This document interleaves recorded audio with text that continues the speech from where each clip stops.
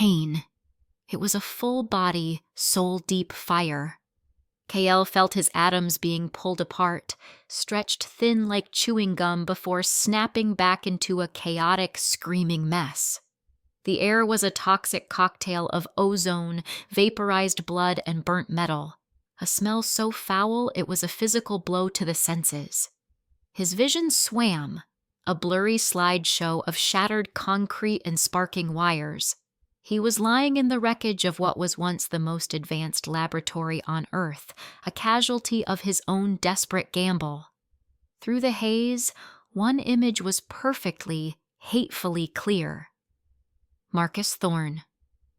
The bastard stood on a miraculously intact catwalk above, his tailored suit completely clean, not a single blonde hair out of place. He looked down at Kael, not with anger or triumph, but with a placid, almost pitying smile. It was the smile of a god looking at a bug. "You tried, Kael. You really did." Marcus's voice cut through the noise, calm and condescending. "But you chose to hoard your gifts, to protect the weak. You see? The conductor demands evolution, not sentiment. It's a lesson you've learned too late." Kael tried to curse him, to spit, to do anything, but all that came out was a wet, gurgling sound. His lungs were full of his own blood. He was a broken toy. Behind Marcus, the heart of the catastrophe pulsed, a giant, crystalline sphere known as the Conductor. It was an alien artifact, the source of the divine miracles that had shattered their world, and now it was overloading, shrieking with a frequency that vibrated Kael's bones into dust. Cracks of pure white energy spiderwebbed across its surface. Then it happened. With a final, silent scream of light, the conductor fractured. 1,000,000 tiny pieces shot out in every direction, vaporizing anything they touched. But one piece, no bigger than his thumb, a sliver of impossible technology shimmering with silver and blue light, didn't fly randomly. It shot down, straight down, a heat-seeking missile locking onto the last spark of life and defiance in the ruins. It locked onto him. Kael's world went from a blur of pain to a pinpoint of blinding silver. He saw it coming, felt its alien purpose. It wasn't just a physical object. It was a piece of the system, a fragment of raw, cosmic code. His last thought wasn't of regret or of the world he'd failed to save. It was a simple, burning promise. "If I get another chance, I will burn your new world to the ground, Marcus." Then, the silver shard hit his forehead and his universe dissolved into nothing. Gasp! Kael shot upright, a silent scream trapped in his throat. His hands flew to his chest, his stomach, his legs, frantically checking for wounds that weren't there. His body was whole. Weak, skinny even, but whole. The smell of ozone and blood was gone. Instead, his nose was filled with the scent of day-old pepperoni pizza and stale air. The shriek of overloading alien tech was replaced by the droning voice of a news anchor from a cheap television in the corner. He stared at his hands. They were pale, unscarred, with the soft look of someone who spent more time on a keyboard than holding a rifle. Phantom pains echoed through him, the feeling of his ribs cracking, his arm being torn from its socket. It was so real, so intense, that he almost doubled over. What the hell? He scrambled off the lumpy mattress on the floor and stumbled into the tiny, grimy bathroom of his studio apartment. He flicked on the light and stared into the mirror. A stranger looked back. No, not a stranger. A ghost. It was him, Kael. But 22 years old. A face without the deep lines of stress, without the jagged scar that should have run from his temple to his jaw. a body that hadn't been honed by years of desperate fighting and starvation. He was pathetic. He was weak. He was alive. He turned on the faucet and splashed cold water on his face, the shock of it a welcome anchor to this bizarre reality. He looked back at the mirror, his eyes wild. It wasn't an illusion. It wasn't a dream. His gaze drifted to the TV in the other room. The anchor was talking animatedly, a flashy graphic on the screen behind her. And the meteoric rise of cryptocurrencies continues to baffle Wall Street, with Bitcoin smashing previous records and a dozen new altcoins seeing 1,000% gains overnight. Cale's blood ran cold. He knew that news report. He remembered mocking it, calling it a bubble for nerds with too much money. He remembered the exact date. He lurched back into the main room and snatched his cheap smartphone from the floor. He fumbled with the power button, his hands shaking. The screen lit up. October 17th, 2024. 3 years. He was back. 3 full years before the Than Tik Jang Lum, the divine advent. 3 years before the sky tore open and the world was plunged into a nightmare of super-powered madmen and monsters from beyond space. He had a second chance. A wave of dizziness washed over him, and a pain, sharp and blinding, pierced his skull. It felt like the moment the silver shard had struck him. He collapsed to his knees, clutching his head. And then, in the center of his vision, a cool, blue light bloomed. It wasn't a physical light, but something projected directly into his consciousness.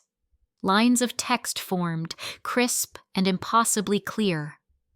System booting. Soul synchronization at 100%. Searching for host core. Alien fragment detected. Integrating. Complete. Welcome variable. The original matter analysis and restructuring system is now active. Kale didn't scream. He didn't panic. In his past life, he had seen a man grow wings of fire and another turn a city block into a garden of flesh-eating plants. A magic blue screen in his head was practically normal. He stared at the text, his breathing evening out, the initial shock replaced by a cold, sharp clarity. Variable. He liked the sound of that. It meant he wasn't part of the original plan. He was a wrench in the gears of fate. A wrench in Marcus Thorne's goddamn perfect world. A vicious grin spread across his face, the first genuine expression he'd had since waking up. It was a predator's smile. "All right, you son of a bitch," he whispered to the empty room, to the memory of Marcus. "Round 2. There was no time for sentiment. No time for disbelief. Every second was precious. In his past life, he was always reacting, always one step behind. Not this time. This time, he would be the one setting the board. His eyes fell on the TV, still blabbering on about crypto. A plan, insane and brilliant, formed in his mind with the speed of a supercomputer. The foundation of everything he needed to do relied on one thing: money. An obscene amount of money. And the universe had just handed him the winning lottery numbers for the next year. For the next 2 hours, Kyle moved like a man possessed. He grabbed his laptop, a clunky old machine that took forever to boot. He pulled up his bank account. $742.31. Pathetic. He had a savings account with about 2,000 more, his entire life savings. It wasn't nearly enough. He started making calls. "Hey, Mark, it's Kyle. Yeah, I'm good. Listen, I need a huge favor. Can I borrow $5,000? No, I can't tell you why, just trust me. I'll pay you back double in 3 months, triple." He called his part-time boss from the coffee shop. "Mr. Henderson? I quit. Effective immediately. He called a person he'd once considered his best friend. Dave, I need to cash in that favor. The big one. Yeah, that one. I need every penny you can spare. He was a whirlwind of desperate energy, calling in every favor, liquidating every meager asset. He sold his game console online for a fraction of its worth for instant cash. He took out the maximum amount on his only credit card. People thought he was insane, on drugs, or in trouble with a loan shark. He didn't care. In 3 years, their opinions, their money, their very lives would be worth less than dirt. By noon, he had scraped together just over $28,000. It was a pittance in the grand scheme of things, but it was his seed capital. His ammo for the first shot in a war no one else knew was coming. He ignored the dozens of worried, angry text messages flooding his phone. He walked over to the device, held down the power button, and reset it to factory settings. Then he opened his laptop, created a new, encrypted email address, and deleted his old one. He logged out of every social media account and permanently deleted them. Kyle, the 22-year-old barista and college dropout, died that morning. In his place was a specter from a ruined future. With his small war chest assembled, he began to invest. He ignored Bitcoin and Ethereum. The big players were already in on those. He used his future knowledge to dump all his money into a handful of obscure, almost worthless coins. Coins that, he knew, would explode by tens of thousands of % in the next 6 to 8 months due to unforeseen tech partnerships and market manipulation. As he confirmed the final transaction, a sense of grim satisfaction settled over him. Step 1 was complete. He leaned back in his creaky chair, the adrenaline finally starting to fade, leaving behind a bone-deep exhaustion. His eyes fell on the laptop again. On a whim, a spark of curiosity, he focused his thoughts on it. System, can you do something with this? The blue interface flared in his vision. Command received. Function activated. Scan and analyze. A grid of shimmering blue light overlaid the laptop. Data streams, completely unreadable to a normal person, flowed into his mind's eye, yet he understood them perfectly. Object, Dell Inspiron. 15 laptop, 2022 model. Primary materials, acrylonitrile, butadienestyrene, ABS. Plastic casing, 78%. Aluminum alloy subframe, 11%. Copper wiring, 4%. Silicon-based components, 3%. Miscellaneous elements, 4%. Structural analysis, standard mass production design, moderate durability. Weakness detected, inefficient thermal dissipation unit, prone to overheating under sustained load, leading to CPU throttling and performance degradation of up to 35%. Cale's eyes widened. It wasn't just a scan. It was a complete diagnostic, down to the goddamn molecular level. It saw the laptop's core flaw, something he'd always complained about but never understood the reason for. This was a game changer. But then, a new line of text appeared, glowing with a brighter, more enticing light. Optimization path available. Display? Why. He didn't hesitate. Yes, a holographic wireframe, visible only to him, projected itself from the old laptop. It was a new design, sleek and angular, looking like something out of a sci-fi movie. The clunky plastic shell was replaced with a thin, metallic-looking frame. The internal layout was completely different, with intricate new heat pipes and what looked like a miniature power core. Optimized design, Phantom Ultrabook. Required materials: 650 Ga titanium tungsten alloy, 120 Ga carbon nanotube weave, 15 Ga purified gallium, 2 cc graphene coolant. A list of exotic materials scrolled past, things he'd only ever heard of in advanced engineering papers. Function: restructure matter.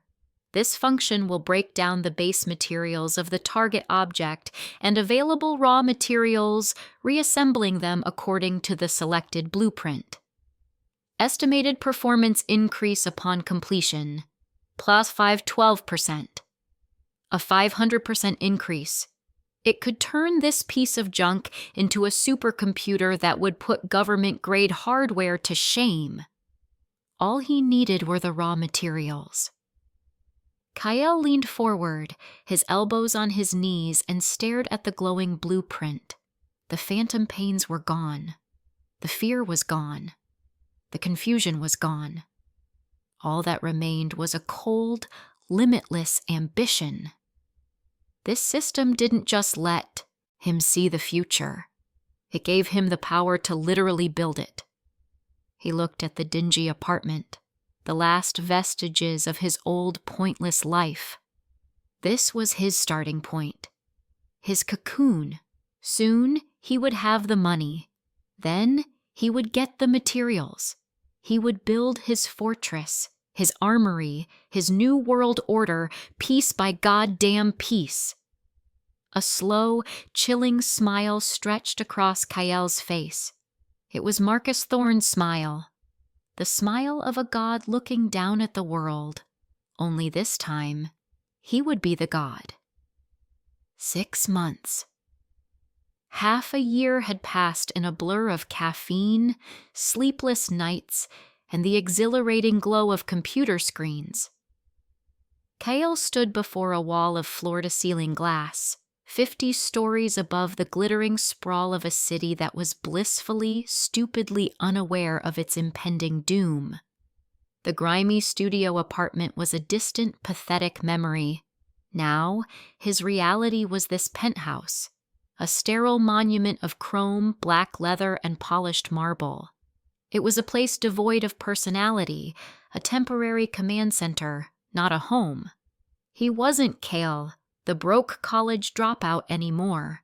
He was a ghost in the machine, a digital phantom with a net worth that flickered and surged with every passing second. On a massive, wall-mounted monitor to his left, charts and numbers danced in a vibrant, hypnotic green. The obscure crypto coins he had gambled his life on had done more than just explode. They had gone supernova. His initial $28,000 had metastasized, breeding in the dark corners of the internet until it became a beast of unimaginable size. He was a multimillionaire, 100 times over, and the number was still climbing. He took a sip of ridiculously expensive whiskey from a crystal glass, the taste of it as alien as the life he was now living.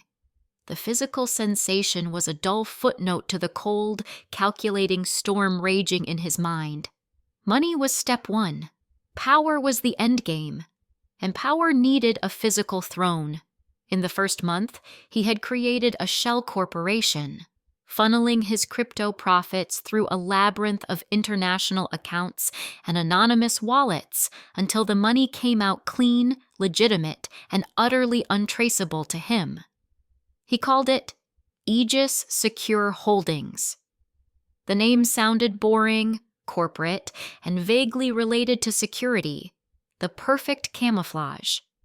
To the world, Aegis was a faceless investment firm specializing in high-risk land acquisition and fortified archival solutions. It was bullshit, of course, but it was legally airtight bullshit, drafted by the most expensive lawyers money could buy. Through Aegis, he had made his first major purchase. Not a yacht, not a private jet, but a relic of a dead liar, simpler war. a decommissioned Titan II missile silo, buried deep in the remote, unforgiving mountains of Montana. The government had sold it for a pittance at a surplus auction. KL bought it, and then he bought the 10 square miles of rugged wilderness surrounding it, paying an obscene premium to every landowner to ensure absolute isolation. "Our client values his privacy," the lawyers from Aegis had told the bewildered farmers and ranchers. That was the understatement of the century. Now, 6 months later, that isolated plot of land was the busiest place in the state. Kael swiveled in his leather chair to face the true heart of his command center, a bank of 6 8K monitors displaying a mosaic of live drone footage and strategically placed camera feeds. The constant low hum of powerful computers was the only sound in the penthouse. He was waging a war of logistics, and his primary weapon was compartmentalization. On Screen 1, a crew from a Texas-based deep earth drilling company, Team Alpha, was working under the glare of massive floodlights.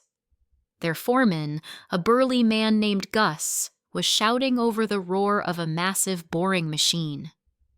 Gus thought he was working for an eccentric tech billionaire building the world's most over-the-top man cave.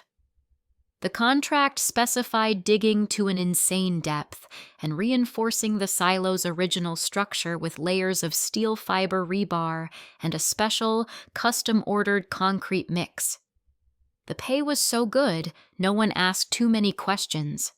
They dug. That was their only job. On Screen 2, Team Beta, a specialist crew from Germany, was laying down miles of heavily shielded power conduits.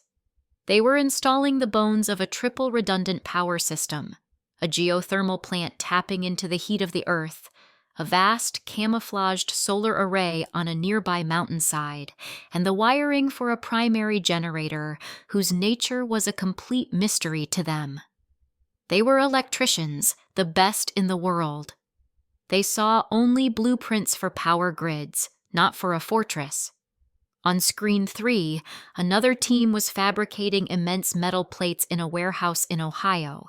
They were a cutting-edge metallurgy firm, and the specifications sent by the anonymous Mr. Blackwood, Kael's primary pseudonym, were unlike anything they'd ever seen. The client had provided the raw materials, tons of titanium, tungsten, and other exotic metals, and a design for a 5-meter-thick blast door. They just built the pieces. They had no idea where those pieces would be shipped. Dozens of teams. Dozens of contracts. None of them ever met. None of them knew what the other was doing. They were all cogs in a machine so vast they couldn't even see its shape. Only Kael, the ghost in the penthouse, saw the whole picture. He was the architect, the financier, and the future king of this underground castle. A notification pinged softly. An email. It was from Arthur Davies, the lead structural engineer, a legend in his field poached from a world-renowned firm. Davies's team, Team Delta, was the closest thing Kael had to a general contractor, tasked with assembling the puzzle pieces the other teams provided. Subject: Final Phase 1. Structural blueprints for approval. Kael opened the attached file. A complex series of CAD drawings filled his main monitor. It was a masterpiece of modern engineering, a multi-level subterranean structure designed to withstand anything short of a direct hit from a tactical nuke. It was brilliant, and it was full of holes. Kael leaned back, a faint smile on his lips. System, he thought, his voice a whisper in his own mind. Scan and analyze. The familiar cool blue light of the system interface bloomed in his vision, overlaying the architect's blueprints. A shimmering grid descended, and lines of data began to flow at a speed that would have broken a normal mind. Command received. Function activated. Scan and analyze. Target, Structural Blueprint. Project Chimera, Phase 1. Analyzing structural integrity, material stress coefficients, energy flow, security protocols. Analysis complete. A series of red circles and flashing alerts appeared on the holographic overlay, visible only to him. Vulnerability detected. Main support pillar C7. Under projected seismic stress event exceeding 9.5 magnitude, a microfracture cascade is 73% likely, leading to potential secondary level collapse. Vulnerability detected. Ventilation shaft 4B. Acoustic insulation is insufficient. High-frequency sonic attacks could compromise the entire shaft network. Inefficiency detected. The specified steel alloy for the outer hull is suboptimal. A 38% increase in kinetic and thermal resistance can be achieved with a revised material. Kael's smile widened. This was his true power. Not the money, not the planning. This, the ability to see beyond the limits of human genius. System, he commanded internally. Provide optimization paths for all detected issues. Processing. Optimization paths generated. The blueprint in his mind's eye morphed. The design of Pillar C7 shifted, incorporating a new interlocking honeycomb structure. The schematics for the ventilation shaft added a new layer, described as a metamaterial sound-dampening foam, and the composition of the outer hull was completely replaced. Optimized Solution Number 1. Redesign Pillar C7 with internal gyroscopic stabilizers. Optimized Solution Number 2. Line ventilation shaft 4B with a composite of aerogel and non-Newtonian fluid packets. Optimized Solution Number 3. Replace C1080 steel alloy with a titanium tungsten carbide weave, forged at 3200 Kelvin under 200 gigapascals of pressure. Base materials required: titanium 71%, tungsten 22%, carbon 6%. Trace elements. It was beautiful. It was perfect. It was a level of engineering that was at least 50 years ahead of its time. Kael cracked his knuckles and began to type his reply to Arthur Davies. He didn't compliment the work. He didn't offer pleasantries. He was Mr. Blackwood, the eccentric and demanding ghost. To Arthur Davies, innovatestruck.com. From comms.primary@aegis.sh.net. Subject: Final Phase 1. Structural blueprints for approval. Mr. Davies, the submitted plans are inadequate. 1. Reevaluate the load-bearing calculations for Support Pillar C7. Your current model fails to account for sustained, high-frequency seismic activity. A honeycomb internal structure will provide superior stability. Run the simulations again. 2. The acoustic signature of ventilation shaft 4B is a security risk. Line the entire system with a sound-dampening composite. I don't care about the cost. I care about silence. 3. The C1080 steel alloy for the outer hull is unacceptable. We will be switching to a custom titanium tungsten alloy. The forging specifications and required material ratios will be forwarded to your fabrication team within the hour. Do not proceed until the new plates are ready. My standards are not flexible. Submit revised plans reflecting these changes within 24 hours. Blackwood. He hit send. Thousands of miles away, in a brightly lit office in Chicago, Arthur Davies stared at his monitor, his face turning a shade of pale white. The 65-year-old engineer, a man with bridges and skyscrapers bearing his name, felt a cold sweat trickle down his spine. He had initially dismissed his mysterious client, Mr. Blackwood, as another tech billionaire with more money than sense. But this email, this was different. It wasn't the arrogant demand of an amateur. It was the cold, precise critique of a master. "Honeycomb structure? What the hell?" he muttered, pulling up the simulations for Pillar C7. He input the new parameters, a flicker of annoyance in his eyes. The computer churned for a few minutes. When the results came back, Arthur's jaw went slack. The model now held firm against a simulated 10.5 magnitude earthquake. It was a scenario so extreme he hadn't even considered it possible. His hands shaking slightly, he pulled up acoustic models for the ventilation system. A high-frequency sonic attack. Who even thinks of that? It was a theoretical weapon, something out of science fiction. But the client had pointed it out as if it were a common leaky faucet.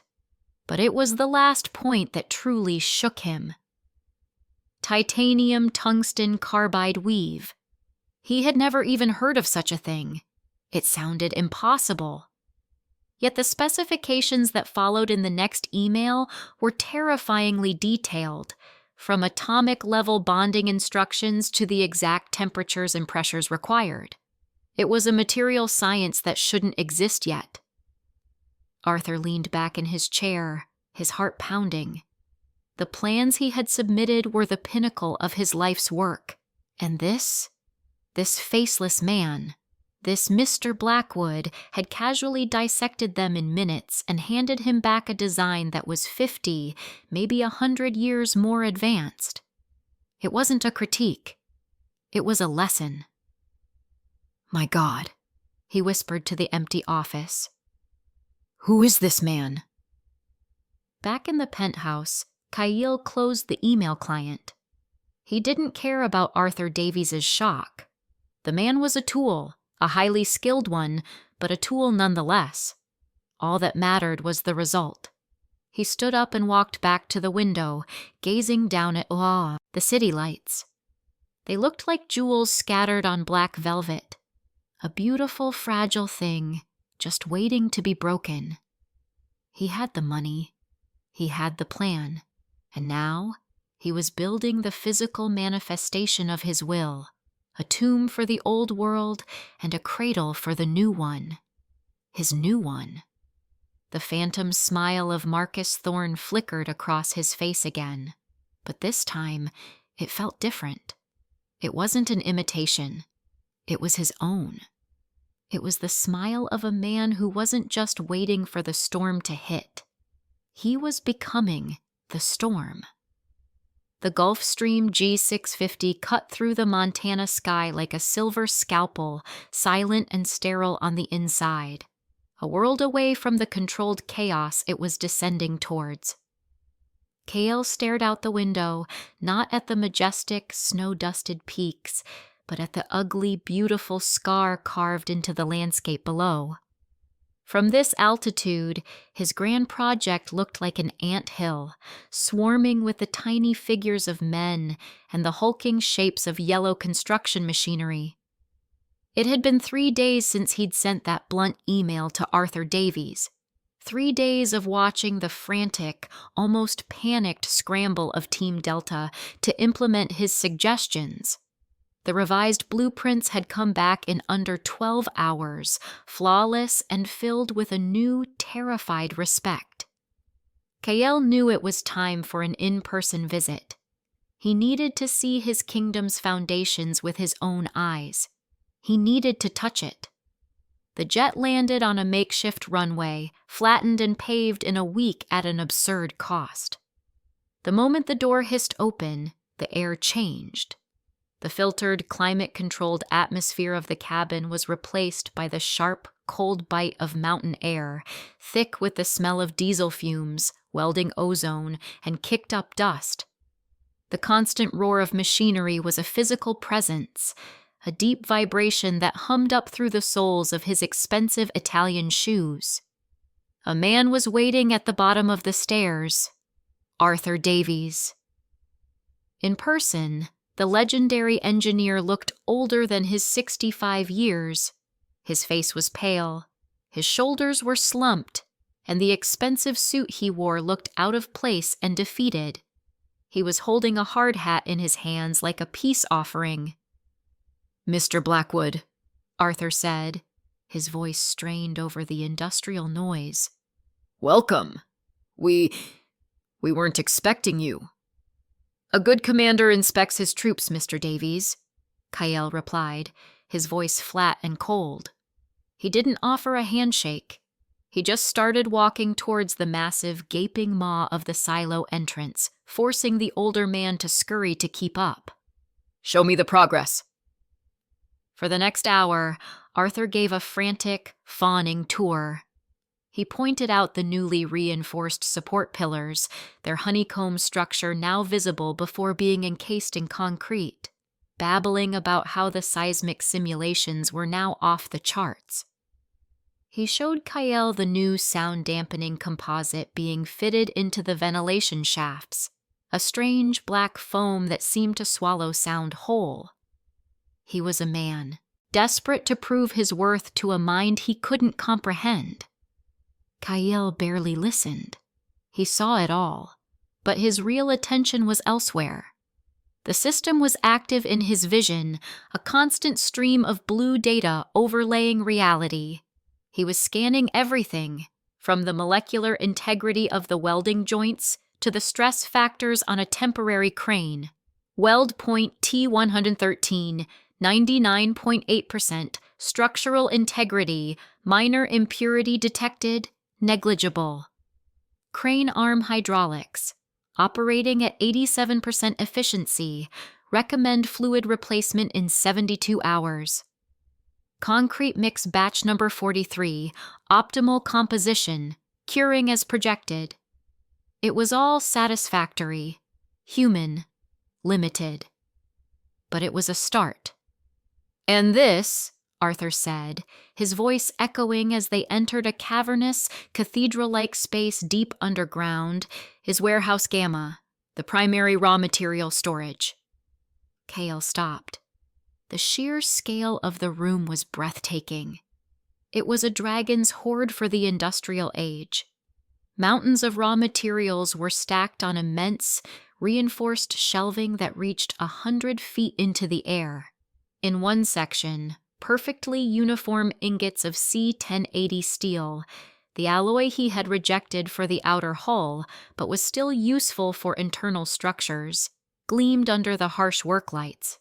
In another, colossal spools of copper wiring sat like metallic spider webs. Pallets loaded with drums of chemicals, polymers, and rare earth elements were lined up in perfect, obsessive rows. And in the center, occupying a place of honor, were the new plates, the titanium tungsten carbide weave. They didn't shine. They were a deep matte gray, and they seemed to absorb the light around them, exuding an aura of absolute, unyielding strength. "The forge team in Ohio almost quit," Arthur admitted in a low voice. "They said the required temperatures and pressures were impossible. They said the alloy would be too brittle, but, well, you were right. It's the strongest, lightest material I've ever seen. It defies conventional physics." Kyle just grunted in response, his eyes scanning the endless stacks of potential. This was the true treasure. Not the money in his bank accounts, but this library of matter, this buffet for his system. "I want to look around. Alone," Kyle said, his tone leaving no room for argument.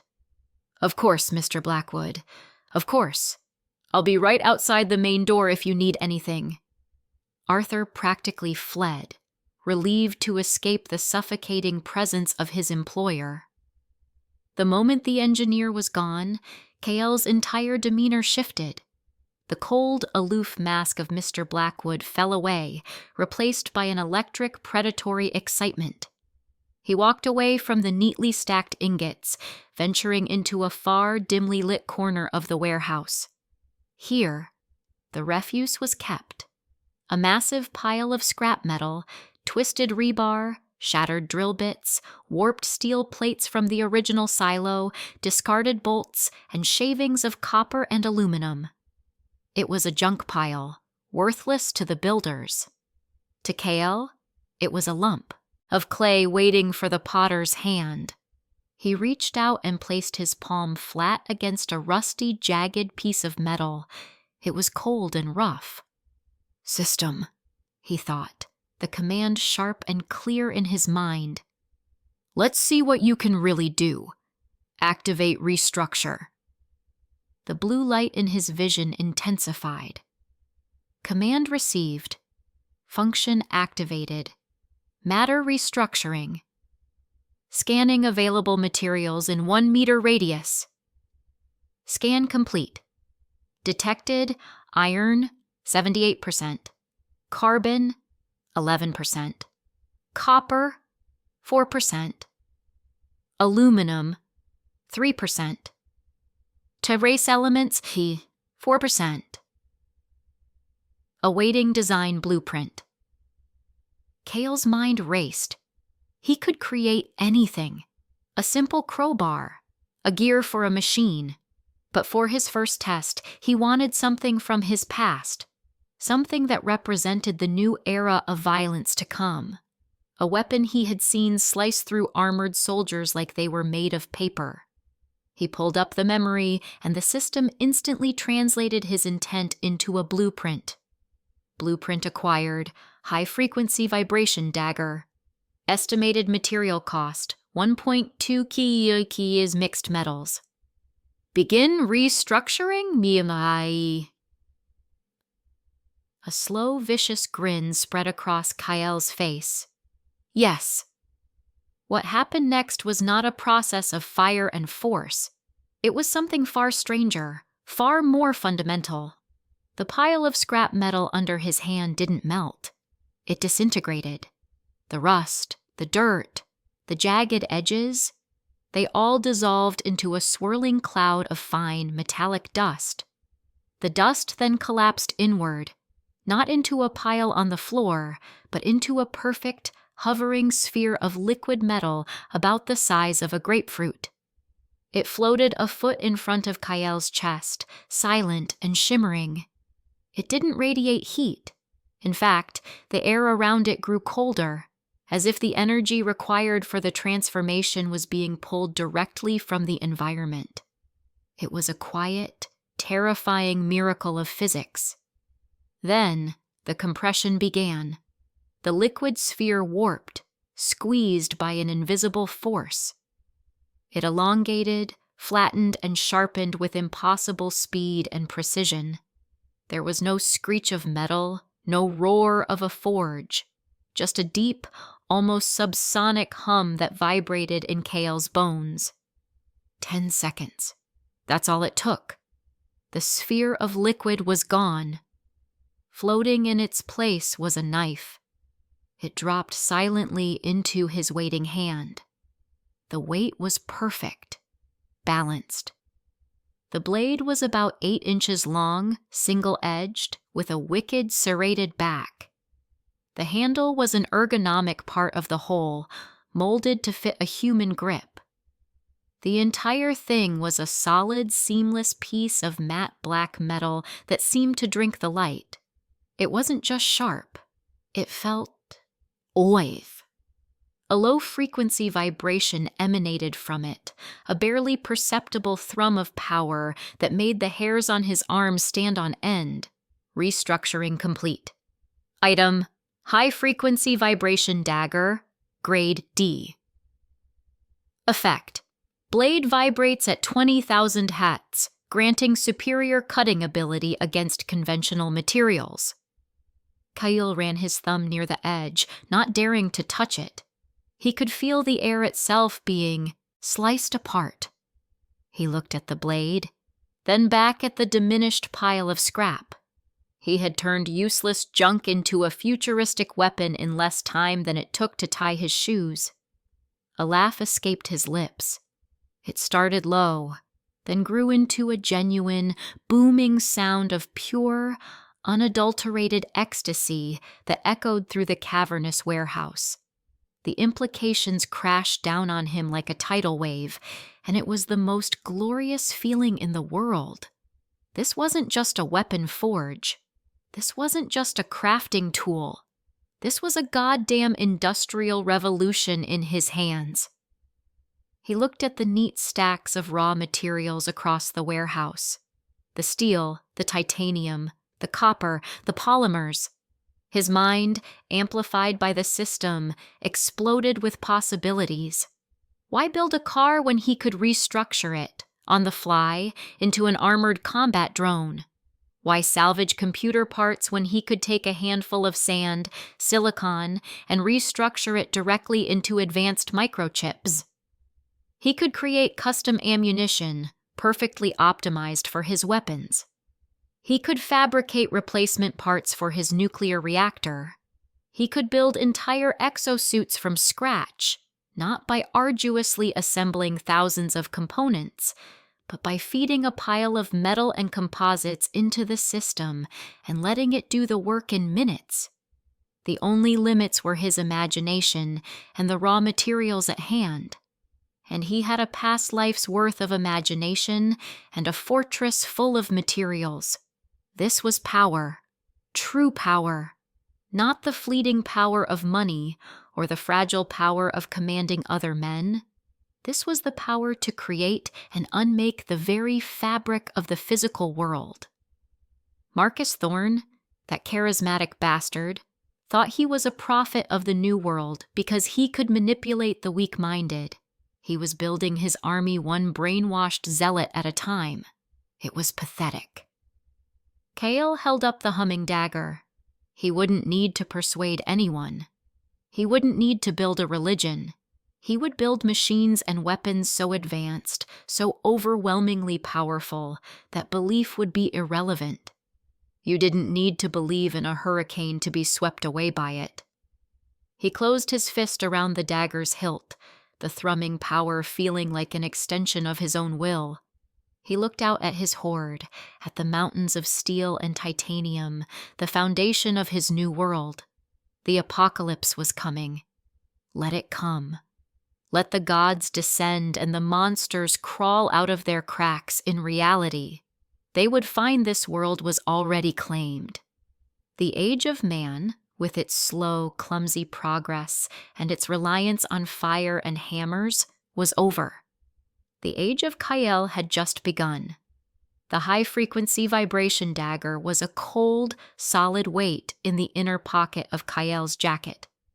It didn't hum or buzz, not in a way a normal person could hear, but he could feel its potential thrumming against his ribs, a constant reminder of the godlike power now at his command, the industrial revolution in his hands. It was a hell of a feeling, but even a god needed apostles, or, in his case, lieutenants. He had a fortress, a dragon's hoard of materials, and a private factory that defied the laws of physics. What he didn't have was time. Time to oversee every detail, to manage every system, and to command every line of defense when the world went to shit. He needed a man who understood violence, discipline, and loyalty. A man who could take an order and execute it without question.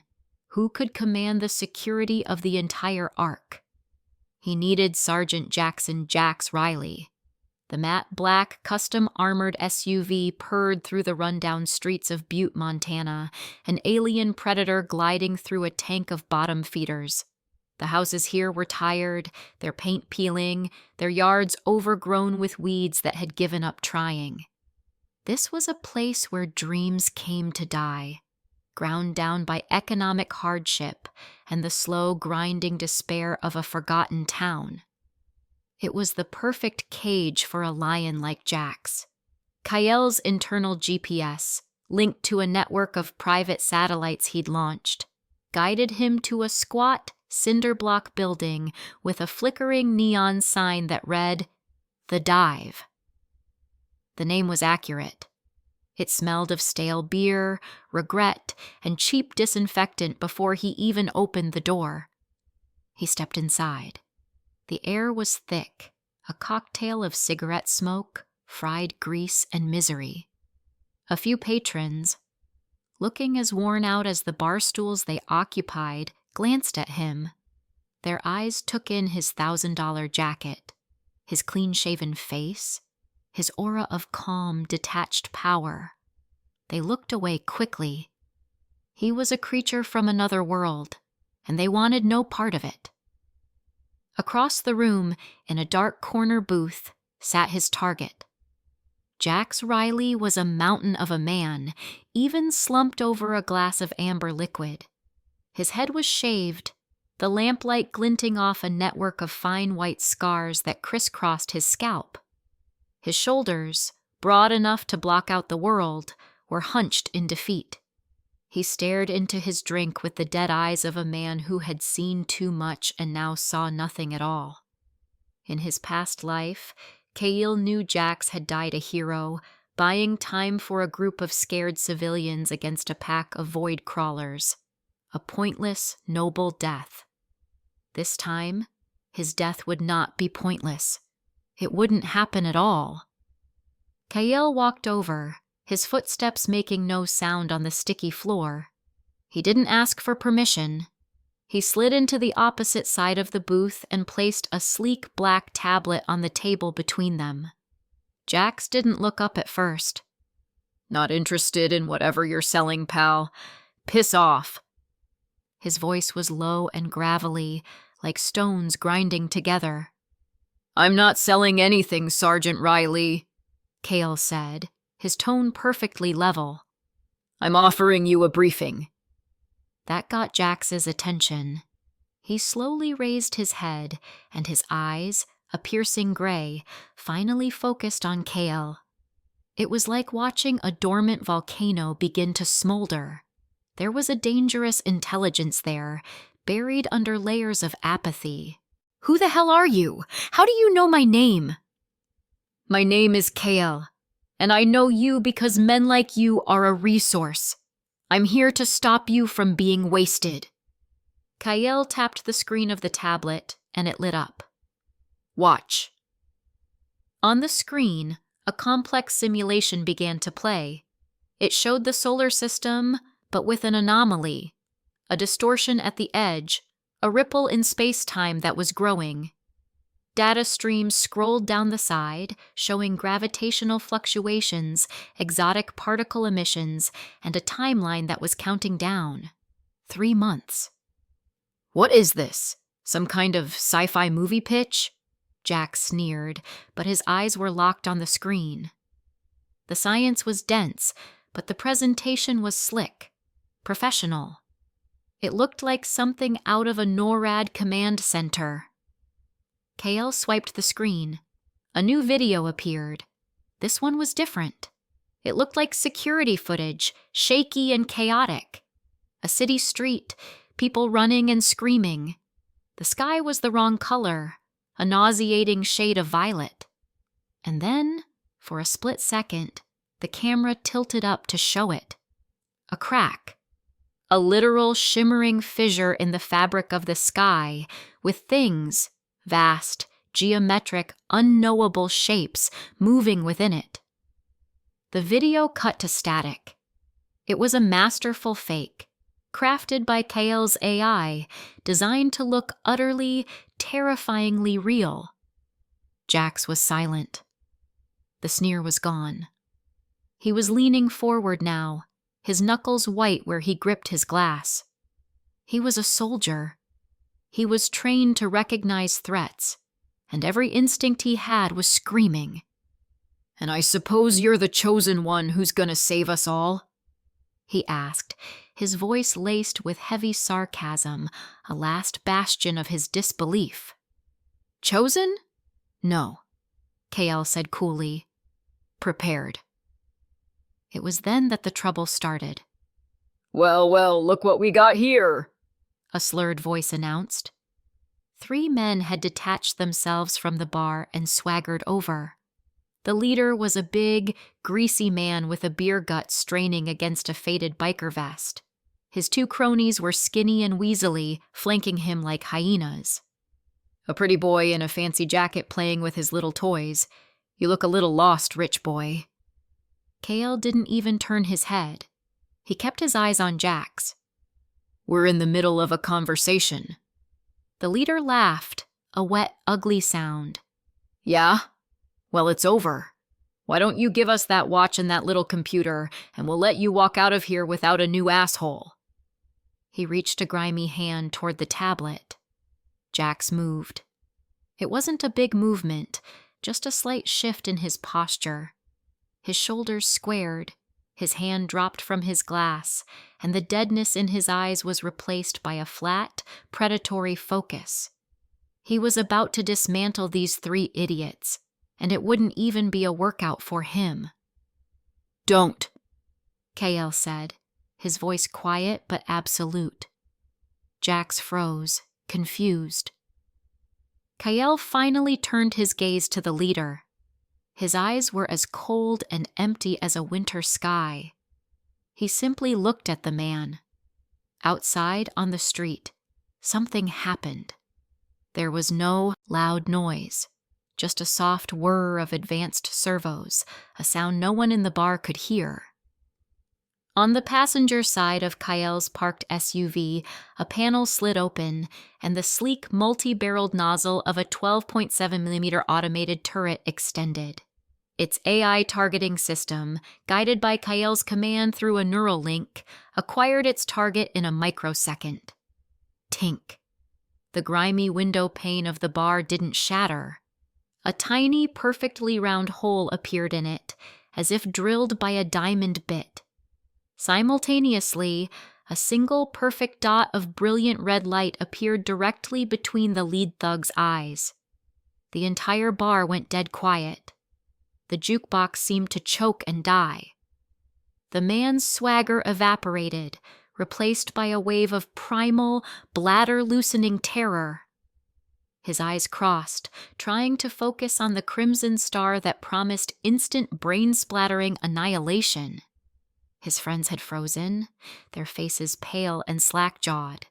They could feel it, the sheer, overwhelming lethality that had just entered the room. It wasn't a threat. It was a sentence waiting to be carried out. The leader started to tremble. A dark stain spread across the front of his jeans. He didn't say a word. He just slowly, shakily, raised his hands. "I believe," Kyle said, his voice cutting through the silence like a scalpel, "that you were leaving." They didn't need to be told twice. They scrambled backward, tripping over each other in their haste to get to the door, and fled into the night. The red dot vanished. The bar remained utterly still. Every patron was frozen, staring at Kyle as if he were death himself. Kyle turned his attention back to Jax, completely unfazed. "As I was saying." Jax stared, not at the tablet, but at Kyle. The soldier in him was analyzing, processing. That wasn't a simple laser pointer. The precision, the silence, the instant effect on those men. That was professional. More than professional. That was next-generation military hardware, deployed with the casual ease of someone ordering a coffee. The kind of tech Jax had only read about in classified briefs, stuff that was supposedly decades away. This young man wasn't a rich kid. He wasn't a conspiracy nut.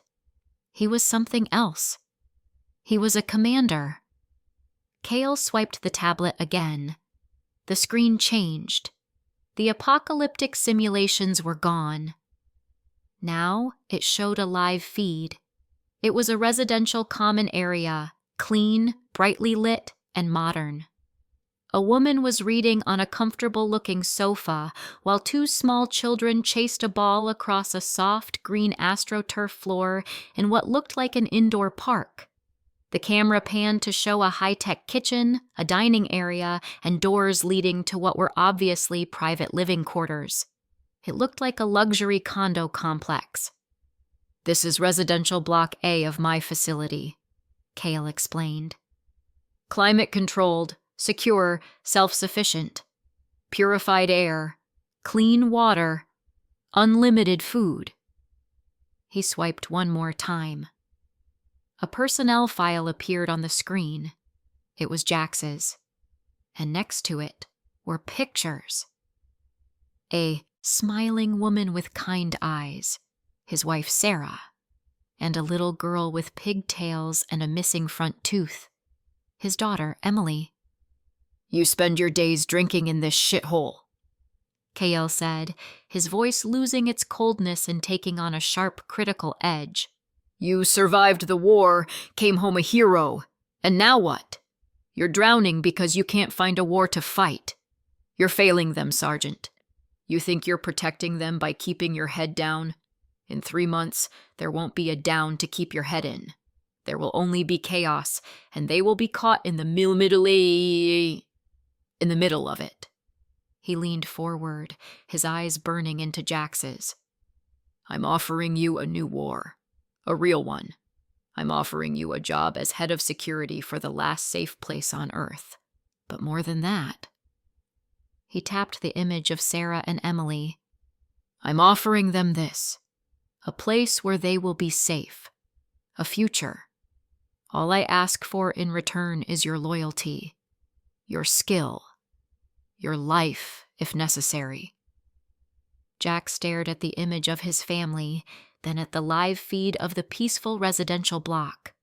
The weight of his post-military failure, the constant low-grade fear for his family's future in a crumbling world, the sense of utter powerlessness, it all crashed down on him. This man, this impossible young man named Kael, was offering him the one thing he craved more than air itself, a way to be the protector his family deserved, a mission, a purpose. Slowly, deliberately, Jax Riley pushed his chair back and stood up. He wasn't the slumped, defeated man from 5 minutes ago. He stood tall, his back ramrod straight, his shoulders squared. The mountain was no longer dormant. The lion was awake. The emptiness in his eyes was gone, replaced by a fire that hadn't burned there for years. He looked Kael dead in the eye. He didn't offer a handshake. He gave something more valuable. What are your orders, sir? A faint, satisfied smile touched Kael's lips. He had found his first sword. He had found his shield. Your orders, Sergeant, are to go home, pack a bag for your family, and await my instructions. A transport will be there within the hour. Kael stood up, retrieving his tablet. There's an armory that needs managing, and a team that needs a commander. He turned and walked out of the bar, leaving behind a room full of terrified drunks and one man who had just been reborn. As the door swung shut, Jack stared at the spot where Kael had been. The image of his daughter's smile burned into his mind. The apocalypse was coming, and for the first time in a long time, Jackson Jax Riley was ready for it. The transport wasn't a sleek black SUV. It was a beast. A matte gray 6-wheeled armored vehicle that looked like it had driven straight out of a futuristic war zone rolled silently to a stop in front of Jax's modest house. It made his neighbor's pickup truck look like a child's toy. The doors opened with a heavy, satisfying hiss of pneumatics, and 2 men in simple gray coveralls stepped out. They were professional, their movements economical, their eyes scanning the area before nodding to Jax. Mr. Riley, one said, his voice polite but firm. We're ready when you are. Inside, Sarah Riley was holding their 7-year-old daughter, Emily, close. She looked from the monstrous vehicle outside to her husband, her face a mask of confusion and deep-seated worry. Jax, what is this? Who are these people? She whispered, her voice trembling slightly. You walk into that bar a ghost and come out. This? You haven't looked this alive since before your last tour. Jax knelt, his big, scarred hands gently cupping his daughter's face. He looked into Emily's wide, curious eyes. "I found a new job, sweetie. A really important one. We're going to a new home. A better one. A safe one." He then looked at his wife, and for the first time in years, the fog of despair in his eyes was gone, replaced with absolute certainty. "Sarah, I don't have time to explain everything, but you have to trust me. The man I work for. He showed me what's coming, and he's given us a way out. All he asked for was me. A small price to pay for you two." The raw conviction in his voice cut through her fear. This was the man she had married, the protector, the soldier. He had found a war he believed in again. She nodded, her jaw set, and squeezed Emily's hand. Okay, Jax. We trust you." The journey was a blur of silent efficiency. They drove out of the city into the vast, empty expanse of the Montana wilderness, finally turning onto a private, unmarked road that wound deep into the mountains. They passed through 3 separate hidden checkpoints, each heavier and more fortified than the last, until they arrived at what looked like a massive concrete slab set into the side of the mountain.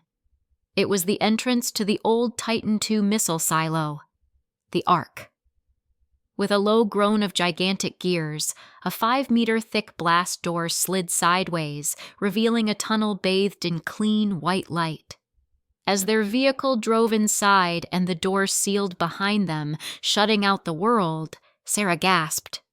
This wasn't some doomsday prepper's bunker. This was a subterranean fortress, a city unto itself. Kael was waiting for them in the main hangar, standing beside a small fleet of custom vehicles and drones. He wasn't smiling, but his eyes held a glimmer of approval as he saw Jax step out, radiating a new sense of purpose. "Sergeant," Kael said, his voice echoing slightly in the cavernous space. "Welcome home. Your family's quarters are prepared in Residential Block A. Get them settled. Then meet me in Sub-Level 12. The real work begins now." An hour later, Jax stood before another set of massive shielded doors. These were different. They were lined with thick plates of lead and marked with international symbols for extreme biohazard and radiation. Kael stood beside him, holding a tablet. "Beyond this door is the heart of the Ark," Kael stated, not looking at Jax. "Everything we have built, the lights, the air scrubbers, the defense grid, the farms, it's all just a body. Today, we give it a soul, an eternal one." The doors slid open.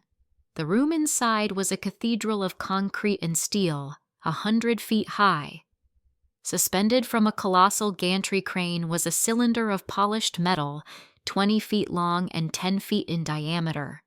It was sleek, compact, and radiated an aura of immense contained power. A dozen engineers, hand-picked by Kael for their skills and bound by ironclad NDAs that were more like indentured servitude, stood by, their faces a mixture of awe and professional focus. "A Russian KLT-40S, a new generation compact fission reactor designed for icebreaker ships and floating power plants." Jax breathed, recognizing the general design from intelligence briefings.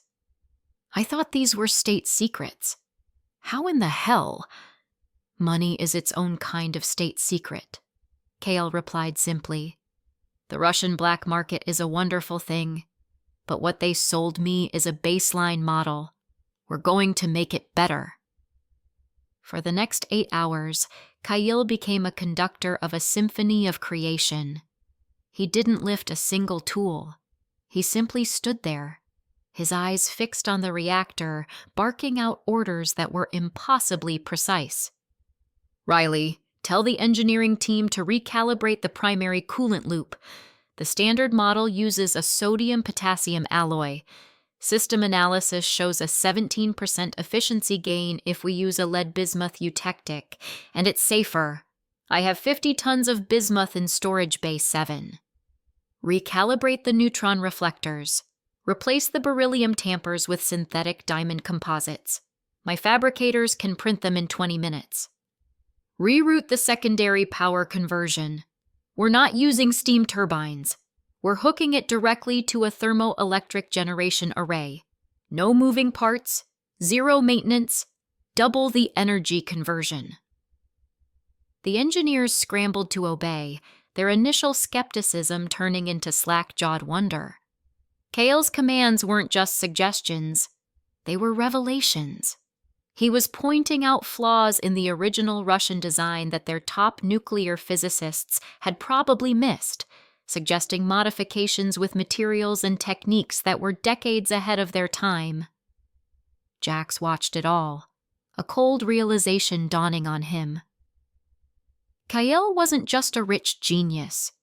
The system he had mentioned, it wasn't a metaphor, it was real.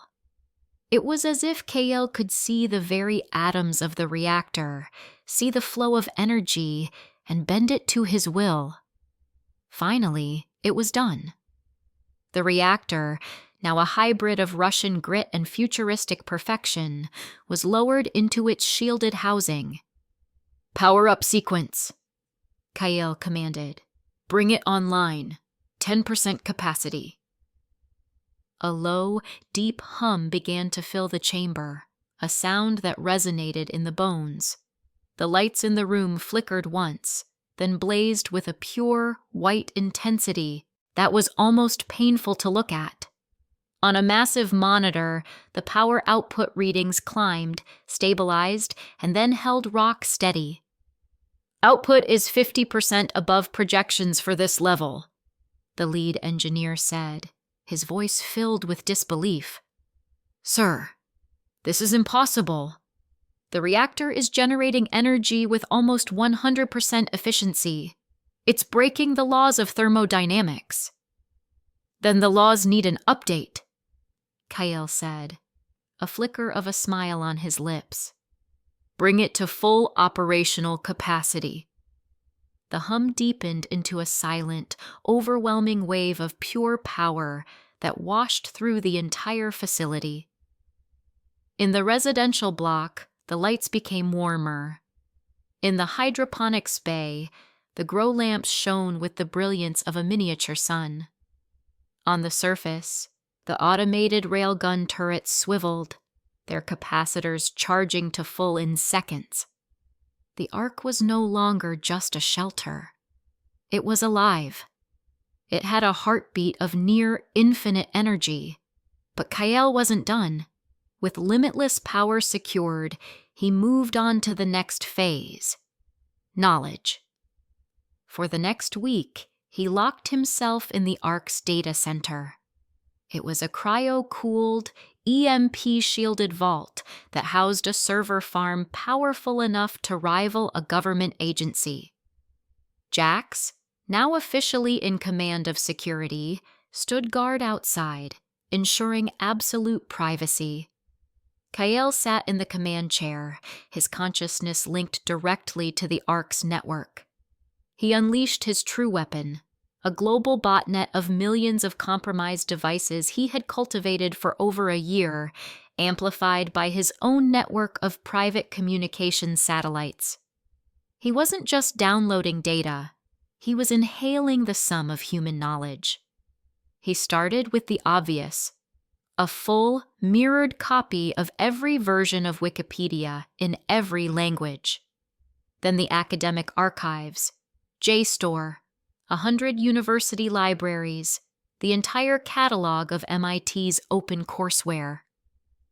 He ripped schematics from engineering forums, stole proprietary blueprints from corporate servers, and downloaded every patent ever filed.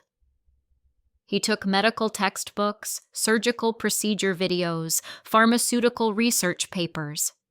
He didn't stop at science. He took culture. The entire film library of Hollywood, every song ever charted on Billboard, the archives of the British Museum and the Louvre. He downloaded forums for blacksmithing, guides on how to build a log cabin, manuals for every vehicle ever made. If humanity had written it, filmed it, or coded it, Kyle was taking it. He was a digital god, his fingers flying across a holographic interface as terabytes, then petabytes of data flooded his servers. He was building a new library of Alexandria, one that could never be burned. He was ensuring that even if every city on Earth fell, the knowledge of how to build it all back up would survive right here in his fortress. On the 7th day, the final download completed. The Ark's databanks were full. A quiet chime echoed in the silent room, and then a new message, crisp and clear, appeared in Kyle's mind. System notification. Condition met. Unlimited energy source secured. Condition met. Comprehensive knowledge database integrated. System upgrade initiated. Function, material analysis and restructuring, has evolved to conceptual fabrication. Description: user can now access any blueprint or concept within the database and fabricate it directly from raw materials, bypassing the need for manual design. Complexity is limited only by material availability and energy reserves. Kyle's eyes snapped open. A slow, predatory grin spread across his face. This was the real prize. He stood up and walked to a fabrication platform in the corner of the data center. "Jax," he said into his comms, "come in here and bring me a pallet of raw steel, a drum of polymer resin, and a spool of copper wire." A few minutes later, Jax entered, pushing the requested materials. He looked at Kyle, who seemed to be vibrating with a new, intense energy. "Sir?" Kyle pointed at the pile of raw materials. "Watch." He closed his eyes, accessing his new database. He didn't pick something simple. He pulled up the classified blueprints for a prototype Stalker combat drone, a project the military had abandoned due to manufacturing complexity. He selected the file, linked it to the conceptual fabrication function, and targeted the pile of raw materials. What happened next defied all logic.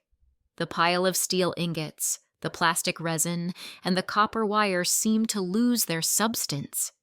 They dissolved into a shimmering gray mist of raw particles, swirling in a contained vortex of energy. The air crackled. Jack stumbled back, his hand instinctively going for the pistol on his hip, his soldier's mind unable to process what he was seeing. The mist then began to coalesce. With impossible speed and precision, it solidified. Wires wove themselves, armor plates folded into existence. Optical sensors formed from refined silica in the resin, and a miniature power core was assembled atom by atom. There was no welding, no screwing, no assembly line. There was only creation. Pure, instantaneous creation. 30 seconds later, the shimmering faded. Sitting on the platform where a pile of junk had been was a brand new Stalker drone. Its matte black chassis was perfect. Its multi-spectrum optical eye glowed with a soft blue light. It was flawless. It was ready. Jack stared, his mouth agape. He had seen Kyle's wealth, his foresight, his technology. But this was different. This wasn't preparation. This wasn't technology. This was magic. This was the power of a god. Kyle walked over and placed a hand on the drone's cool metallic shell. He looked at the endless rows of glowing servers, the silent hum of the reactor vibrating through the floor, and the dumbfounded look on his new lieutenant's face. Everything was in place.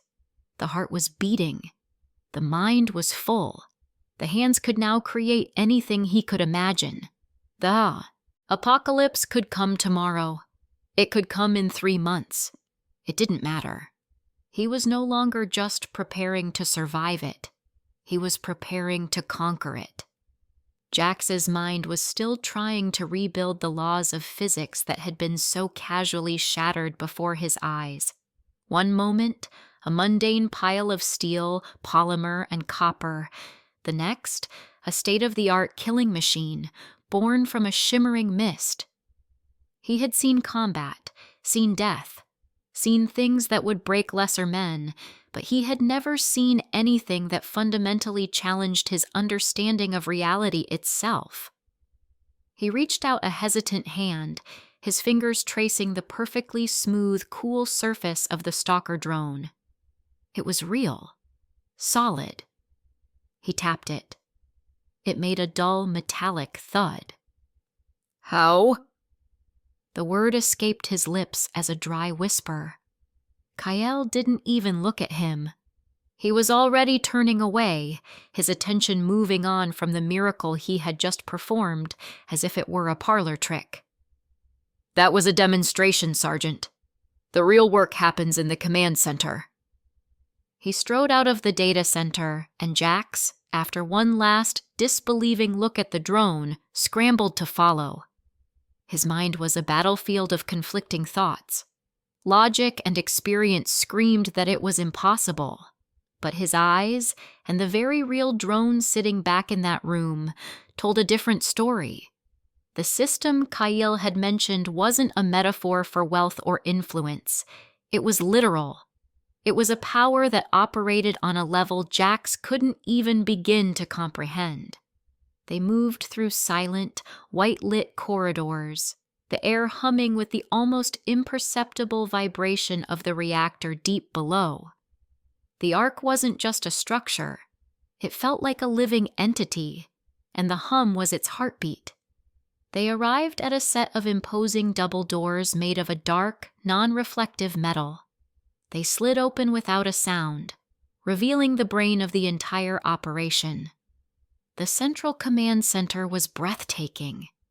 It wasn't a room with banks of monitors like in the movies. It was a sphere. They stood on a suspended platform in the center of a massive hollow globe, and the entire inner surface of that globe was a single, seamless, high-resolution screen. Data flowed across it like shimmering rivers, weather patterns, geological stress maps, global news feeds, and hundreds of internal schematics showing the status of every single system in the Ark, from air pressure in residential Block C to the charge level of the perimeter railgun turrets. In the very center of the platform was a single, throne-like command chair, surrounded by a semicircle of holographic interfaces that hovered in the air, glowing with a soft blue light. And directly in front of the chair, projected in numbers 50 feet high, was a clock. T-minus 167:48:15. 1 week. The number was stark, absolute, and terrifying. "Jesus Christ," Jax breathed, his eyes wide as he took in the 360-degree view of pure information. It felt like standing inside the mind of a god. This is beyond anything." "This is control," Kyle corrected him, his voice echoing slightly in the vast space. He walked to the command chair but didn't sit. He merely waved a hand, and one of the holographic screens detached from the console and floated over to him. "We have unlimited energy, a complete database of human knowledge, and the means to create anything from that database. But power is useless without the will to use it. Today, we conduct a final systems check, a full-scale test." Jax's military instincts kicked in. "A weapons test, sir. The perimeter defenses? We've run diagnostics on them 100 times. "Not the perimeter defenses," Kale said, his fingers dancing across the hologram. The spherical display around them shifted. one massive section zooming in from a view of the globe to a patch of empty-looking space just beyond lunar orbit. A small, gray, potato-shaped rock floated into view, tracked by an invisible lens. Data scrolled beside it. Designation 2023-87. Class Apollo asteroid diameter. 450 meters, orbital trajectory, non-threatening nearest approach, 780,000 km. NASA cataloged this chunk of rock 2 years ago, Cale explained, his tone casual, as if discussing the weather. Too small to be a threat. Too far to be of interest. They logged it and forgot about it. It's cosmic garbage. He looked up from the hologram, his eyes meeting Jax's. It's the perfect target. A cold dread, heavier and more profound than any fear he'd felt on the battlefield, settled in Jax's stomach. He wasn't a scientist, but he knew what Kyle was implying. Firing at something in space? From a bunker buried under a mountain in Montana? The sheer audacity of it was insane. Sir, what weapon are we testing? Jax asked, his voice strained. Kyle offered a thin, predatory smile. The ultimate one. The reason I bought a missile silo in the first place. He turned to the command chair's integrated microphone. His voice, now amplified, was calm, clear, and carried the weight of absolute authority. AI, this is Kyle. Authorize access to Strategic Offense System. Code Alexandria 01. A synthesized female voice, smooth and without emotion, filled the room. Authorization confirmed. Strategic Offense System online. Awaiting target coordinates. Target is 2023-87. Lock on and await my command to fire. Target locked. Orbital trajectory calculated. Firing solution is green. Weapon is ready. Jax felt the floor beneath his feet begin to vibrate. It wasn't the violent shaking of an earthquake, but a deep, powerful thrum that resonated in his bones. The energy output display on the main screen, fed directly from the reactor, spiked dramatically. He could feel the raw power of their miniature star being drawn up from the heart of the mountain. On a section of the spherical display, a live feed from a surface camera showed the landscape. Outside, a section of the mountainside, a few miles from the main entrance, began to shift. What looked like a flat, rocky plateau slid away, revealing a circular silo door 100 feet across. With a groan of impossibly huge mechanics, the silo door split open, retracting into the earth. From the hole, something began to rise. It wasn't a missile.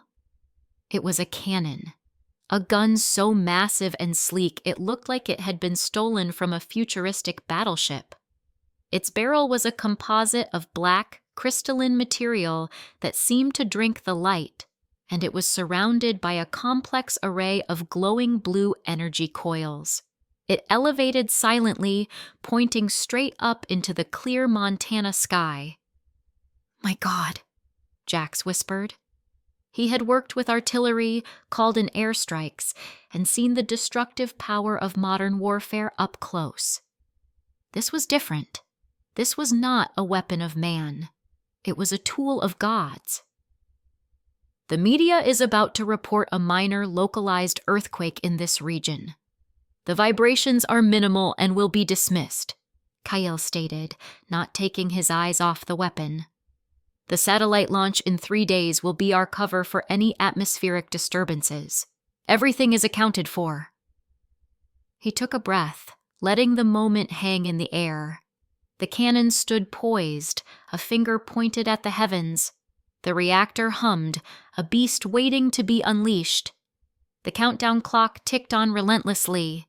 Then, Kyle spoke one word. Fire. There was no thunderous roar, no deafening explosion.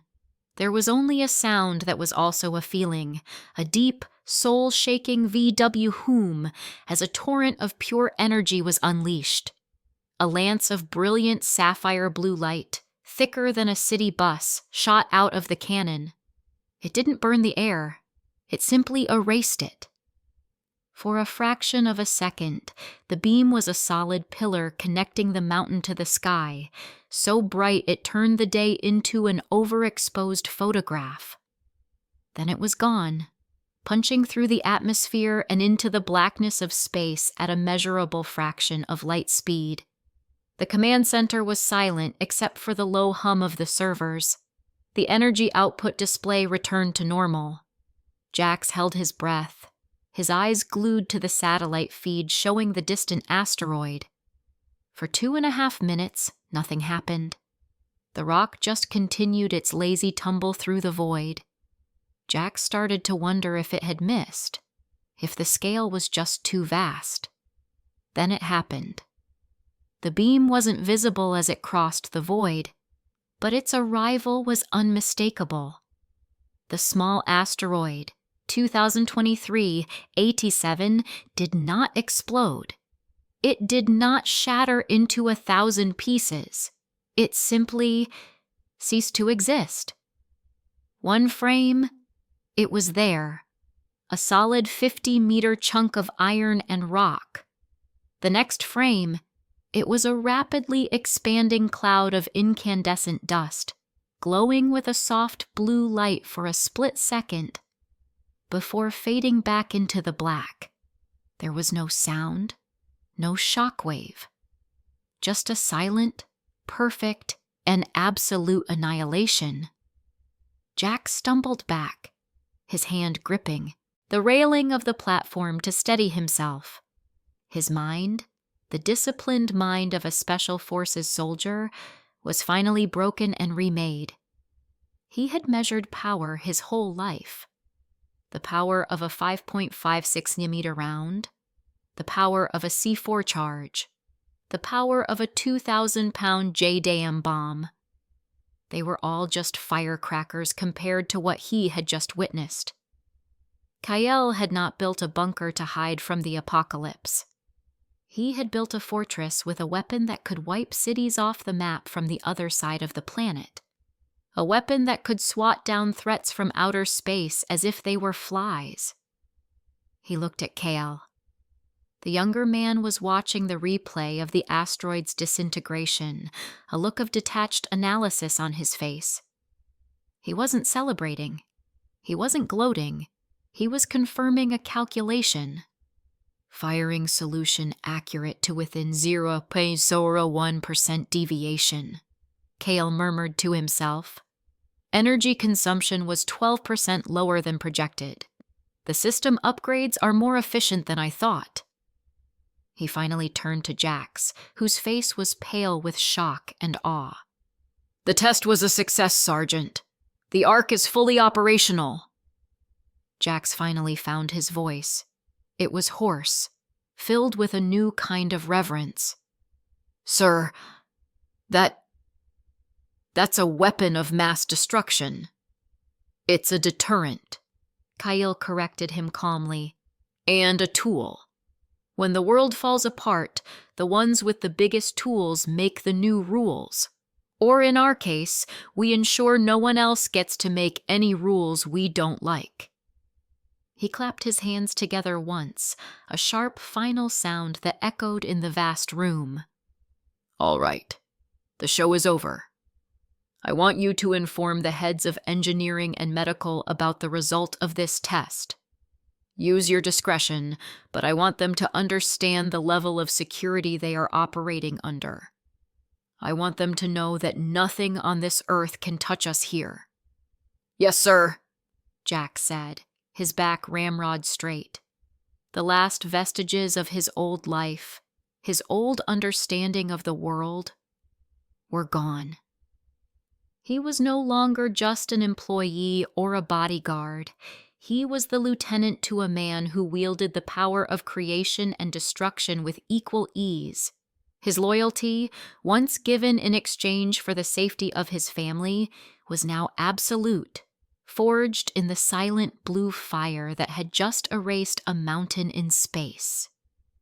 As Jax left to carry out his orders, Kale finally allowed himself to sit in the command throne. He leaned back, the holographic displays swirling around him, reflecting in his calm eyes. He looked at the countdown clock. T-minus 167:12:43. The time was trickling away. The chaos was coming. The monsters, the fanatics, the desperate survivors, the collapsing governments, they were all on a collision course with destiny. They thought the end of the world was coming. Kale knew better. For them, it was the end. For him, it was just the beginning. The air in the command center was cold and clean. It tasted manufactured, perfect. On the spherical screen that surrounded them, hundreds of news feeds showed a world blissfully, stupidly unaware. A talking head on CNN was arguing about politics. A sitcom was playing on a channel out of Los Angeles. In the center of the suspended platform, the massive holographic clock dominated everything. T-minus 0,005 dog. 5 minutes. Kale leaned back in his command throne, a simple ceramic mug of black coffee in his hand. The warmth was a pleasant, mundane sensation in a room that felt anything but.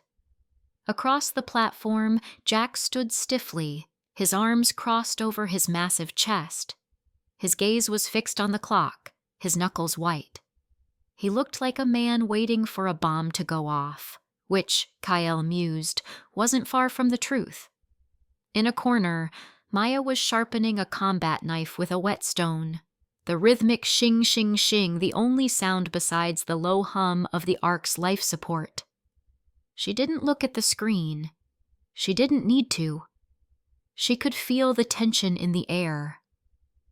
Dr. Eris Thorne, however, was practically vibrating with anticipation, her fingers tapping away at a holographic interface, her cold blue eyes alight with an almost feverish need for data. "All external sensors are green, Kyle," Eris reported, not looking up. "Atmospheric pressure is stable.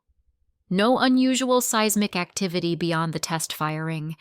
The world is exactly as it was yesterday." "It won't be for long," Kyle said, taking a sip of coffee. "Enjoy the quiet." T-minus 0,001 Orlak. The last minute. Jack started a slow, deliberate breathing exercise, a technique to calm his nerves before a breach. It didn't work. The enemy wasn't a man with a gun. It was reality itself. T-minus 0,010:09:08. Kyle placed his mug down on a small anti-gravity coaster that floated beside his chair. 07, 06, 05. Eris finally looked up from her console, her face pale, but her eyes burning. 04, 03. Maya stopped sharpening her knife. The silence was absolute. 02, 01, 1000. Go. For a single, beautiful, terrifying second, nothing happened. The world outside remained stubbornly normal. Jax almost let out the breath he was holding. Then it began. It didn't start in one place. It happened everywhere, all at once. High in the stratosphere, the sky cracked. It wasn't a sound. It was a visual fact. On the command center's screen, every live camera feed pointing upwards showed the same impossible event. A fine, white line appeared, like a crack in a sheet of glass. Then another and another, spreading out from 1,000 different points. They spiderwebbed across the heavens in an instant, a global cataclysm painted on the canvas of the sky. "Holy Mother of God," Jax whispered, his military composure finally shattering. The cracks didn't release darkness. They bled color, hues that had no name, shimmering, pulsing waves of magenta, cyan, and gold poured through the fissures. It was beautiful, like a celestial aurora borealis come down to Earth. And it was utterly lethal. "That's it," Eris breathed, her voice filled with awe. "The descent." Kyle zoomed the main display into a view of Times Square. The spectacle was breathtaking. People had stopped in their tracks, their faces turned upward, phones out, capturing the end of the world for their social media feeds. The iconic billboards were washed out by the alien light. Then the energy hit the street. The first wave wasn't an explosion. It was a wave of pure information, of raw power. A man in a business suit, his tie flapping in the wind, simply fell over, steam rising from his body as his biology failed to cope. A woman screamed, not in terror, but in agony, as her bones began to twist and reshape themselves. A hot dog vendor's cart suddenly sprouted thick, thorny vines that wrapped around a lamppost, crushing it. The power grid went out. Not a flicker, but a final, pathetic death. Times Square plunged into darkness, lit only by the horrifying colors from the broken sky. Chaos erupted. Cars, their electronics fried, swerved and crashed into each other and into the screaming crowds. It was a stampede of metal and flesh. Kyle switched the view. London. The same story. The ancient city was gripped by madness. The display jumped to a rural farm in Iowa. A flock of chickens suddenly swelled in size, their chirps turning into savage screeches as they pecked a panicked dog to death. "Screen 2, show me the West Coast," Kyle commanded, his voice perfectly level. The AI, Alexandria, obeyed instantly. A view of the Golden Gate Bridge appeared. The immense structure groaned as massive, barnacle-like growths erupted from its steel girders, glowing with a soft blue light. The world wasn't ending in fire and brimstone. It was being rewritten. Suddenly, an alarm blared through the command center, a sharp, insistent beep. A section of the spherical display highlighted their own location in Montana. Proximity alert. Multiple vehicles approaching main gate. Hostile intent detected. Jack snapped back to reality. "They found us?" "Of course they did," Kyle said, not even glancing at the alert. He flicked his hand, bringing up the camera feed from the main entrance. 3 beat-up pickup trucks and a rusty SUV were speeding down the dirt road toward the disguised rock face that served as their front door. Men with hunting rifles were leaning out the windows, their faces wild with desperation and greed. They had probably been hiding out in the mountains and saw the Ark as their salvation. "Idiots," Maya grunted from her corner, sheathing her knife. "Orders, sir," Jax asked, his hand instinctively going to the sidearm on his hip.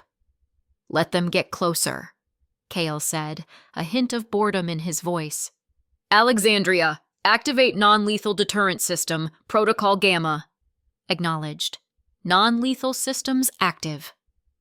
The truck screeched to a halt 100 yards from the rock face. A big, bearded man jumped out of the lead truck, aiming his rifle. "We know. You're in there. The whole damn mountain is humming. Open up. We need food and shelter." From hidden slits in the surrounding rocks, small disc-shaped turrets emerged. They made no sound. The bearded man yelled again. "I'm not asking twice. We'll..." Pfft, pfft, pfft. The turrets fired small canisters that landed silently around the trucks. A thick, white gas billowed out. The men started coughing, their eyes watering. They tried to get back in their trucks, but their movements were slow, clumsy. One by one, they slumped to the ground, fast asleep. Gas is a mix of a powerful sedative and a neuroblocker. They'll be out for 12 hours, Eris commented clinically, watching the live feed. No permanent damage. Efficient, Cale noted with a nod. He had no interest in needless killing. They weren't threats. They were just noise. Leave them. When they wake up, the world will be a very different place. They'll have bigger problems than a locked door. He turned his attention back to the true matter at hand.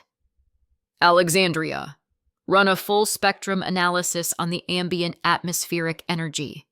I want to know what it is, what it does, and how we can use it. Eris, cross-reference the data with your biological models.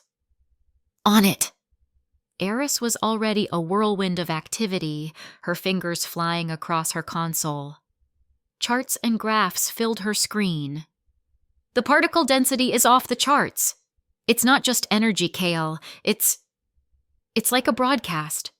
It's carrying information. It's actively trying to bond with and change matter. As she worked, a silent notification appeared in Kael's vision, a private interface only he could see. System notification. Environmental shift detected. Analyzing. Analysis complete. Identified. Foundational energy, designated mana. A high-yield source of raw potential. Warning. Unfiltered exposure to non-system integrated entities results in a 98.7% chance of catastrophic biological failure or unpredictable mutation. Opportunity. The system's material restructuring function can be greatly accelerated by direct absorption of mana. Efficiency of creation can be increased exponentially. Recommendation. Initiate a controlled absorption test. A predator's smile touched Kael's lips. It was even better than he had hoped. Kiep Truk, he had only learned how to use this energy after years of struggle. Now, he could master it from day one. I'm going to Lab 3, he announced, standing up from his throne. I'm going to run a little experiment of my own. Jax looked alarmed. Sir, is that safe? Dr. Thorne just said.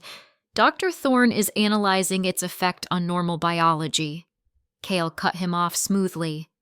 I am anything but normal. He strode out of the command center, leaving the others to watch the world burn. Lab 3 was a small, sterile chamber, its walls made of a tungsten composite and its viewing window a foot of transparent aluminum. It was designed to contain catastrophic failures. Kael sealed the heavy door behind him and stood in the center of the empty room. Piled in one corner was a neat stack of raw materials, several gray ingots of titanium, spools of copper wire, and sheets of black carbon fiber. Alexandria, Kael spoke to the air. Open the external atmospheric intake valve to 0.5%. Introduce the ambient air into this chamber for 60 seconds. Warning. This action is highly dangerous. The air is saturated with anomalous energy. Do it! Kael commanded. A faint hiss echoed in the chamber as a vent in the ceiling opened. The air that flowed in was visibly different. It shimmered, carrying with it a faint scent of ozone and something else, something electric and alive. The pressure in the room increased, a tangible weight that would make a normal man's ears pop and his lungs burn. To Kael, it felt like coming home. He closed his eyes and activated his system. He didn't just breathe. He drew. The shimmering energy in the air, the so-called mana, stopped its random drift and swirled toward him. It formed a miniature vortex with him at the center, sinking into his skin, his body, his very soul without any resistance. In his mind, an interface glowed. Mana absorption initiated. Efficiency, 100%. System core is being supercharged. Material restructuring protocol speed multiplier, X2, X4, X7, X10. Multiplier stable at 10x current maximum. Through the armored window, Jax and Eris watched, speechless. They couldn't see Kael's interface, but they could see the impossible visual of the shimmering air being pulled into his body like he was a human black hole. Kael opened his eyes. They glowed with a faint blue light for a moment before returning to normal. He felt incredible. The power flowing through him was like a raging river, but his system was the dam, controlling it perfectly. He turned his attention to the pile of materials in the corner. He could now feel the very atoms that composed them. He could see the blueprints in his mind with perfect clarity. "System," he subvocalized. "Blueprint. Stalker-class Gauss rifle. Model G7. Optimize all parameters. Construct." What happened next made the creation of the drone look like a child's magic trick. The titanium, copper, and carbon fiber lifted off the floor. They didn't melt. They didn't shimmer. They simply dissolved into a dense cloud of glittering dust. The dust swirled violently for less than 3 seconds, compressing and solidifying with impossible speed. It was a blur of motion and light. Clang! A weapon fell from the cloud of dissipating particles directly into Kael's outstretched hand. It was a rifle, but unlike any firearm Jax had ever seen, it was sleek, angular, and made of a matte black metal that seemed to absorb the light. Blue energy channels pulsed softly along its frame. It had no chamber, no ejection port, no magazine. Well, it was a solid, perfect piece of advanced technology. The whole process had taken less than 5 minutes. A weapon that would take a state-of-the-art factory months to prototype, he had created from scrap metal in the time it takes to boil an egg. Jax just stared, his mouth hanging open. The sight of the orbital cannon had been awe-inspiring. This was different. This was personal. It was the power of creation, wielded instantly and effortlessly. Eris was pressing her face against the glass, her expression one of utter disbelief and ravenous curiosity. "Impossible," she whispered. "The laws of thermodynamics? The energy cost? How?" Kael racked the charging handle of the Gauss rifle. It made a satisfying, heavy thunk as a sliver of metal loaded from an internal feeder was surrounded by a crackling magnetic field.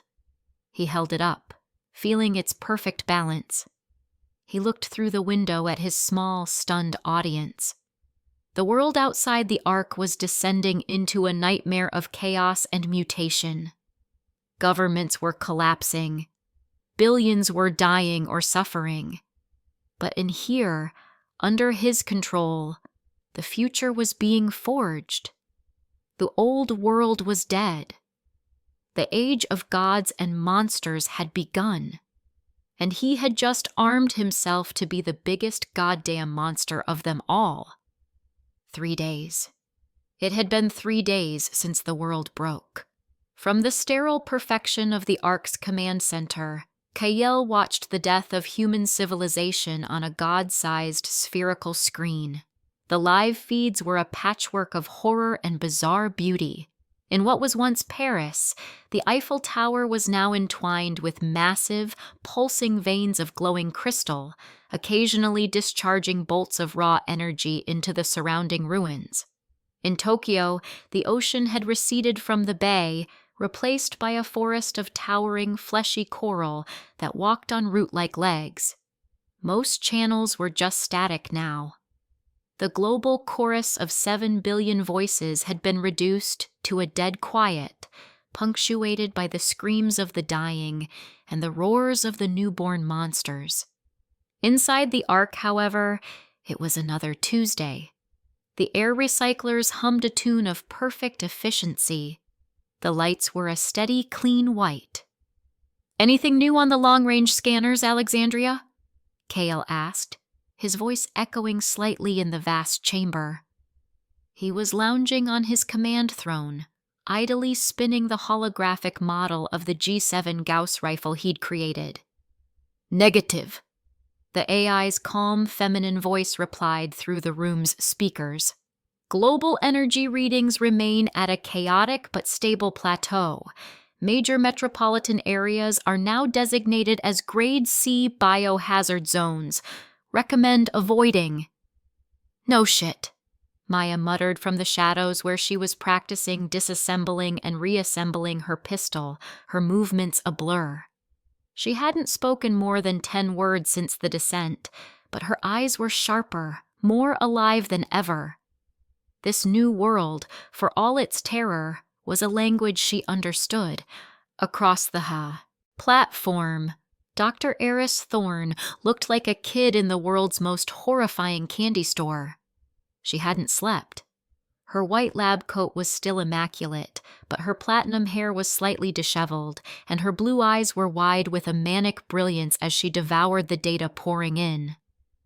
"It's not just random mutation, Kale," she said, pointing a trembling finger at a chart displaying complex energy waveforms. "There are patterns. The mana, this foundational energy, it's not just destroying, it's building. It's following a kind of blueprint. It's almost intelligent." Jack stood guard near the main corridor, his massive frame encased in the sleek, dark gray shell of his personal combat armor. The suit, a prototype Kale had designed, wasn't fully powered up, but it added to his already intimidating presence. He said nothing, simply watching the screens with a grim stoicism. He was a soldier, and this was just a new, fucked-up battlefield. His wife and daughter were safe in the residential levels below. That was all that mattered. For the man who had guaranteed that safety, he would walk through hell. Suddenly, a piercing, 2-tone alarm cut through the air. A red box flared to life on the main screen, highlighting the Ark's immediate perimeter. Proximity alert. Multiple biological signatures detected. Sector Gamma 7. Warning. Atmospheric temperature in sector dropping rapidly. Light levels decreasing beyond normal night cycle parameters. "What the hell is that supposed to mean?" Jax's voice boomed, his hand instinctively resting on the grip of the Gauss rifle slung over his shoulder. "Light levels decreasing?" Kyle flicked his wrist, and the main view snapped to the external camera in Sector Gamma 7. The image was grainy and unnervingly dark, despite the camera's advanced low-light capabilities. It was as if the night itself had become a heavy, light-swallowing blackness. "Alexandria, enhance image. Full spectrum," Kyle commanded. The view sharpened. The color palette shifted to ghostly whites and deep purples. And they saw them. They were crawling over the outer perimeter fence. Dozens of them. Each was the size of a large dog, shaped vaguely like a spider, but with 6 long, blade-like legs. Their bodies weren't made of flesh and bone, but what looked like solidified shadow, a patch of pure void that didn't reflect any light. They moved with a liquid grace that was completely soundless. The Ark's sensitive acoustic sensors hadn't picked up a thing. "Void crawlers," Kale said, the name coming to him from a fragment of a memory from his past life. A low-level threat, but disgusting and a pain to deal with in large numbers. "They're being drawn to the faint infrared glow of the camera housings," Eris observed, her scientific curiosity overriding any fear. "And look at the ground around them. Frost. They're literally sucking the heat out of the environment." Perimeter railguns are locked and ready, sir, Jax Bass reported, his thumb hovering over a command console on his gauntlet. Just give the word. Kyle looked at the screen, at the swarm of shadowy abominations. He could have Alexandria wipe them out with a single command. A flick of a switch and a volley of hypervelocity tungsten rods would turn them into smears of frozen dust. Too easy, too boring. A slow smile spread across his face. No. Jax turned, his brow furrowed in confusion. Sir? This isn't a threat, Kyle said, standing up from his throne. The holographic rifle vanished. This is a field test. You and I, Jax. Let's see what this new hardware can do. Jax's eyes widened for a second before a hard, eager grin split his face. Yes, sir. Are you insane? Eris protested, finally looking away from her data. We don't know their full capabilities. Their bite could be toxic. They could have some kind of psionic attack. Then you'll get some new data, won't you, Doctor? Kyle shot back without looking at her. Monitor our biosigns. Record everything. Maya, you have the high ground. Watch our backs from the command center. If anything gets past us, kill it. A flicker of a nod from the shadows was his only reply. Kael and Jax walked to the armory elevator, their heavy armored boots clanging on the metal platform. The ride down was quick. The armory was a temple of organized violence. Racks upon racks of weapons, from standard M4s to the new energy weapons Kael had been creating. They bypassed them all, heading to 2 alcoves where their armor awaited. Kael's armor was a shade darker than Jax's, with blue energy channels that pulsed with a soft light. As he stepped into the frame, it hissed and clicked shut around him, perfectly molding to his body. The internal display flickered to life in his vision, a HUD showing his vitals, ammo count, and a radar map. He felt the suit's micro-servos engage, multiplying his strength. He felt powerful. He felt right. He picked up his G7 Gauss rifle and felt it magnetically lock onto the sheath on his back. From a rack, he took a wicked-looking blade about a foot long. He thumbed a switch on the hilt, and it let out a low, barely audible hum. A high-frequency vibration dagger. It could cut through steel like hot butter. Jax was already equipped, his own rifle slung and his face set in a grim mask of determination. He looked like a walking tank. Ready when you are, Jax rumbled. Let's go take out the trash, Kael said. They took a side-access airlock, one that opened onto the ground level a few hundred yards from the infested fence.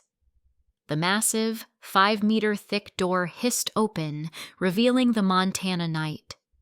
The difference was immediate. The air outside wasn't the clean, manufactured air of the Ark. It was cold, sharp, and so thick with mana it felt like walking into water. It carried the scent of pine, ozone, and something alien. Kael took a deep breath, feeling the energy flow into him, invigorating him. Jax grunted, the suit's filters compensating for the pressure change. They moved with a speed that defied their bulk, the armor's servos making them almost noiseless. In the starlight, they could see the swarm. 50, maybe 60 of them, were now spilling over the fence, their shadowy forms flowing down the metal like black ink. Holy Mother! Jax whispered, raising his rifle. My first shot. You take anything that gets close, Kael ordered, his voice crisp over their private comms. He raised his rifle. The world in his scope was a grid of targeting data. He didn't aim at one. He aimed through one. The rifle's internal capacitor whined as it reached full charge in an instant. Vzzt! Crack! The sound was like a thunderclap ripping through the night. A thin blue line of light shot from the barrel. The tiny metal slug, accelerated to Mach 7, hit the lead void crawler dead center. But it didn't stop. It punched through the creature's shadowy body, which erupted in a shower of black ice crystals. The slug continued, hyper-stabilized by its magnetic field, and tore through the crawler behind it, and the one behind that, and the one behind that. 4 of the creatures were instantly annihilated, a perfect hole drilled through them before they even knew what happened. The rest of the swarm reacted instantly. With no sound, no screech of rage, they just turned as one and flowed towards Kale and Jax, a wave of silent, dark death. "Here they come!" Jax yelled, planting his feet. He didn't even raise his rifle. He held his ground. 5 of the crawlers leaped at him simultaneously, their bladed legs aiming for his throat, his chest, his head. It was a perfectly coordinated attack meant to overwhelm and shred. They never touched him. An inch from his armor, they slammed into something invisible. The air around Jax shimmered, rippling like a heat haze. A translucent field of force had erupted around him, catching the creatures midair. His kinetic buffer. "Get the fuck off me!" Jax roared. He didn't punch or push. He flexed his will. The energy field around him pulsed violently outwards. The 5 crawlers were launched backwards as if hit by a truck, tumbling through the air and slamming into their own kind. It was all the opening Kale needed. Fzzzt, crack! Fzzzt, crack! Fzzzt, crack! He fired with methodical precision. Each shot was a kill. Each shot was a multi-kill. He was a surgeon, excising a cancer from his front lawn. One crawler got too close, leaping at his flank from a blind spot. Kyle didn't even turn. He let go of his rifle, letting it hang on its sling, and spun, his hand a blur. The vibration dagger was in his grip, humming with power.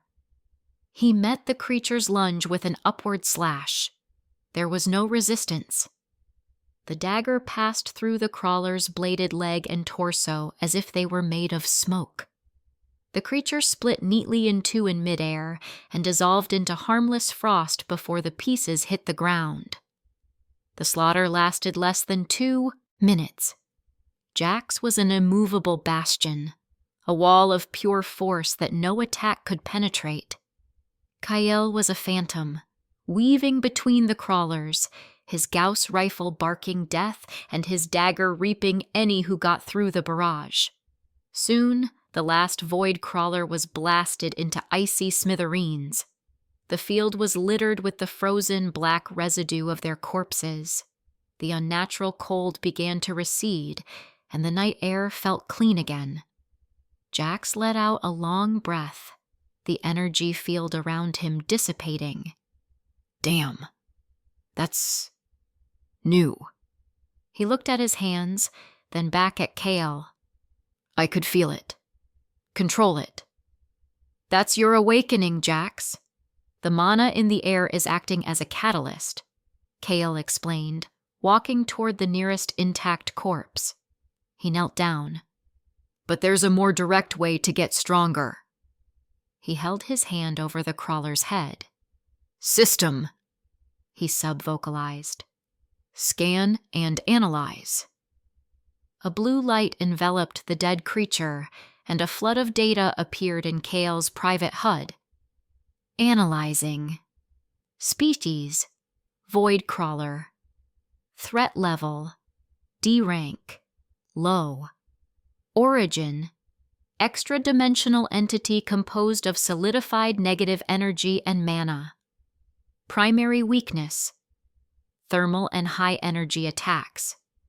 Primary asset, D rank, essence core located in neural ganglion. Core contains concentrated negative energy and raw physical attributes. System analysis. Core can be absorbed by host to directly increase physical parameters. Host absorption efficiency, 100%. Estimated gain, +5 strength, +7 agility, +4 endurance. Kale's eyes lit up. He reached into the frozen remains and his armored fingers closed around a small marble-sized object. He pulled it out. It was a crystal, black as night, that felt impossibly cold to the touch. An essence core. "Alexandria, Eris, are you seeing this?" Kael asked over the comm. "My God." Eris's voice was a reverent whisper. "Energy crystallization within a biological entity. A physical battery of life force. The potential... Kael, this changes everything." Kael ignored her excited rambling. He looked at the core in his hand. In his last life, it took him a year to figure out he could even absorb these, and even then, his efficiency was a pathetic 15%. The rest was wasted or caused internal damage. But now, without hesitation, he brought the core to the chest plate of his armor. He commanded the system. "Absorb!" The black crystal dissolved into a stream of pure dark light and flowed directly into him. It wasn't a violent rush. It was a cool, clean infusion of power. He felt his muscles tighten, his bones become denser. A wave of vitality washed over him, sharpening his senses. It was a feeling better than any drug. D-rank core absorbed. Physical parameters enhanced. Threshold reached. Host has advanced. Current rank, F rank. Early stage. He had officially taken his first step on the ladder of power in this new world. He stood up, feeling the new strength humming within him. He turned to Jax, who was watching him with a mixture of awe and confusion. Kael walked over to another corpse, tore out its essence core, and tossed it to the big soldier. "Here," Kael said. Jax caught it reflexively. The cold of the core made him hiss. "What is this?" "Your next step up," Kael replied simply. "Absorb it, like you breathe. Just will it into you. Your body knows what to do." Jax looked at the black crystal, then at Kael's unreadable helmet. He had followed this man based on a promise. This man had delivered safety, security, and a purpose. There was no reason to doubt him now. Clenching his jaw, Jax closed his fist around the core and focused. His reaction was far more dramatic than Kael's. Jax let out a massive grunt, his entire body seizing up. The armor around him groaned. A visible aura of gray, kinetic energy exploded from him, kicking up dust and debris in a 10-foot circle. He dropped to one knee, breathing heavily. "Jax!" Kael took a step forward. I'm good, sir," Jax growled, pushing himself back up. He looked at his hands, clenching and unclenching his fists. The shimmering field of his kinetic buffer flickered around him, now stronger, more defined. "Holy shit! I can feel all of it. Every bit of power. I can shape it." He had not only awakened, he had stabilized and powered up, jumping straight to the peak of what a new awakened could hope for. Kael nodded in satisfaction. One 100% efficient user was an anomaly. Two was a team. He looked out at the field, at the dozens of black crystals winking from the frozen remains of the crawlers. They weren't just monster trophies. They were fuel. They were the currency of this new era. The old world was dead and gone. But for them, in the safety of their fortress, a new age of unlimited growth had just begun, and they had a harvest to collect. The last of the essence cores had been absorbed. The floor of the command center was spotless, the frozen residue of the void crawlers having been vaporized by a cleaning drone. The only lingering trace of the battle was the new crackling energy radiating from the two men in the room. Kael felt fantastic. The F-rank power flowed through him like a cool river, a constant hum of potential under his skin. It wasn't just strength. It was clarity. The world seemed sharper. The hum of the Ark's systems was a distinct melody, and he could feel the faint thrum of the mini-nuclear reactor deep beneath his feet. Jax was having a harder time adjusting. He stood in the middle of the room, his combat armor removed, clenching and unclenching his fists. The air around his hands would occasionally shimmer, distorting the light. "It won't turn off," he rumbled, a note of frustration in his deep voice. "It's like a muscle I don't know how to relax." "You'll get used to it," Kael said, not looking up from the command throne's holographic interface. "It's part of you now, just like your arm or your leg. Right now, you're like a baby taking its first steps. You're flailing. Soon you'll be running." Jax grunted, accepting the explanation. He trusted Kael implicitly. From her console, Dr. Thorne was practically vibrating with excitement. "The efficiency is unheard of. Your biological readings after absorption showed 0 cellular degradation. Jax's were slightly more volatile, but his system adapted with incredible speed. It's as if your bodies were designed for this, and the ability manifestation. Jax, your kinetic buffer is a localized projection of telekinetic force. It's not just a shield. Theoretically, you could shape it, push with it, maybe even create projectiles. We need to run tests." "Later, Doctor," Kael said, his tone sharp enough to cut through her scientific fervor. He swiped a hand through the air, and the main spherical screen, which had been showing system diagnostics, blinked to life with a satellite map of their region. "We won the first skirmish on our front lawn.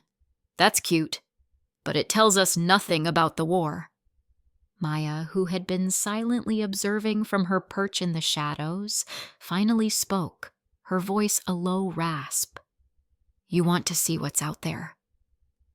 It wasn't a question. "I need to," Kael corrected. "Sitting in this bunker, no matter how perfect, is a slow death. Information is more valuable than food, water, or weapons right now. Alexandria, deploy the Wraith 1. Acknowledged. Deploying long-range stealth drone Wraith 1. Designate target? Billings, Kael said. The largest population center within a 200-mile radius. Fly low, stay quiet. I want a full-spectrum feed. I want to see what's left of them. A small panel slid open on the mountainside miles above them, perfectly camouflaged as a rock face.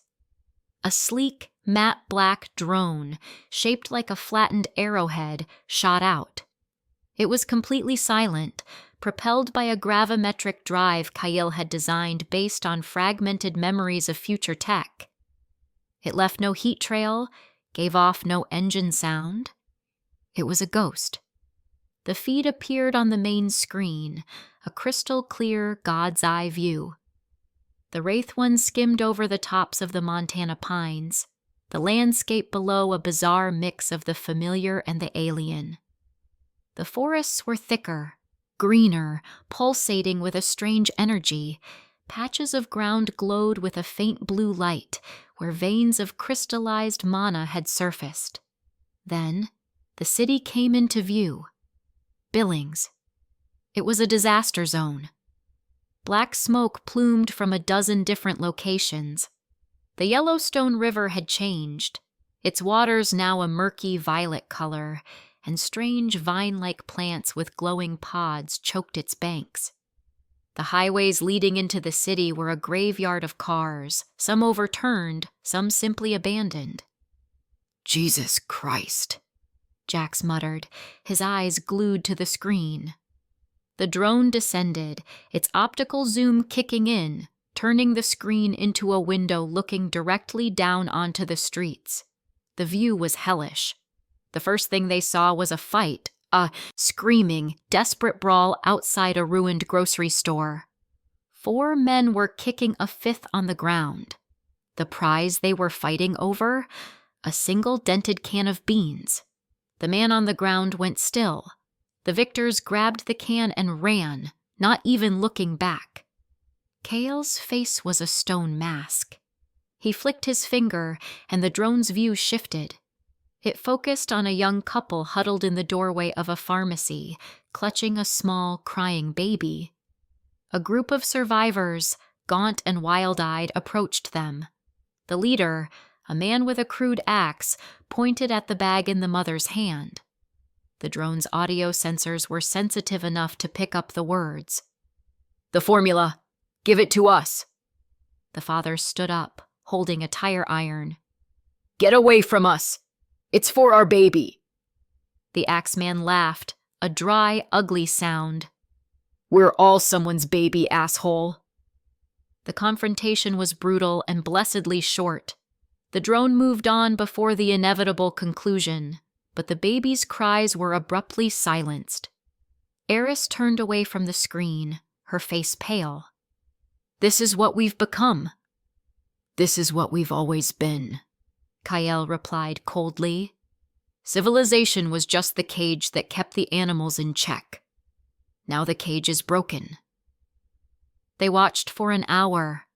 They saw pockets of humanity trying to survive. A small group barricaded in a library, another trying to start a farm on a rooftop. But mostly, they saw savagery. Despair was a physical presence, a heavy blanket covering the city. Then they saw him. In the center of a large city park, a crowd had gathered, hundreds of people. But this wasn't a mob. It was organized. Standing on a makeshift stage was a man who looked completely out of place. He wore a pristine dark blue suit, his blonde hair perfectly coiffed.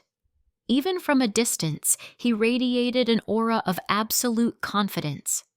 Kael leaned forward, his eyes narrowing. "Zoom in. On him." The drone's camera pushed in, the man's face filling the screen. He had a handsome, charming smile, but his eyes were cold and empty.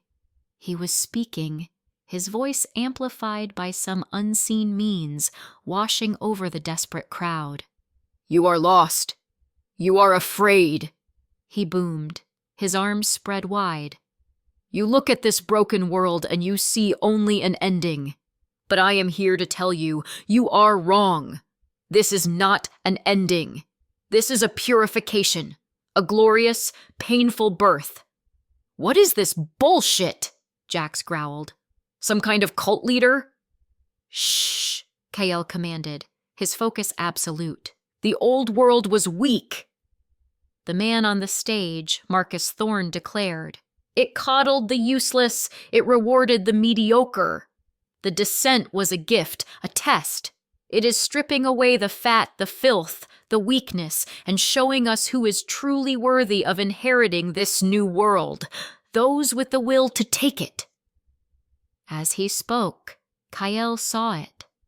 A faint, golden shimmer pulsed out from Marcus, invisible to the naked eye but picked up by the drone's multi-spectrum sensors. It washed over the crowd, and the effect was instantaneous. Their slumped shoulders straightened. The despair in their eyes was replaced by a feverish light. Their fear was being cooked away, replaced by fanatical devotion. "Join me!" Marcus roared, his voice resonating with power. "Join the apex! We are not survivors. We are predators. We are the strong.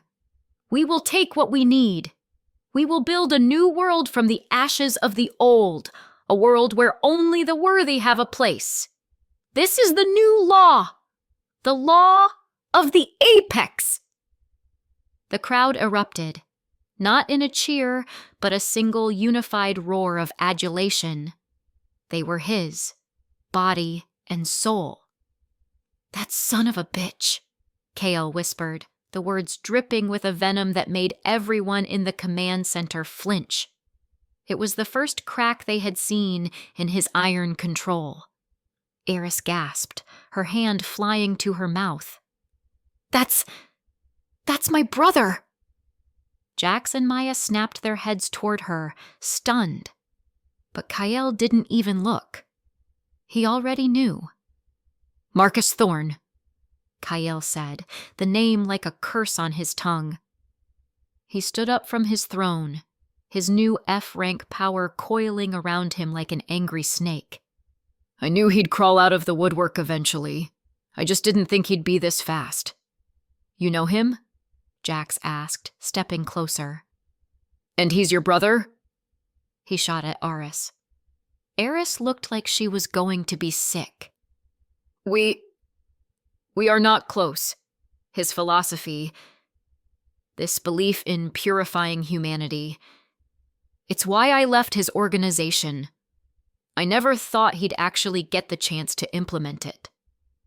His ability, Kael said, pointing at the screen where Marcus was now directing his new followers with militaristic precision. He calls it will resonance. He doesn't just persuade people, he rewrites their emotions. He turns fear into fanaticism, doubt into devotion. He's a psychic plague. Jax's face was dark with fury. The air around him crackled. Then let's go cut the head off the snake. 2 of us, in the armor. We go in fast and hard. We put a Gauss slug through that asshole's head before he even knows what's happening. No, Kael said flatly. Sir? But he's a leader of a cult of fanatics who would happily throw themselves in front of a bullet for him, Kael interrupted, turning to face Jax. And his power grows with the number of believers around him. Right now, in that park, his psychic presence is strong enough to crush your mind before you could even raise your rifle. Rushing in is suicide. That's not how you fight a man like Marcus. Kael turned back to the screen, his expression one of cold, predatory calculation. The initial shock had passed, replaced by the familiar thrill of the hunt. This wasn't a monster. This was an enemy, a rival from a life he alone remembered. And he knew all his weaknesses. Alexandria, Kael commanded. Isolate the energy signature of his ability. Use the drone's telemetry. I want every waveform, every frequency. Isolating psychic energy signature. Analysis in progress.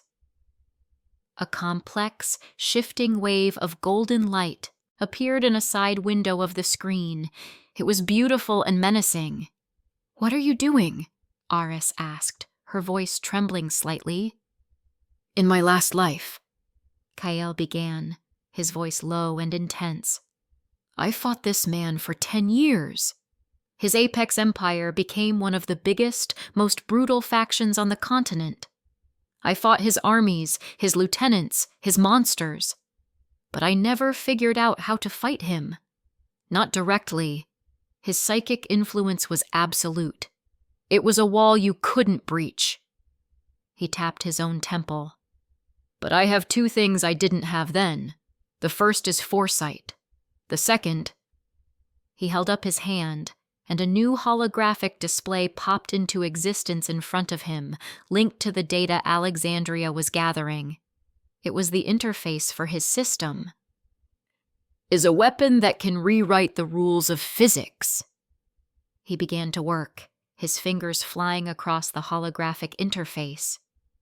He wasn't looking at weapon designs. He was pulling up schematics for acoustic dampeners, EMF generators, and neurological scramblers. He fed the data from Marcus's ability into the system. System, he subvocalized. Analyze this psychic energy pattern. Identify key frequencies and carrier waves. I need a vulnerability.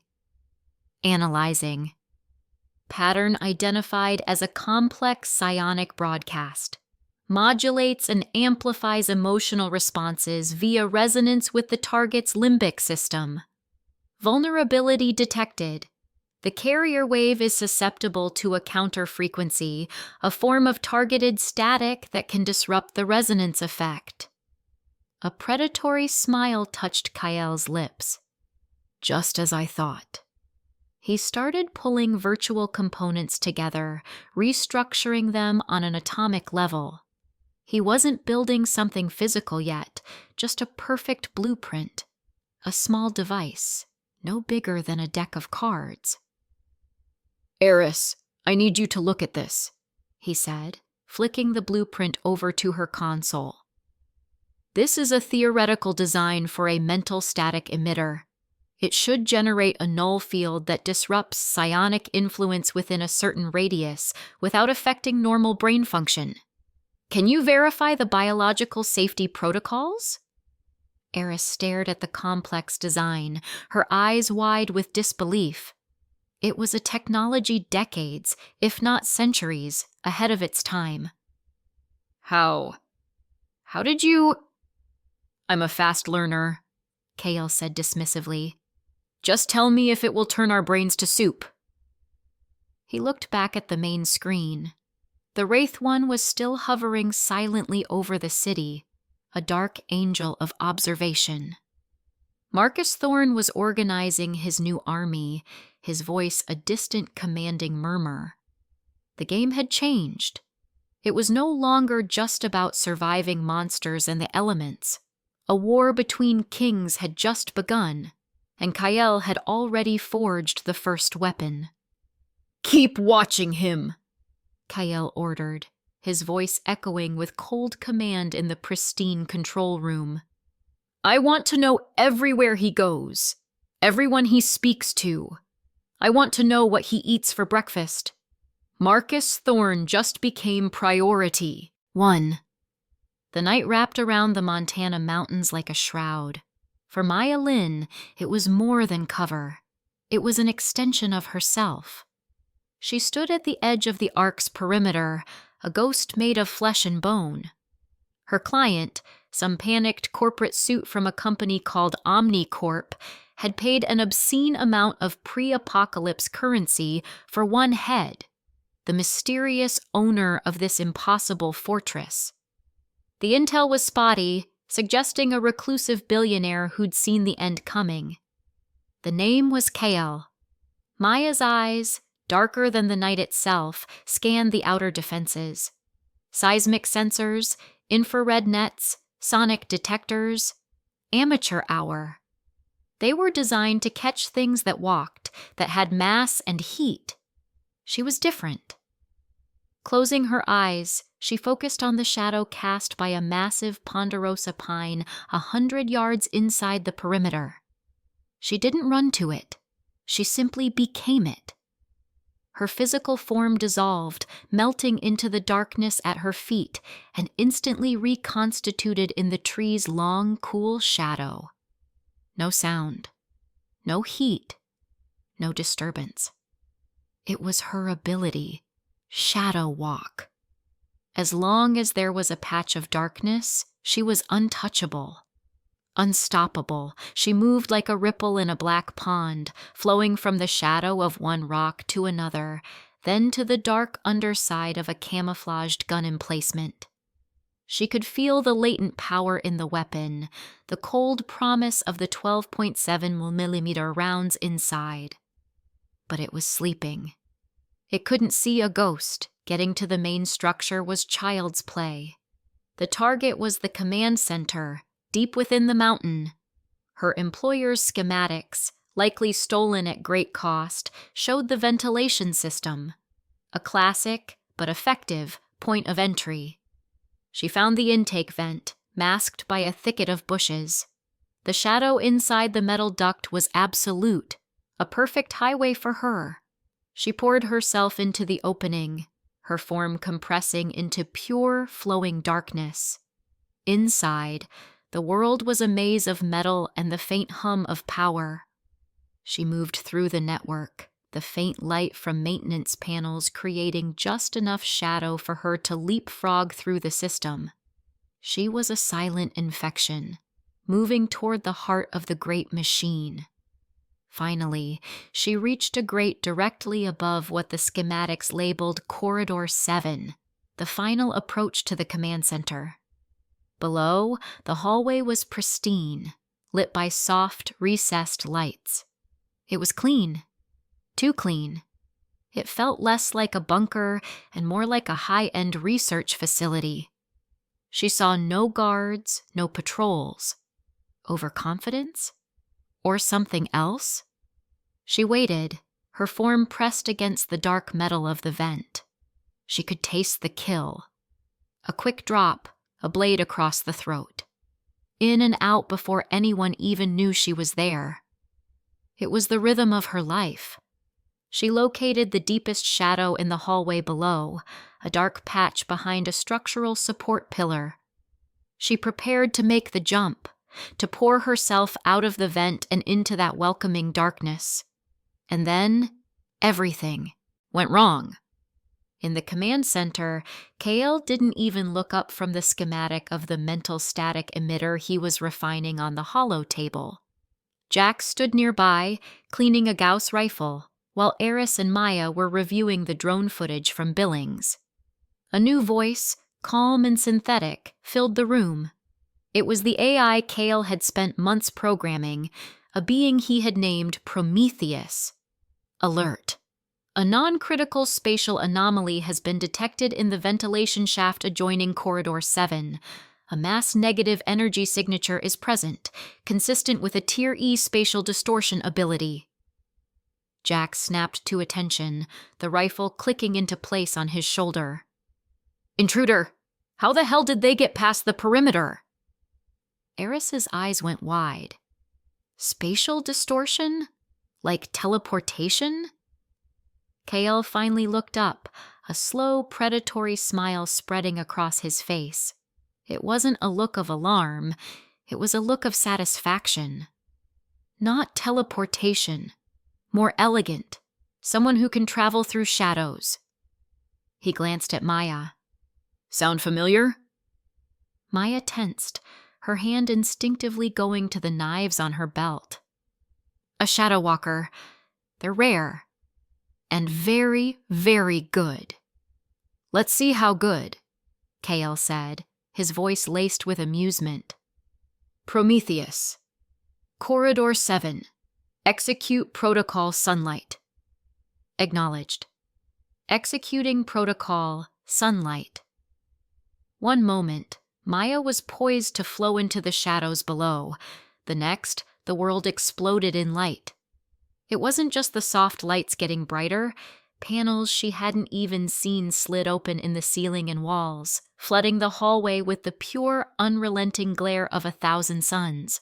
Every corner, every recess, every potential hiding spot was vaporized by brilliant, sterile white light. The shadow she was aiming for vanished, as did every other shadow in the corridor. Her power had nowhere to go. She was forcibly ejected from her shadow form, her body materializing in midair with a sickening lurch. She hit the polished floor with a grunt, her senses screaming from the abrupt transition and the blinding light. What the fuck? Before she could even get to her feet, a sound filled the air. A mechanical symphony of death. Click, clack, whirr. From hidden compartments in the walls and ceiling, dozens of automated gun turrets deployed. Sleek, black, and utterly terrifying. A web of red laser sights instantly converged on her chest, her head, her limbs. She was pinned. One wrong move, one twitch, and she would be turned into a fine red mist. She froze, her heart pounding against her ribs like a trapped bird. All her skills, all her training, her godlike ability, useless. She had been caught like a rat in a cage. A very bright, very deadly cage. Footsteps echoed from the end of the hall. Not rushed, calm, deliberate. A man walked into the corridor, stepping into the blinding light as if it were his natural habitat. He was young, dressed in simple, practical clothes, and he was completely unarmed. His hands were in his pockets. He stopped about 20 feet away, just outside of what she would consider a survivable lunging distance. It was Kael, the target. He looked at her, pinned under the gaze of his metal watchdogs, and his smile was the most infuriating thing she had ever seen. "Maya Shadow Lin," he said, his voice casual. "Top-rate assassin out of the Chicago underworld. Rumor is you can get into any place, kill any target. Looks like the rumors were only half right." Her blood ran cold. He knew her name. Not just her code name. Her name. "Who the hell are you?" she snarled, her hand slowly inching toward a hidden knife in her boot. A dozen red dots immediately focused on her hand. She stopped. "I'm your new employer. Potentially," Kael said, ignoring her question. "Let's be practical, Maya. Your contract with Omnicorp is void. Why? Because the executive who hired you, a Mr. Sterling, was probably eaten by a void crawler in his Palo Alto panic room about 3 hours ago. The entire West Coast leadership of Omnicorp is gone. You're working for a ghost. You won't get paid." Every word was a hammer blow to her professional pride. He knew everything. The client, the location. It was impossible. This wasn't a target. It was a profit. Jax appeared behind Kael, clad in his combat armor, Gauss rifle leveled steady at her head. "Just give the order, Kael. Let's put this bitch down." "Stand down, Jax," Kael said without looking back. He kept his eyes locked on Maya. "She's a professional, not a rabid animal like Marcus's followers. Professionals understand a good business proposition." He gestured to a nearby wall. A holographic screen flickered to life, displaying a live feed. It showed a massive cavern filled with rows upon rows of hydroponic gardens. Towering structures glowing with purple light, where lush green vegetables, bright red tomatoes, and heavy vines of grapes grew in abundance. People were working there, laughing. "This is my offer," Kael said, his voice softening slightly. "Your old life is over. The world that paid you to kill is dead. You can keep trying to survive out there, fighting over scraps, dodging monsters and psychos like my new friend Marcus Thorne, until you finally slip up and die in a ditch. Or..." The image on the screen changed. It was a daycare. A real, honest-to-God daycare. Children, including a little girl with Jax's determined eyes, were playing with building blocks on a soft mat. A woman who had to be Jax's wife was reading them a story. It was a scene of such impossible peace and normalcy that it felt like a dagger to Maya's heart. It was everything she'd never had, everything she never dared to even dream of. "Or you can have this," Kael finished. "A home. Real food. Safety. A purpose that isn't just about the next paycheck from some asshole who will be dead tomorrow anyway. I need someone with your skills. This place needs protectors. The children in that room need protectors. Your new contract is to protect them. The payment is a future." Maya stared at the screen, then back at Kael. Her cold assassin's facade was cracking. The anemic light of a dying world she had known, filled with betrayal and desperation, was being blotted out by the sheer, brilliant possibility he was showing her. It felt like a trick, a lie, but the automated guns aimed at her head felt very, very real. He had the power to kill her in a nanosecond. He didn't need to lie. "Why?" she finally managed to ask, her voice barely a whisper. "Why not just kill me?" "Because a master assassin is a terrible thing to waste. Kyle said with a shrug. And because I know what it's like to have nothing but your skills and a will to survive. I'm offering you a third option. So what'll it be, Maya? Back to the shadows outside? Or a place in the light? She looked at the guns, at the image of the children, at the man who held her life in his hands and offered her a new one instead. The choice was no choice at all. I accept the contract, she said, letting her body relax completely, a sign of surrender. Kyle smiled. Prometheus, stand down all units. Acknowledged. With a collective whir, the turrets retracted back into the walls and ceiling. The blinding lights dimmed to a comfortable level. The threat was gone as quickly as it had appeared. Jax grumbled but lowered his rifle. Good choice, Kyle said, walking forward and offering her a hand. She hesitated for a second before taking it. His grip was firm. As he helped her up, his eyes glowed with a faint blue light for just a moment. System, he thought. Scan and analyze. Ability, Shadow Walk. Analyzing. Subject, Maya Lin. Ability, Shadow Walk. Tiri Arhas. E. Allows user to dematerialize into pure shadow energy and rematerialize in any connected shadow within a 50-meter radius. Vulnerability, requires existing shadows of sufficient size and intensity. High luminosity environments nullify the ability. Potential for upgrade detected. Excellent, Kale murmured to himself. Later, in one of the fabrication labs, Maya stood as Kale showed her a holographic design. It was a suit.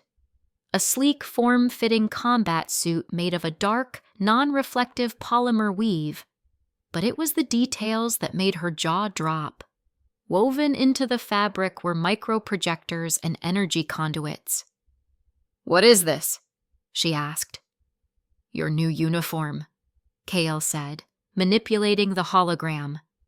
Those conduits are connected to a small high-density energy cell on the back. They can project localized fields of dark energy, essentially creating small mobile patches of absolute shadow where none exist. It will let you jump across a lit room or create a shroud of darkness around yourself to disappear. He looked at her, his eyes serious. It will dramatically increase the range and versatility of your ability. It will make you a ghost that can hunt in the day. A gift for my new head of internal security and reconnaissance. Maya looked at the design, then at Kale. He hadn't just given her a home. He had analyzed her very soul, her core power, and was now giving her the tools to make it stronger than she ever imagined. This wasn't an employer. This was a leader. She gave a single, sharp nod. Her voice was firm, stripped of all previous uncertainty. I will not fail you. The Ark had just gained its shadow, and in the dark new world, shadows were a king's best weapon. The air in the fabrication lab was cool and smelled of ozone and hot metal, a scent Kale had come to associate with progress. On the main holo table, a three-dimensional model of a Class B Gauss rifle spun slowly. Its power output was impressive, but not optimal. Prometheus, run the simulation again, Kale commanded. His eyes narrowed on the glowing projection. Factor in a 30% degradation in the magnetic coils after 500 high-energy shots. I need a more stable firing solution. Simulating. Coil integrity failure at 481 shots. Recommend recalibration using a tellurium bismuth alloy for the field generator. Eris Thorne, leaning against a workbench with her arms crossed, pushed her glasses up her nose. Tellurium and bismuth. Cute. Two of the rarest stable elements on the planet. We have maybe enough dust of each to make a single advanced circuit board, not the core for a high-powered rifle. Kyle swiped his hand, dismissing the hologram. Our current stockpile is running low. The energy weapons are our single greatest advantage against both rival factions and high-tier aberrations. We can't afford to be conservative. We need more raw materials."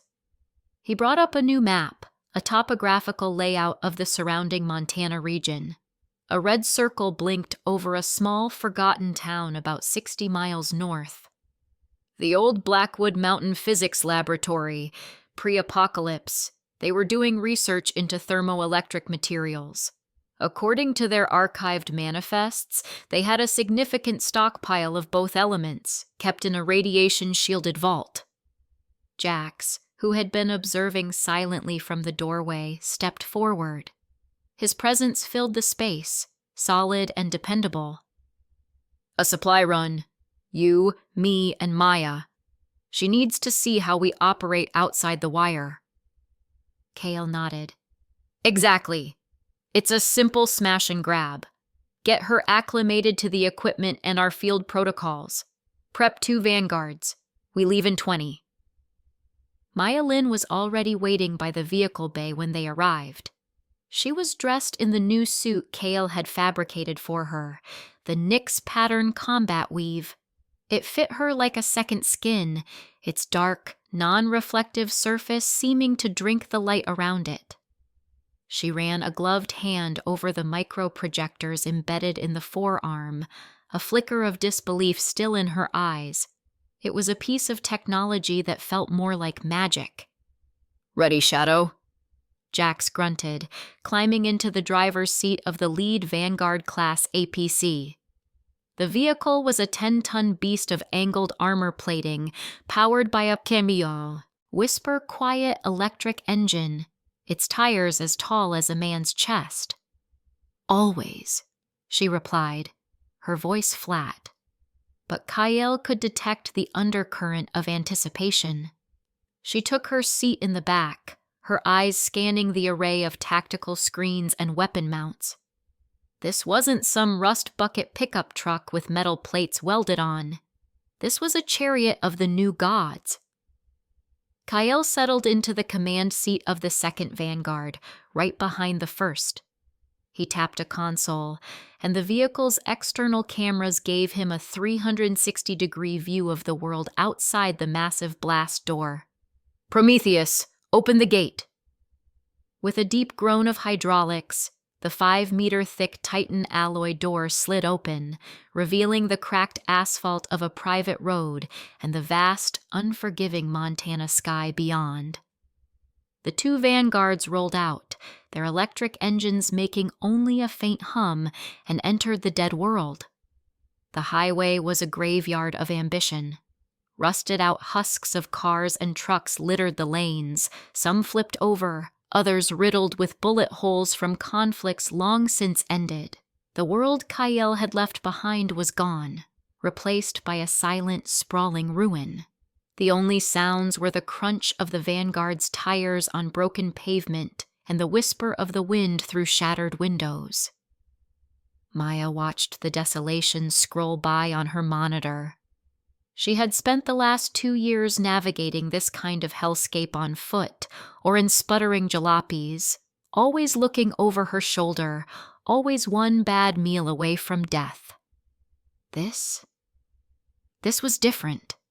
Inside the Vanguard, the ride was smooth, the air was clean, and the armor around her felt absolute.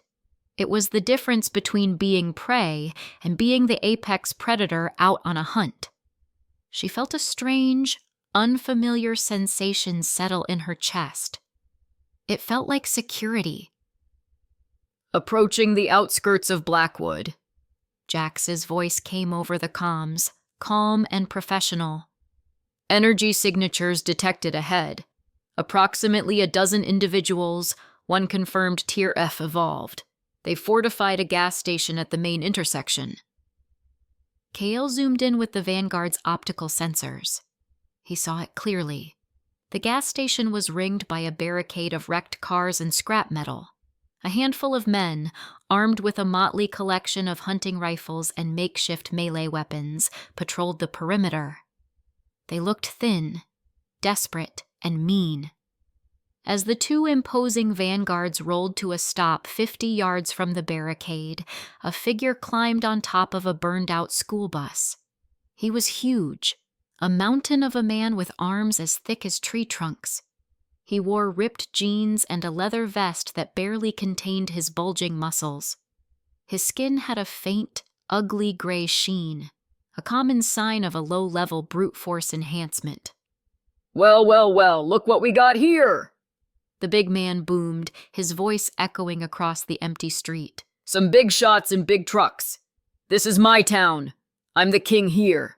You want to pass? You pay the toll." One of his cronies, a skinny man with a shotgun, yelled, "The toll is all your guns and half your food." Kale didn't even flinch. He leaned back in his comfortable command chair and toggled his comm. "Jax, you handle this. Standard protocol. Non-lethal, but make it memorable." "Copy that," Jax's voice replied, devoid of any emotion. The side hatch of the lead vanguard hissed open. Jax stepped out, his 6'5" frame clad in full combat armor looking even more immense. He didn't draw a weapon. He just stood there, his hands loose at his sides, his helmeted head facing the self-proclaimed king. The big man on the bus laughed, a harsh, grating sound. "They sending out just one guy? You think you're some kind of hero, asshole?" He leaped from the bus, landing on the pavement with a ground-shaking thud that cracked the asphalt. "I'm gonna rip that tin can open and wear it as a hat," he charged. For a man his size, he moved with terrifying speed. Each step was a small earthquake. He cocked back a fist the size of a cinder block, his gray-tinged skin pulsing with energy. Maya, watching on the monitor, instinctively knew that Punch could turn a regular car into a metal pancake. It was raw, unrefined power. Jax didn't move. He didn't brace himself. He just stood there, a statue of steel and resolve. The giant's fist slammed forward with a roar of displaced air, aimed squarely at Jax's chest. And then, nothing. There was no deafening crash of metal on metal, no shattering of armor. The punch just stopped. It hit an invisible wall about 6 inches in front of Jax's chest plate. A faint shimmer, like heat haze, was the only sign that anything had happened at all. The giant's fist was pressed against this unseen barrier, all its incredible kinetic force completely and utterly absorbed. The big man's face, contorted in a furious snarl a second ago, now slackened into a mask of pure, dumbfounded shock. What? What the fuck? Inside the second vanguard, Kale watched with a small smile. Jax's ability, kinetic buffer, wasn't flashy, but against pure physical force, it was absolute. On the street, Jax's helmeted head tilted slightly. "My turn." He didn't throw a punch. He didn't move a muscle. He simply released the energy stored in his buffer.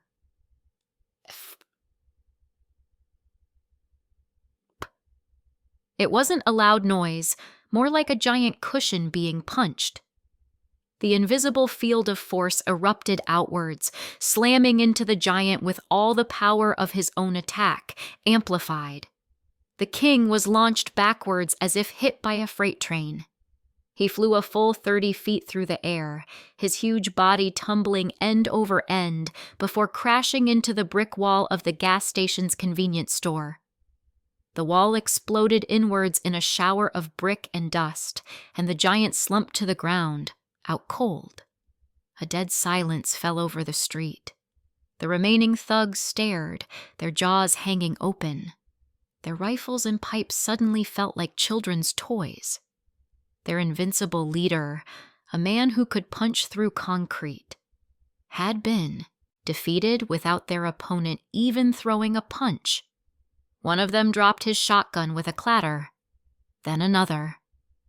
Within seconds, A small pile of weapons lay on the ground as the rest of them raised their hands in surrender.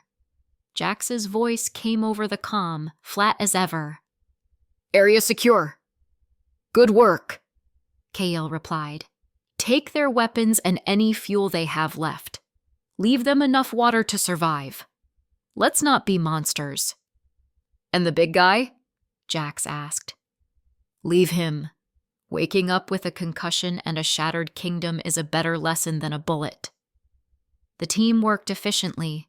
Maya and 2 other armored security personnel emerged, their Gauss rifles held at a low ready, providing cover while Jax's squad siphoned the gas station's underground tanks and collected the discarded weapons. The surrendered men didn't dare move, their eyes filled with a terror that was far more effective than any lock or chain. 20 minutes later, they were back on the road, leaving the broken king and his terrified subjects behind. The Blackwood Physics Laboratory was just ahead. It was an old, ugly concrete building, surrounded by a chain-link fence that had long since rusted through. A few void crawlers skittered away into the shadows of the building as the vanguards approached, instinctively fleeing from the vehicle's powerful energy signatures. Kael, Jax, and Maya entered the main lab. It was a mess of overturned equipment and scattered papers.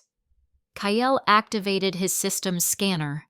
His vision was immediately overlaid with a fine blue grid. Data scrolled past his eyes, identifying every object, every chemical trace. "The vault is in the sub-level," he announced, striding towards a heavy-looking door at the far end of the room. A quick scan confirmed the locking mechanism was purely mechanical.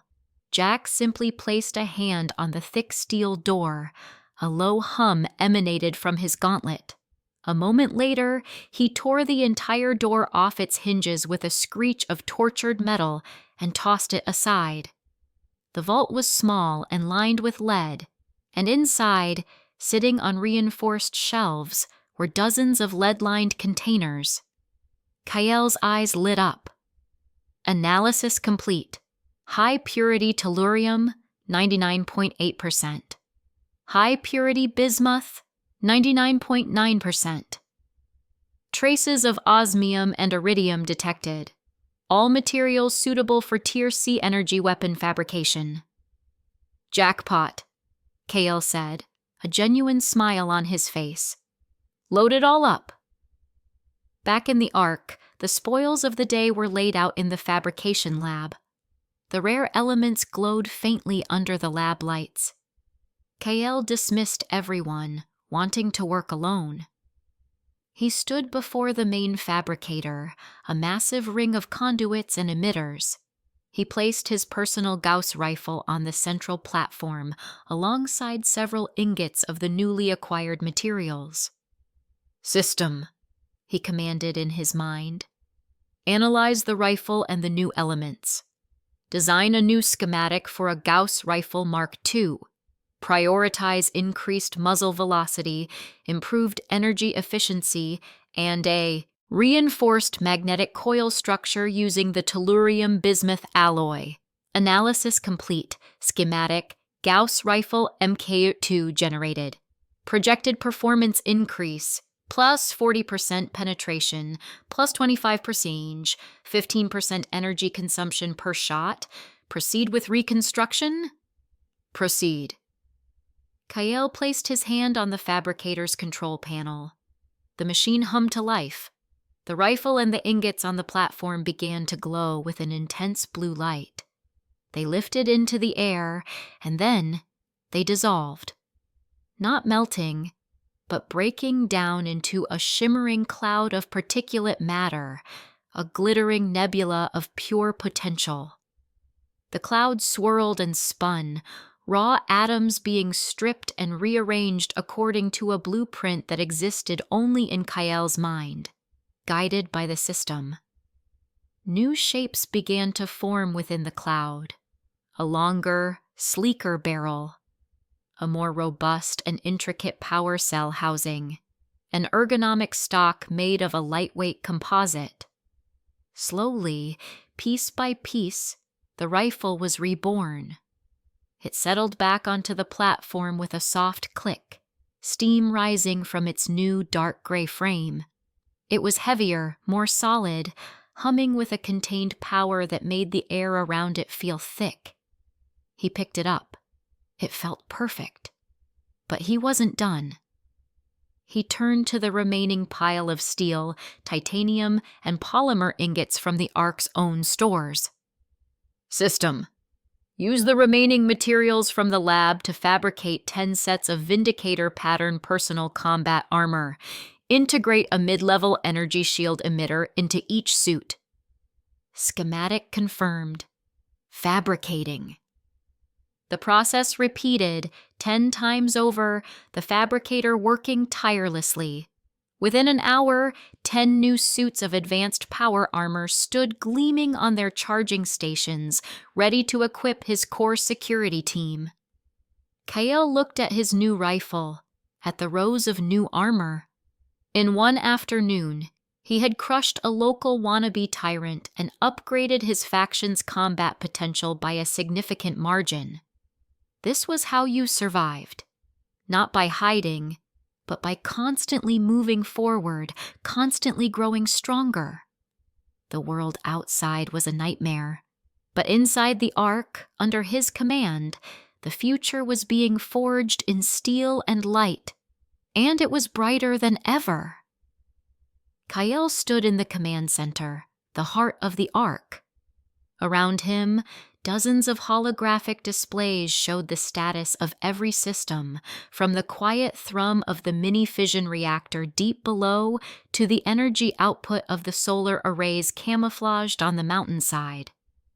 It was a symphony of controlled power, a testament to his foresight. The successful mission to the Blackwood Labs had already paid off. 10 of his elite security team were now outfitted in the new Vindicator armor, their combat effectiveness soaring. His new Gauss rifle Mukbar II was leaned against the command console, its presence a cold promise of violence. Suddenly, a calm synthetic voice echoed through the vast chamber. Intrusion attempt detected on encrypted satellite band 7. Attempt failed. Isolating and decoding the source transmission. Warning. Origin signal is weak and degrading. Kael's eyes snapped to the main screen. A new window popped up, displaying a chaotic string of data that Prometheus, his AI, was rapidly unscrambling. A few seconds later, the garbled text resolved into a desperate, fragmented message. Sister of Marcus Thorne, fleeing Apex. Have data. His weakness. Nature of the miracle. Need immediate evac. They are here. Bighorn Biomedical. Help me. I am Dr. Eris Thorne. The message cut out, replaced by a static hiss. Eris Thorne. The name hit Kael like a physical blow. He knew exactly who she was. The genius geneticist, the brains behind many of Apex's early advancements, and the one person Marcus Thorne seemed to show a sliver of genuine attachment to. The sister of his greatest rival. A woman running for her life from her own brother. This wasn't just a supply run. This was a goddamn intelligence goldmine falling right into his lap. Jax! Maya! To the command center now! Kael's voice was sharp, cutting through the Ark's calm atmosphere. Within a minute, the two of them entered. Jax, immense in his civilian fatigues, his presence as solid as the mountain around them. Maya, silent and lithe, moved like she was part of the shadows, her eyes missing nothing. They had already been briefed by Prometheus on their way here. Apex's top scientist wants out, Jax stated, his expression unreadable. It's either a god-tier opportunity or a trap. If it's a trap, the bait is too good to ignore, Maya countered, her voice low. Information on Marcus's weakness? That's worth the risk. Kael nodded, his gaze fixed on the map that now showed the Bighorn Biomedical Facility, a red dot blinking 150 miles to the west. My thoughts exactly. This is a game changer. We're going in. Full kit. Jax, you're in the new Vindicator suit. Maya, your Nyx suit is perfect for this. I'll take the 2nd Vanguard and provide overwatch. He grabbed his Gauss rifle. Let's go say hello to the doctor. There was no wasted motion. The vehicle bay doors hissed open, and the 2 Vanguards, sleek, angled beasts of war, rolled out into the twilight. They tore across the broken highways, their electric engines a near-silent hum against the vast, dead landscape. Inside the lead APC, Jack sat impassively in the gunner's seat, while Maya monitored a tactical display, her fingers dancing across the screen, tagging potential ambush points with practiced ease. In the 2nd Vanguard, Kyle networked the vehicle's long-range sensor suite with Prometheus. Give me a live feed of the target area. I want thermal, I want energy signatures, I want everything. Patching satellite imagery and drone overwatch. Displaying now. The main screen lit up with a bird's eye view of the Bighorn facility. It was a cluster of low-slung concrete buildings, a relic of the old world. A ring of a dozen heat signatures, Apex soldiers, their energy levels indicating they were all Tier E evolved, was tightening a perimeter. They moved with military precision. In the center building, a single frantic heat signature was barricading doors. That had to be Eris. Worse, the sensor picked up multiple non-humanoid energy traces in the surrounding woods. Void crawlers, drawn to the conflict like moths to a flame. They've got her cornered. Jax's voice crackled over the comm. They're not trying to capture her. This is a kill squad. Then we'll have to be faster, Kale replied, his voice chillingly calm. The Vanguards came to a halt on a ridge a full kilometer away from the facility, hidden behind a copse of dead pines. The Bighorn complex was laid out before them like a chessboard. Maya, you're up, Kyle commanded. The shadows are deep tonight. Take out their perimeter sentries. The 2 snipers on the southern water tower first. Go dark. No sound. No trace. Inside the lead vehicle, Maya just gave a single sharp nod. The side hatch hissed open. She slipped out and simply vanished.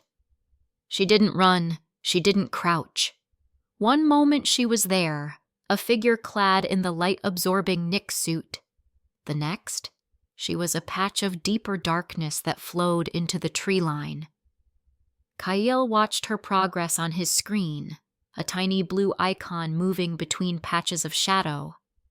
On the water tower, 2 Apex soldiers were scanning the area with night vision scopes. One of them paused, lowering his rifle to scratch his neck. In that instant, Maya's icon blinked right behind him. The man's heat signature flickered once, then went cold. He slumped forward without a sound. His partner turned, his mouth opening to yell, but the sound never came. A high-frequency blade, vibrating at a rate that severed molecular bonds, had already passed through his throat.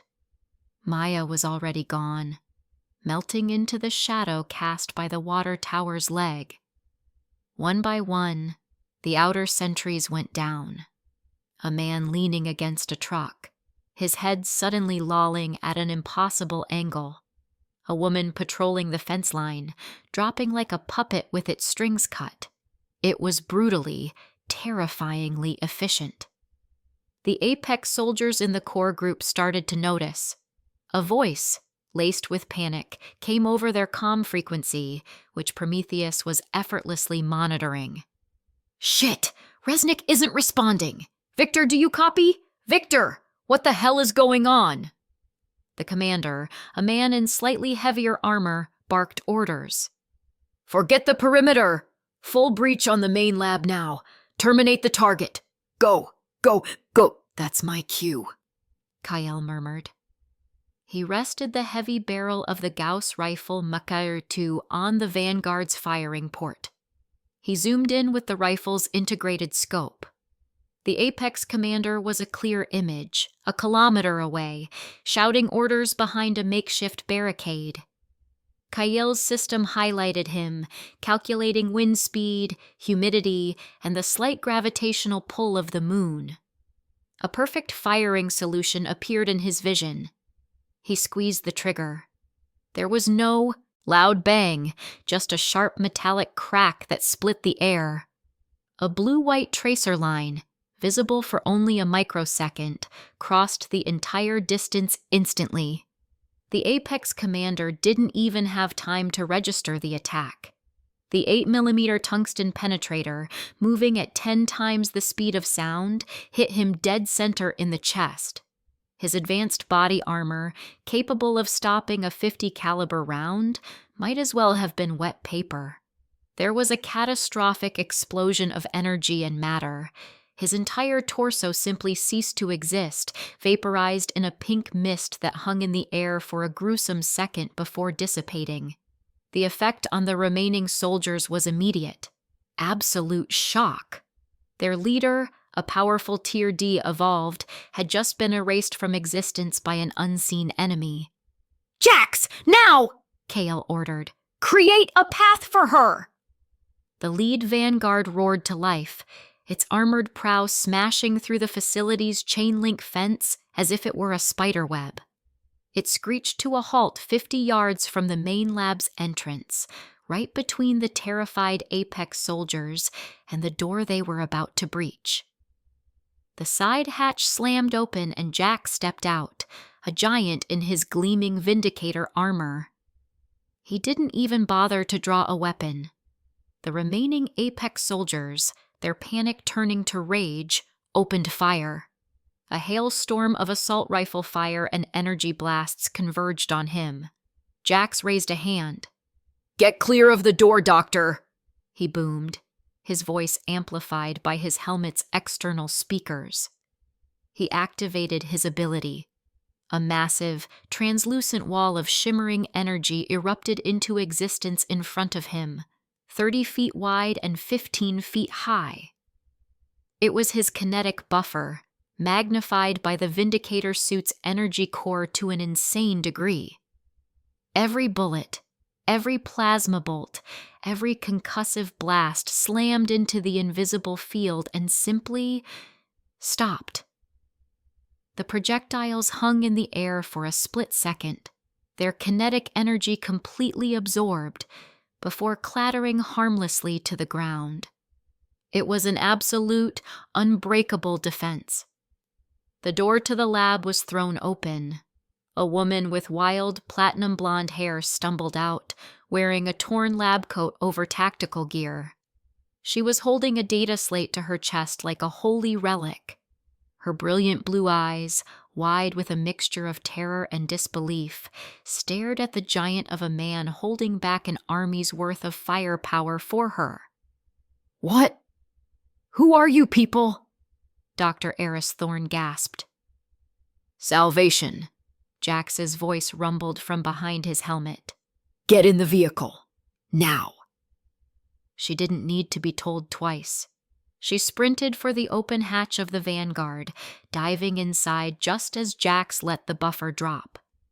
The remaining Apex soldiers, their ammo spent and their will broken, turned and fled into the darkness, where Maya and a handful of hungry void crawlers were waiting. The rescue was over in less than 5 minutes. Back inside the Vanguard, Eris Thorne stared at her rescuers. At Jax, the immovable wall of a man now taking off his helmet. At Maya, who had slipped back inside as silently as she had left, cleaning a drop of blood from her knife. And at the image of Kyle on the comm screen, his face calm and authoritative. "You have my thanks," Aris said, her voice regaining some of its composure. "I didn't think anyone would come." "Your message was compelling, Doctor." Kyle's voice came through the speaker. "The enemy of my enemy is a potential asset. Welcome to the winning side."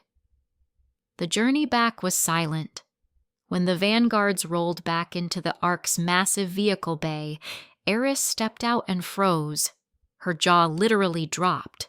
She saw the clean, well-lit spaces, the scores of uniformed personnel moving with purpose, the gleaming fabrication labs, the 10-story high hydroponics tower visible through a reinforced window. This wasn't a hole-in-the-wall survival shelter. This was a subterranean city-state, a bastion of technology and order that shouldn't exist in this broken world. "My God," she whispered, her scientific mind struggling to process the scale of it. "What is this place?" "This is the Ark," Kyle said, walking up to her in person for the first time. "And this," he said, gesturing to a sealed doorway, "is your new laboratory. It has everything you requested in your files, and more."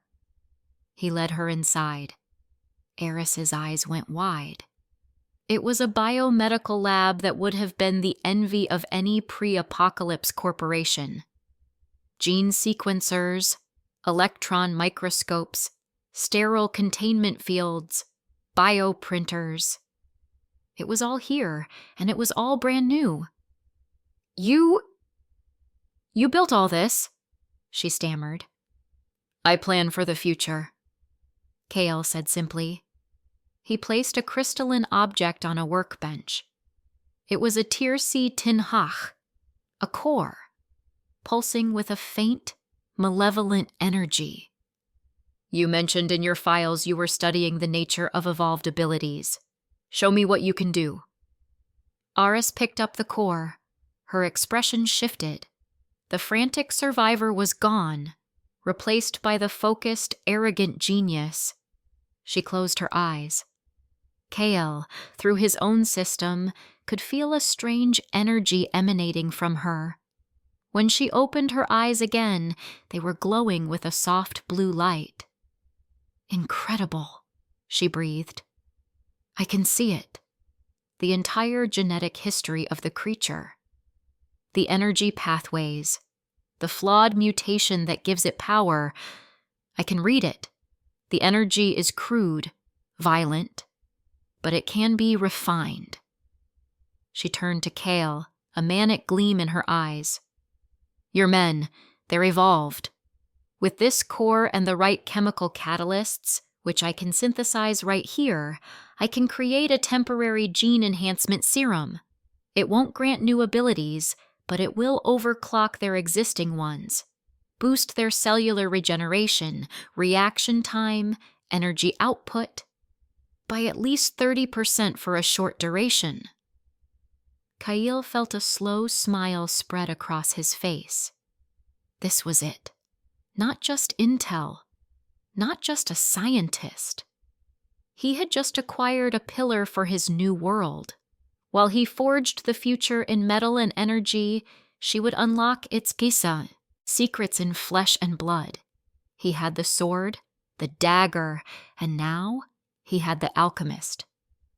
Marcus Thorne had made a fatal mistake letting his sister go, a mistake Kyle would make him pay for, one upgraded soldier and one decisive victory at a time.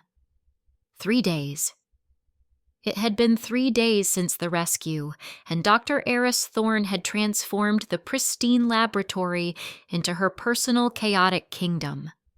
Data slates were scattered across every surface. Holographic schematics of DNA helices twisted in the air, and the low hum of advanced centrifuges was a constant background noise. She looked like she hadn't slept, subsisting entirely on nutrient paste and pure manic energy. When Kale entered, she didn't even look up from an electron microscope, her platinum hair now in a messy, pencil-stabbed bun. "The gene enhancement serum is stable," she announced, her voice sharp with triumph. "Batch 1 is complete. A 28% combat effectiveness boost for Tier E evolved, lasting approximately 15 minutes. Fewer side effects than anticipated. Cellular degradation is minimal." "Good work, Doctor," Kyle said, his voice echoing slightly in the large chamber. He looked at the neatly arranged vials of glowing blue liquid. Another powerful tool in his arsenal. You've earned your keep, and then some. Forget the serum! That's child's play!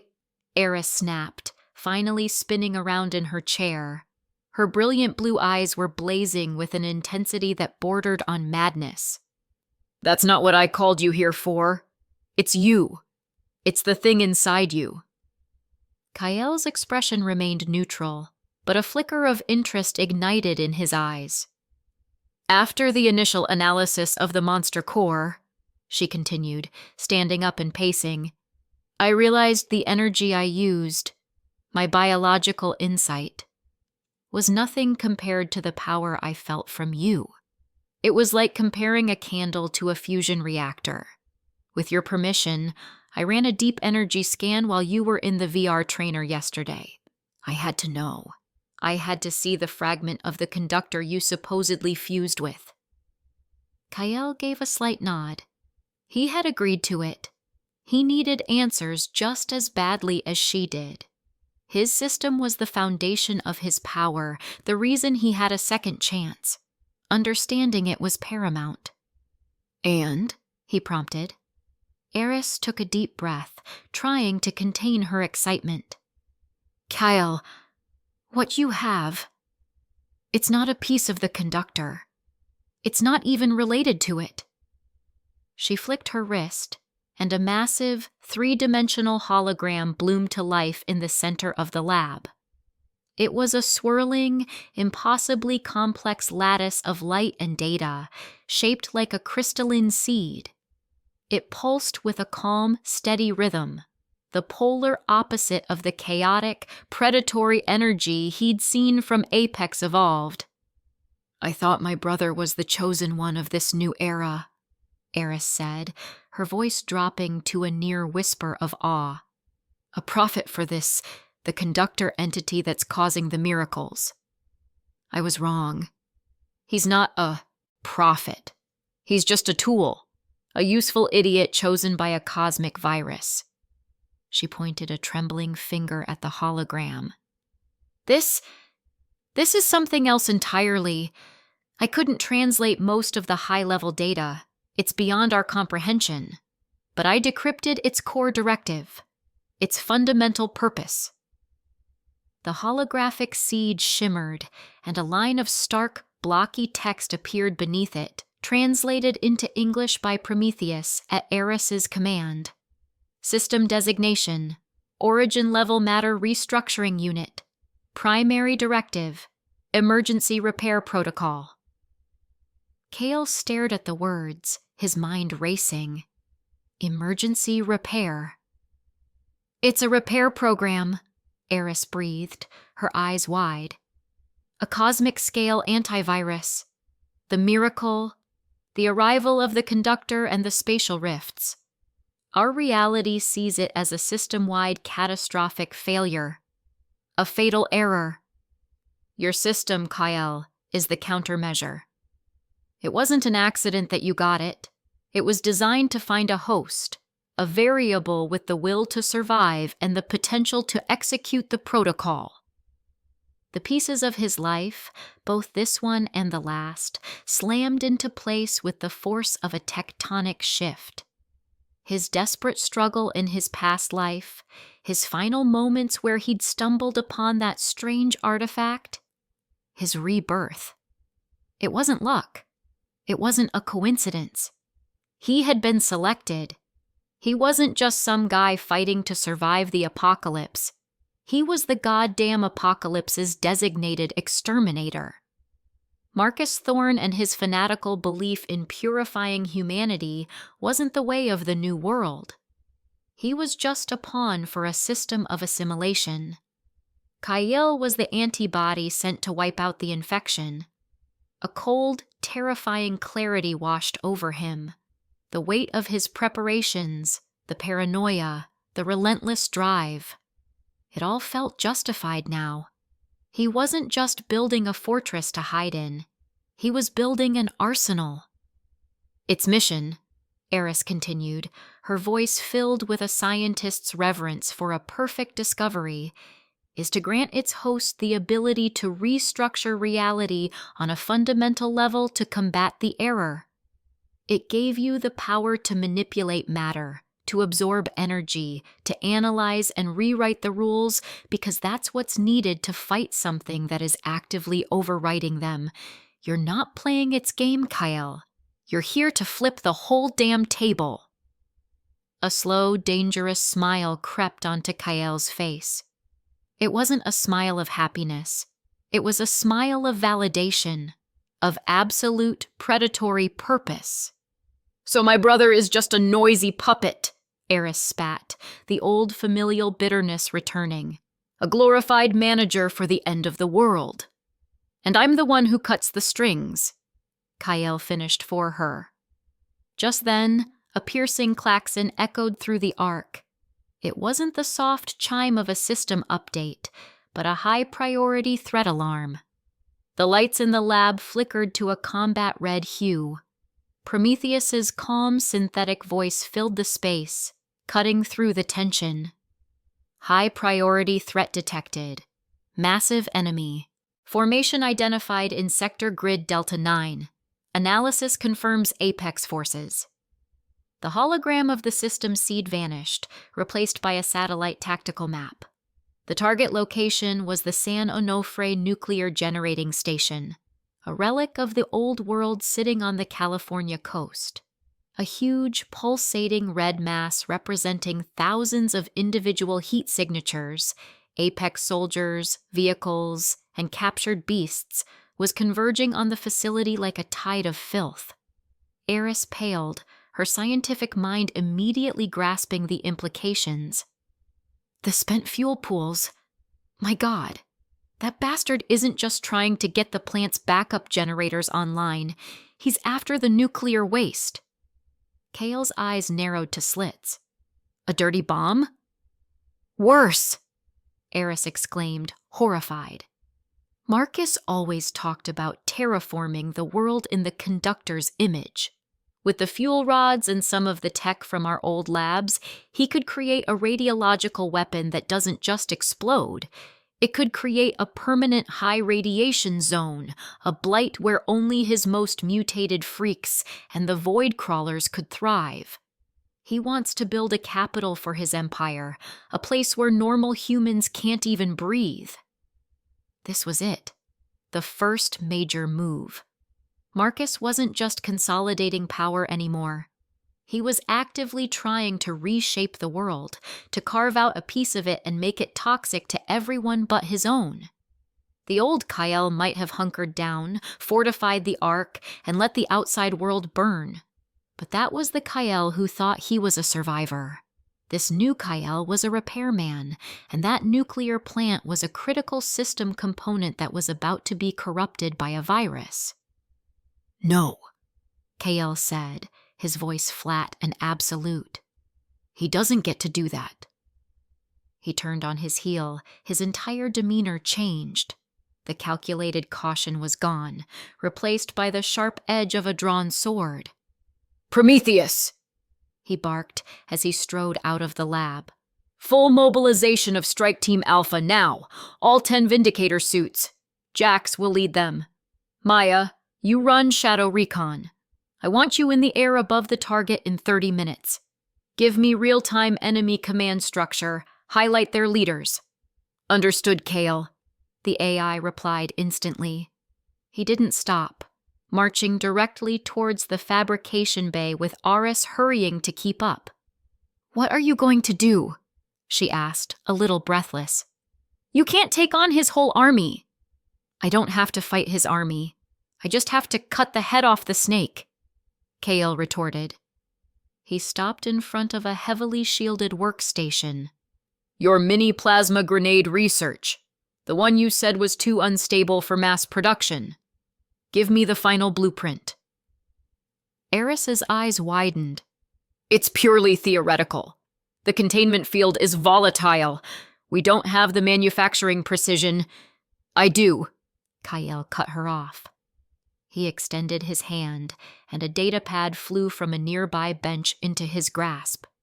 He downloaded the blueprint from Eris's server. He then turned to a pile of raw materials on an assembly table, a block of tungsten ceramic composite, a tray of microcapacitors, and a canister containing the shimmering, energy-rich pollen from a Solaris bloom. He closed his eyes. "System," he commanded internally, the link more intuitive and powerful than ever before. "Analyze materials, analyze blueprint, MPG I1. Identify structural flaws in the original design. Optimize. Initiate matter. Restructuring."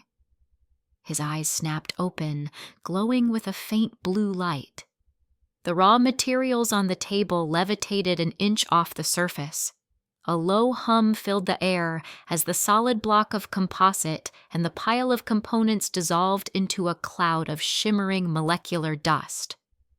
Under Kael's focused will, the dust cloud swirled and compressed, moving with an impossible, alien precision that no machine could ever replicate.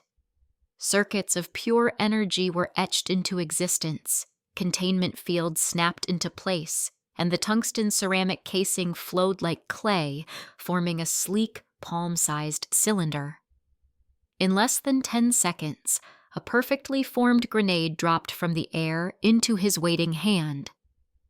It was cool to the touch, and a soft blue light pulsed from a seam in its center, a contained star waiting to be born.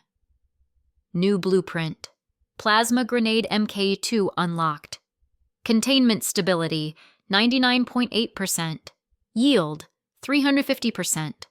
Higher than original spec. Mass production protocol available. Eris stared, her mouth agape. She had spent months on that theory. He had perfected and produced it in seconds. This wasn't science or technology. This was something else. This was creation. Kael tossed the grenade to a waiting maintenance drone. "Prometheus, replicate this.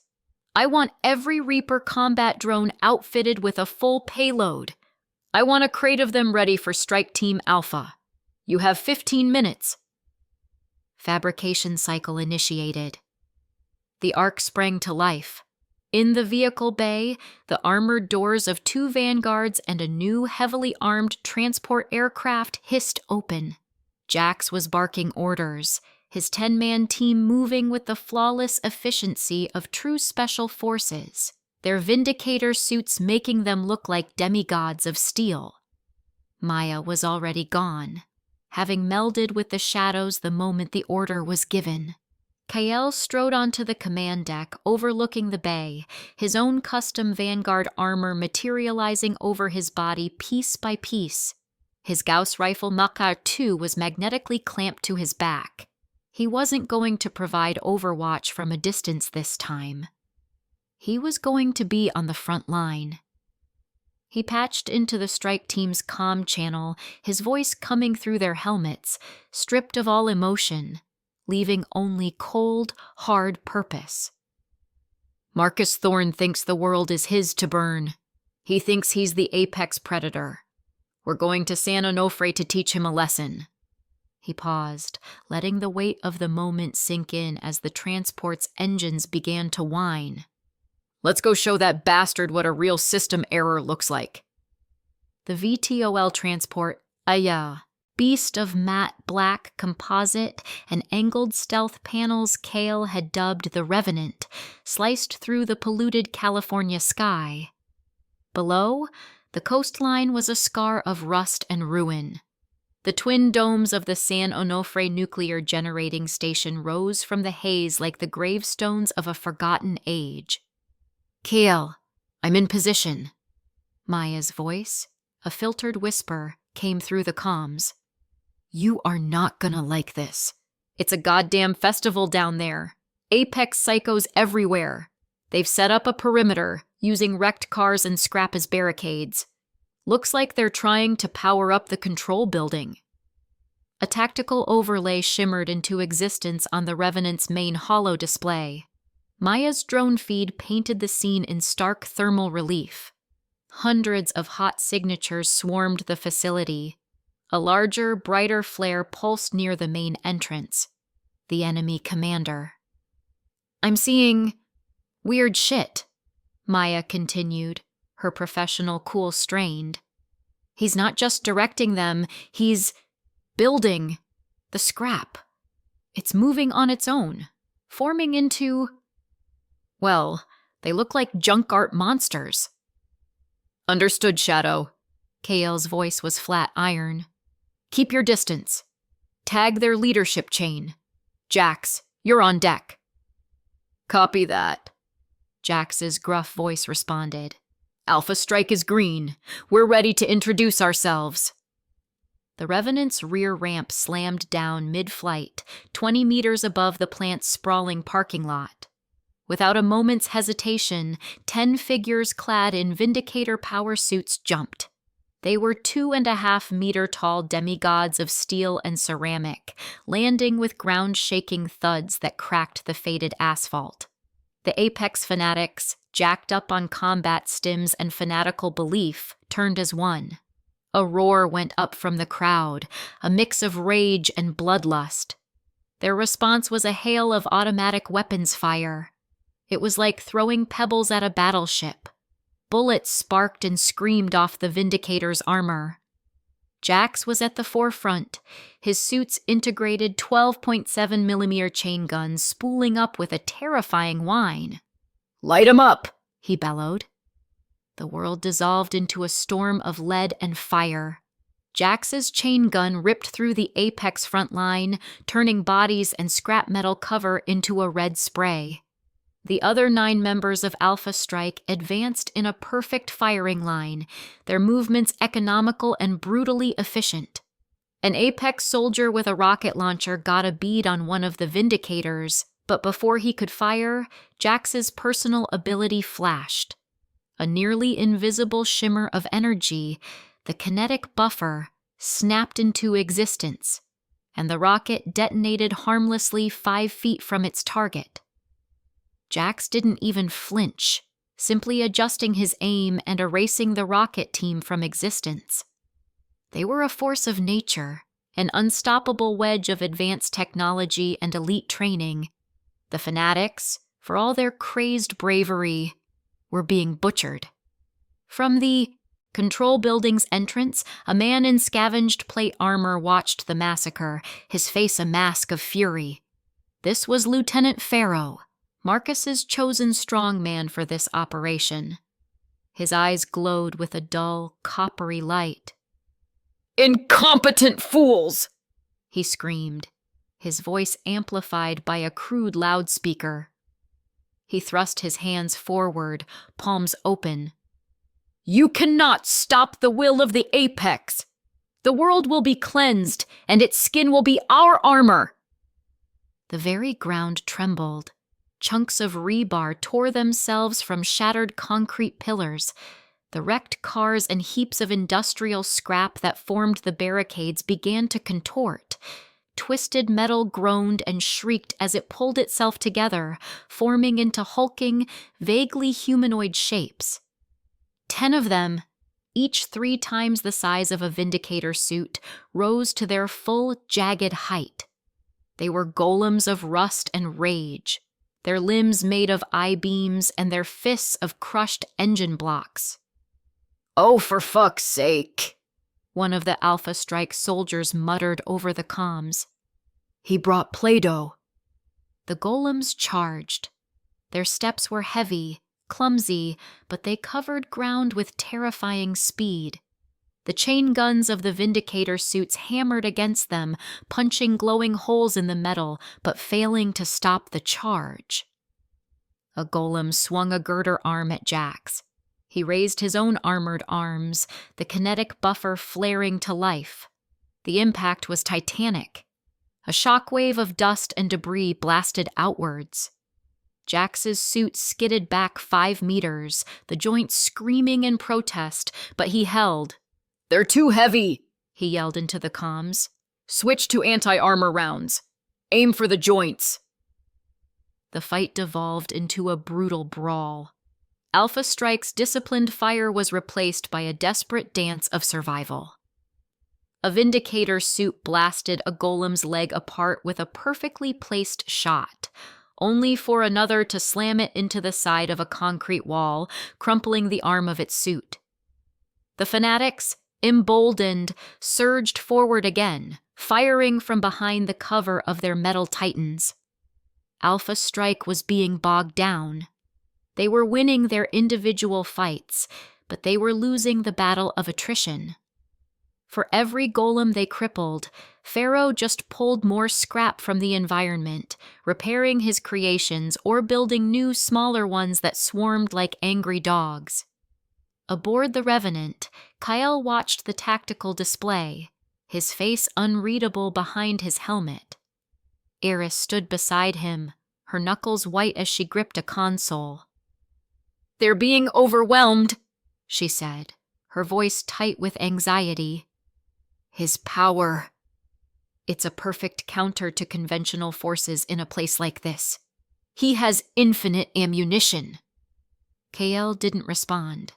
He simply watched as Jax's team was pushed back, forced into a defensive circle. He saw the strain on their suit energy levels.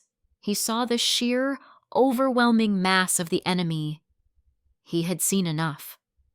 "Prometheus," he said, his voice dropping to a dangerous calm. "Take her up. Overwatch pattern Delta."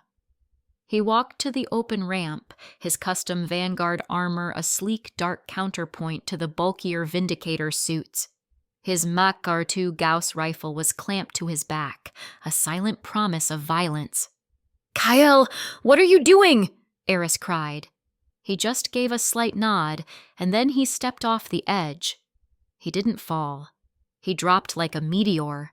His armor's thrusters fired in a single controlled burst, and he hit the ground 100 meters away from the main fight with an impact that sent a spiderweb of cracks through the concrete. Every head, Apex and Alpha Strike alike, turned towards the sound. Lieutenant Pharaoh squinted, a cruel smile spreading across his face as he saw the lone, sleeker suit. "Ah, the leader shows his face. Another tin can for me to crush. You are a fool to face me here. In this place, I am a god of metal." He gestured dramatically, and the largest of his golems, a monstrosity of welded-together truck chassis and razor wire, disengaged from Jax and stomped towards Kael. Kael stood perfectly still. He didn't raise his weapon. He didn't brace for impact. He simply lifted one hand, his palm open towards the charging behemoth. System, he thought. The connection to the origin-level unit clearer and more absolute than ever before. Domain. Widen the field. Target all foreign metal constructs. Directive. Deconstruct. Pharaoh felt it first. A sudden, complete severing. His connection to his golems, the power he had reveled in, just vanished. It wasn't blocked or resisted. It was overwritten by a command so fundamentally superior that his own felt like a child's whisper in a hurricane. His eyes went wide with sheer, uncomprehending terror. The golem charging Kael stopped dead, a mere 10 feet away. It shuddered. Then, its sharp, solid edges began to blur. The welded seams flowed like liquid. The entire 10-ton construct dissolved, not into pieces, but into a silent, shimmering cloud of microscopic metallic particles. It wasn't just that one.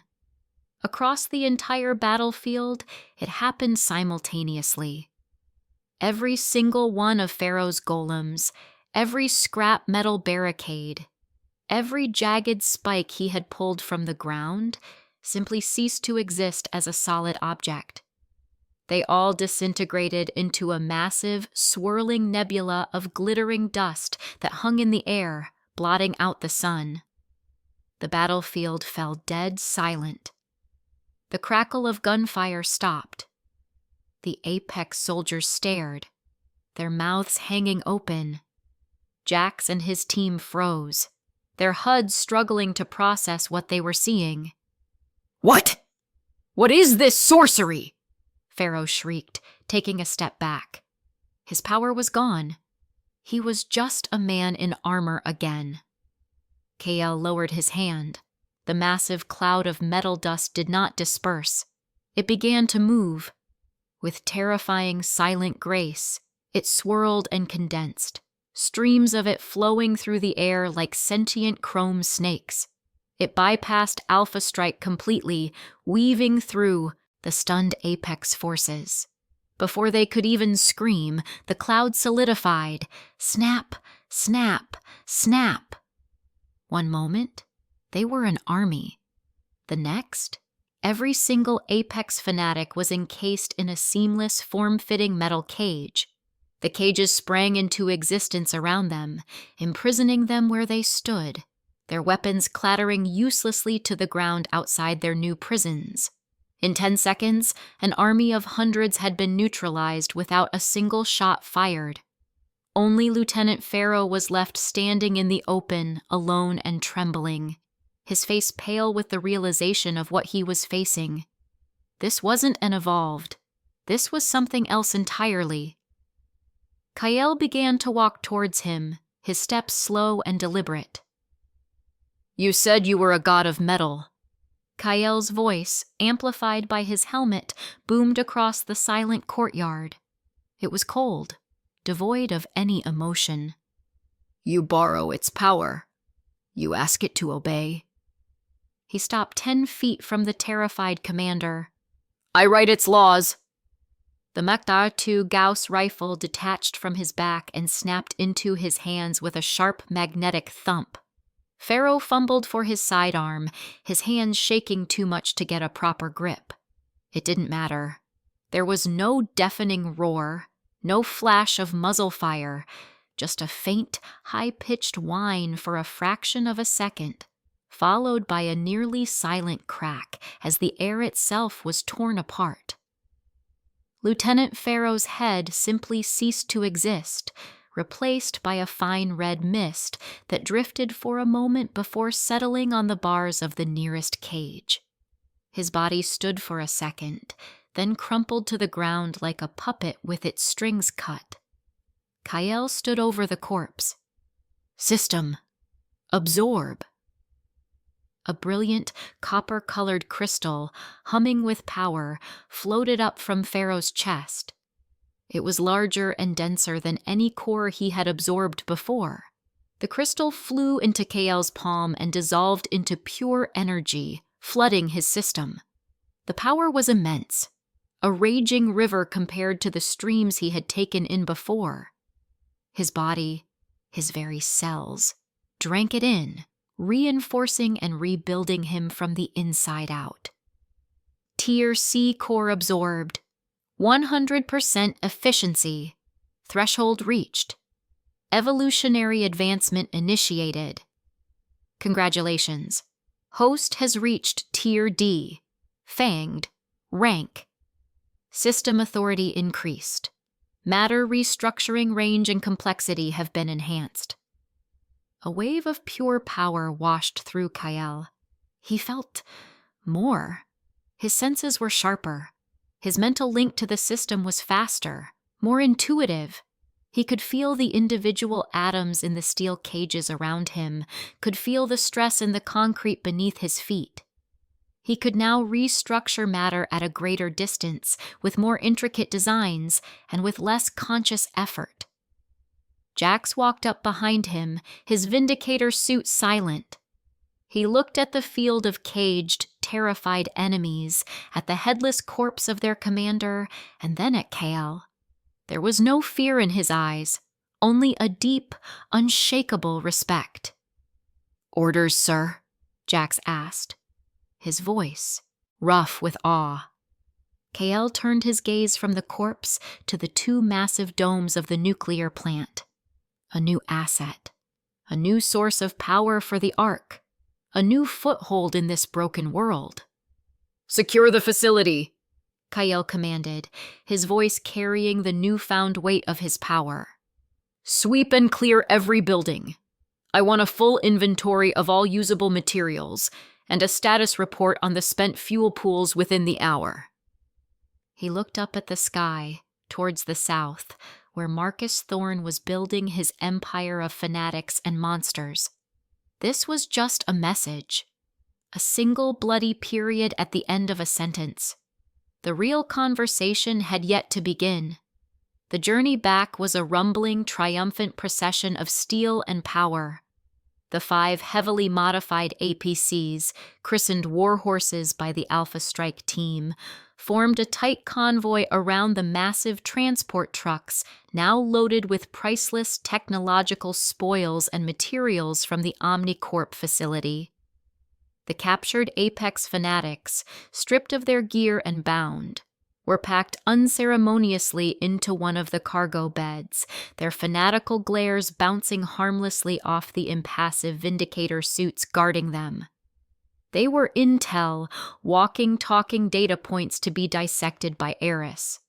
Inside the lead warhorse, the atmosphere was thick with the afterglow of a flawless victory. Kyle sat in the commander's seat, the sleek lines of his Vanguard armor a stark contrast to the bulky, battle-worn Vindicators of Jax and his men. The helmet was retracted, revealing a face that was calm, almost detached, as he watched the ruined Californian landscape slide by through the armored viewport.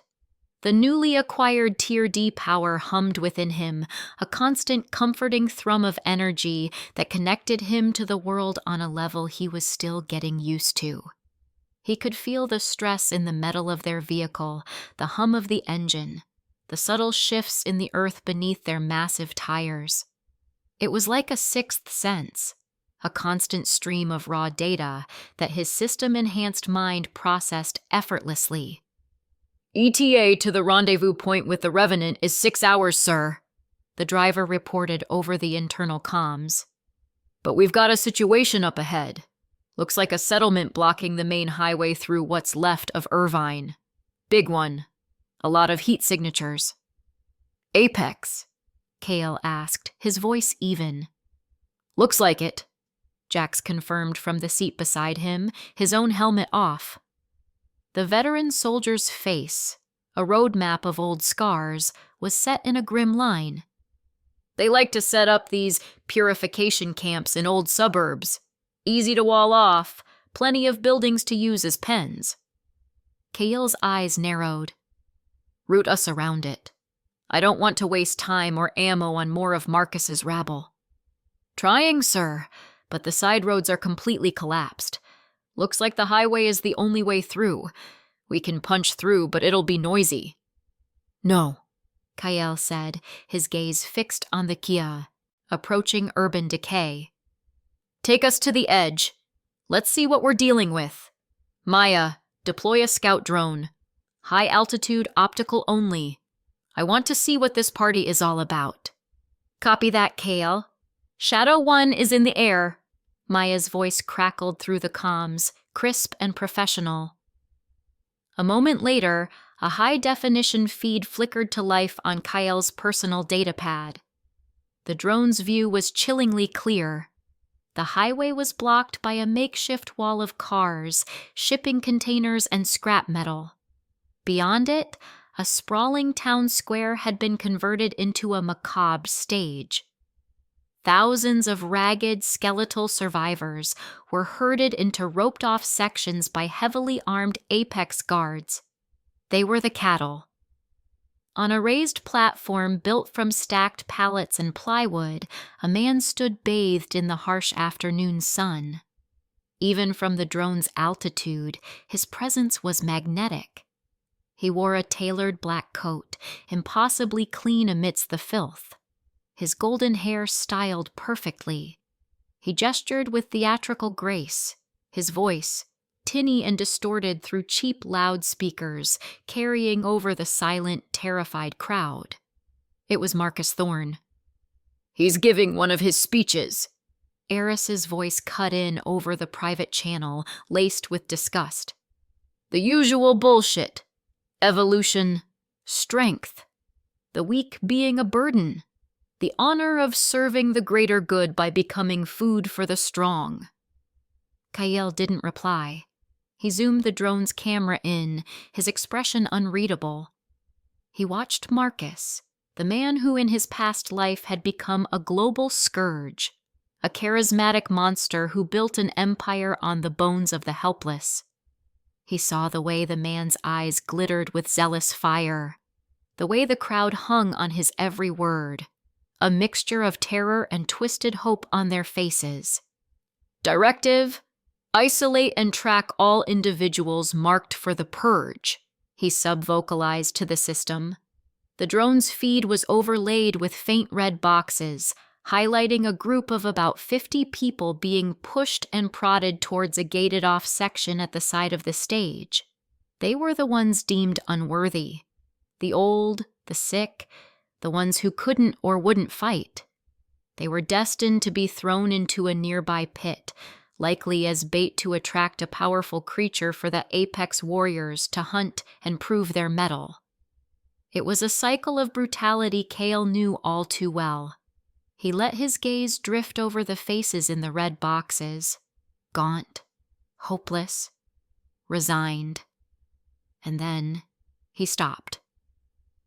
The camera zoomed in further, the image stabilizing with crystalline clarity. There, huddled together, were two men.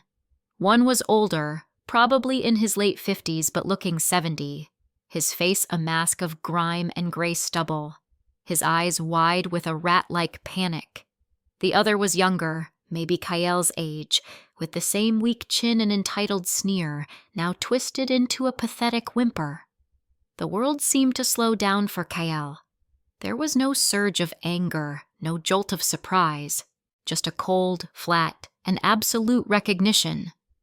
John, his father, and Kevin, his stepbrother. The men who had stood in the doorway of their clean, comfortable suburban home while his mother cried on the lawn.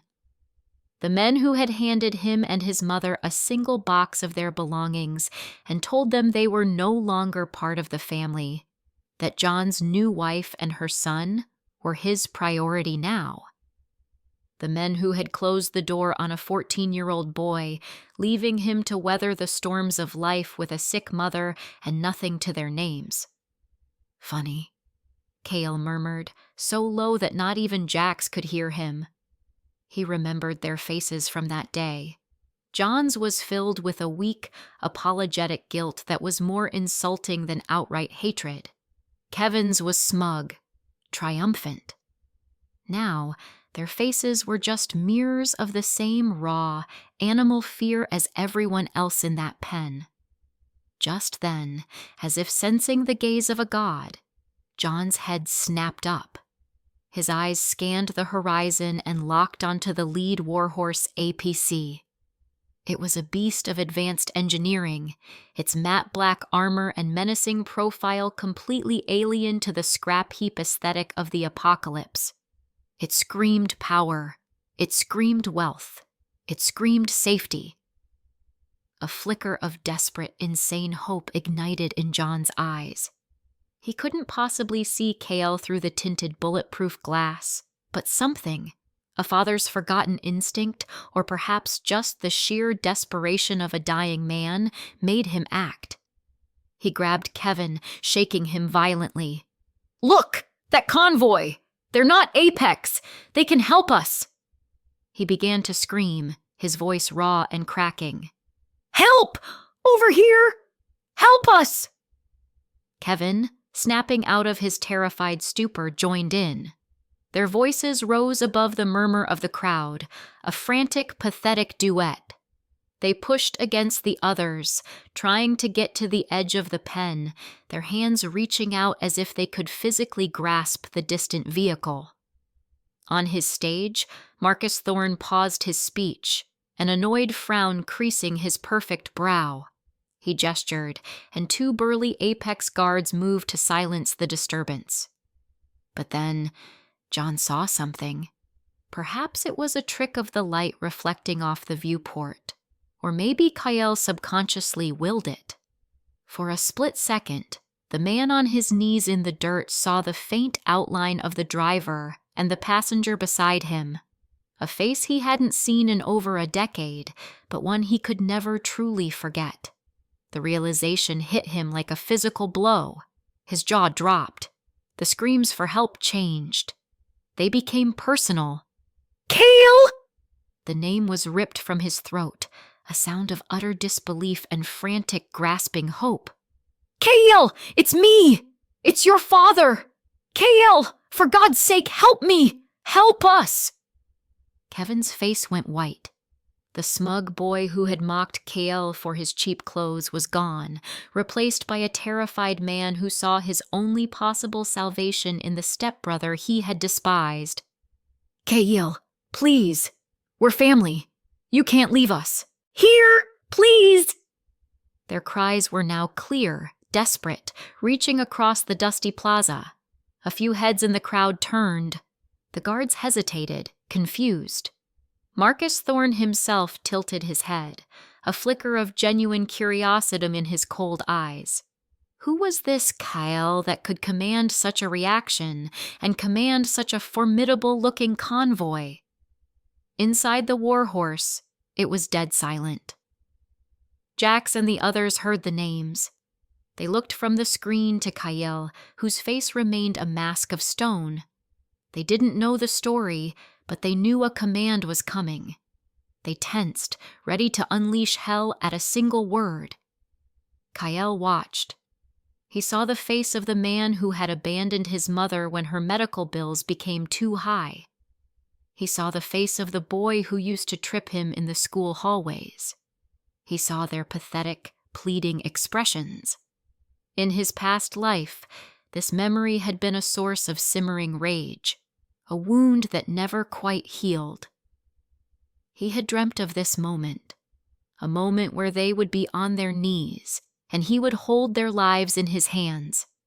He thought he would feel triumph. He thought he would feel a vicious satisfaction. He felt nothing. It was like watching a documentary about two strangers. Their fate was sealed the moment they closed that door all those years ago. Their path had led them here, to the judgment of Marcus Thorne. His own path had led him to this armored seat, on his way to build a fortress of survival. The universe had a strange, brutal sense of balance. He didn't need to lift a finger. Revenge was a waste of energy. Their suffering was not his concern. Their salvation was not his responsibility. The debt was paid, not by his hand, but by theirs. "Driver," Kael said, his voice as cold and empty as deep space. "Drive on, straight through the barricade." Jax's head snapped towards him, a question in his eyes, but it vanished as soon as he saw the finality in Kael's expression. He understood. This wasn't a tactical decision. It was a personal one, and he would back his commander, no questions asked. "You heard him," Jax's voice boomed through the APC's internal comms. "Ramming speed. Plow through that junk pile."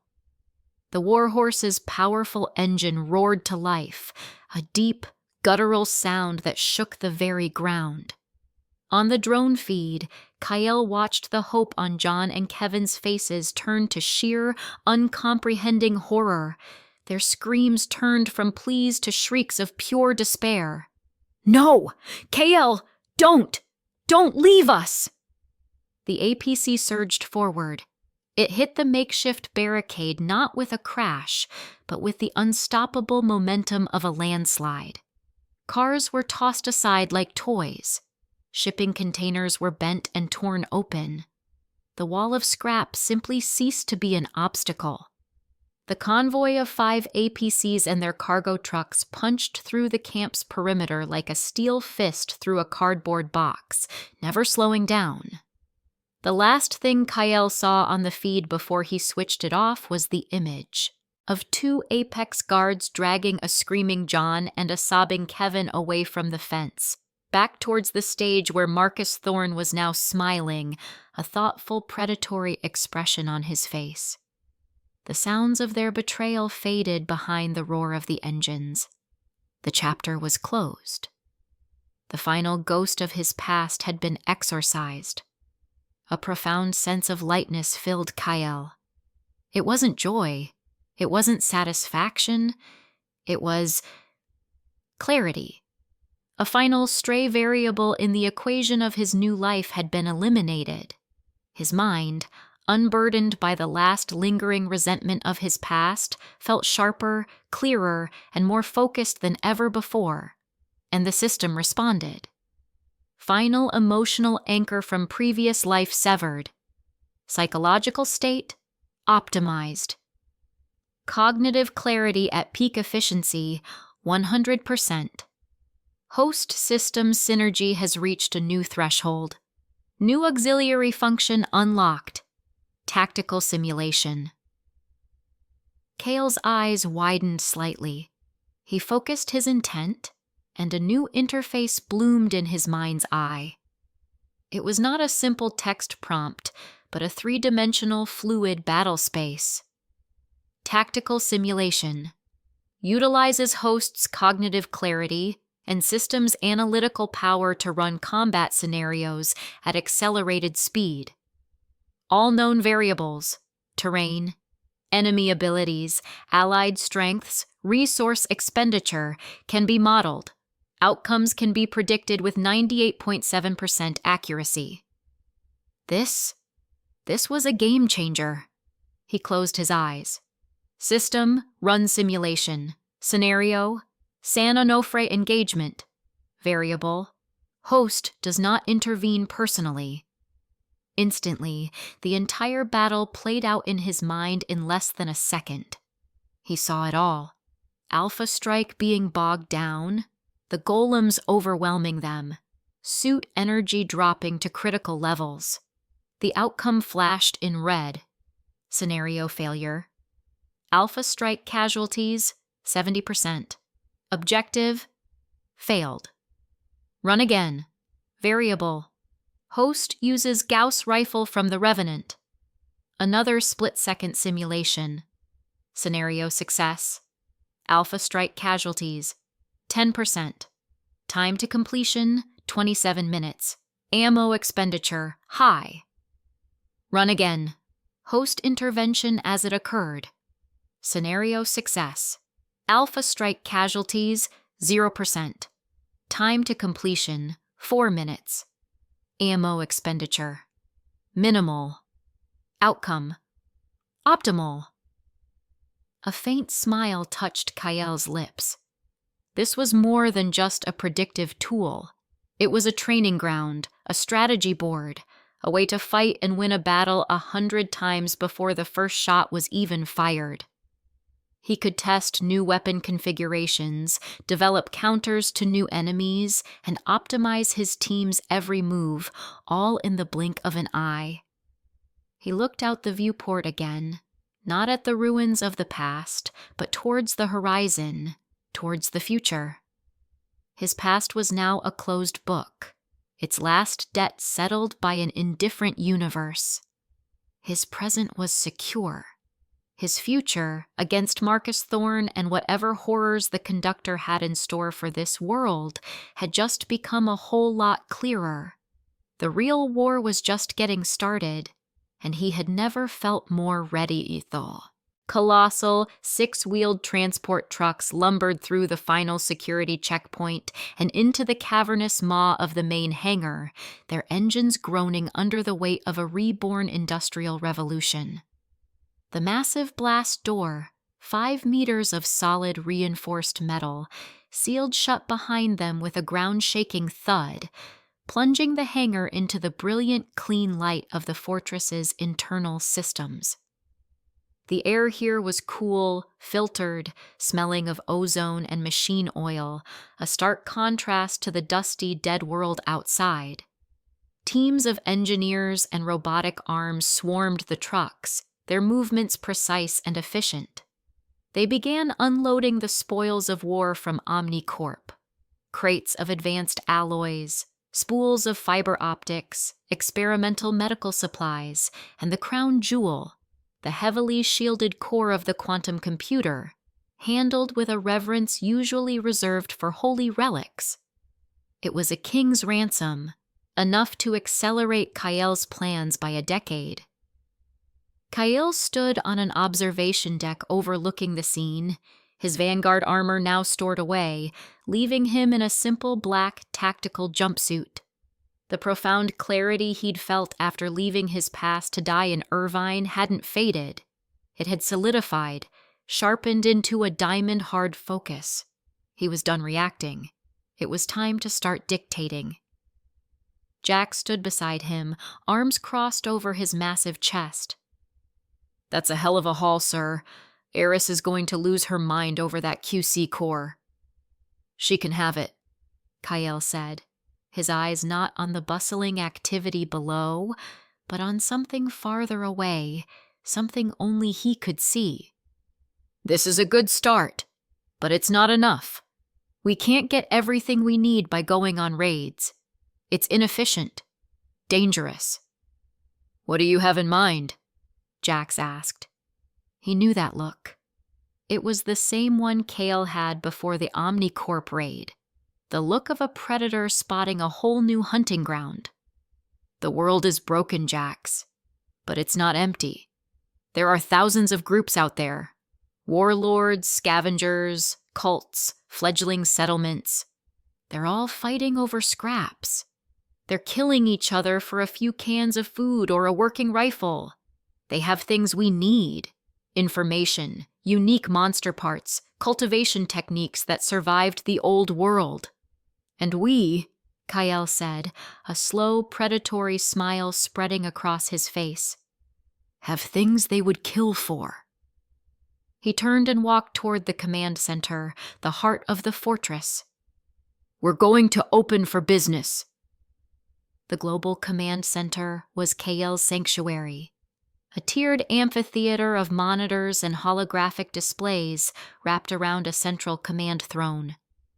From here, he could monitor every system in the base, control every drone, and, thanks to his private satellite network, touch any corner of the globe.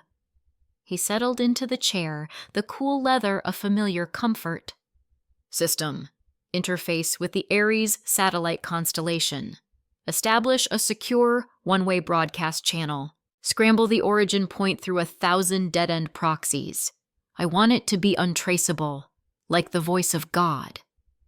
Command acknowledged. "Aries. Constellation online. Establishing Ghost Protocol broadcast. Origin point obfuscated." On the main screen, a world map appeared, dotted with hundreds of known communication hubs, flickering signals from makeshift radio towers, salvaged military comms, and even desperate shouts on old shortwave frequencies. Kael's broadcast would hit them all. "Aris," he spoke into the comms. "I need you." A moment later, the brilliant geneticist strode in, her white lab coat immaculate as always. "I'm in the middle of preparing the QC for integration. This had better be important." "It is," Kael said, gesturing to the world map. "We're holding an auction." Eris's eyebrows shot up above her silver-framed glasses. "An auction? Are you serious? We're a fortress, not eBay." "We're about to be both," Kael countered. "I'm going to offer them a taste of what we have.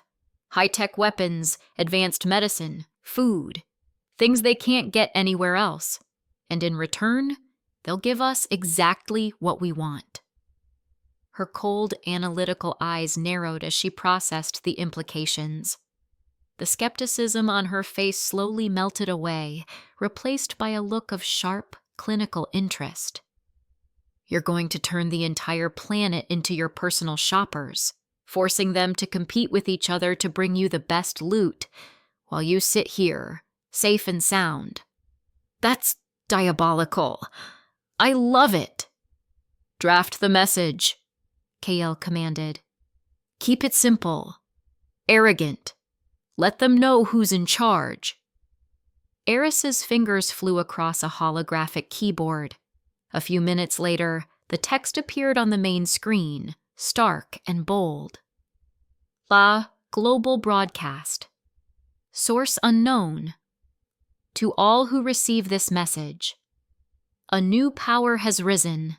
We are the Fortress. We are hosting an auction for survival. For sale. Technology beyond your comprehension. Weapons that make monsters a joke. Medicine that cures the incurable. Payment accepted. High-grade energy cores. C-grade minimum. Tested cultivation techniques. B-grade minimum.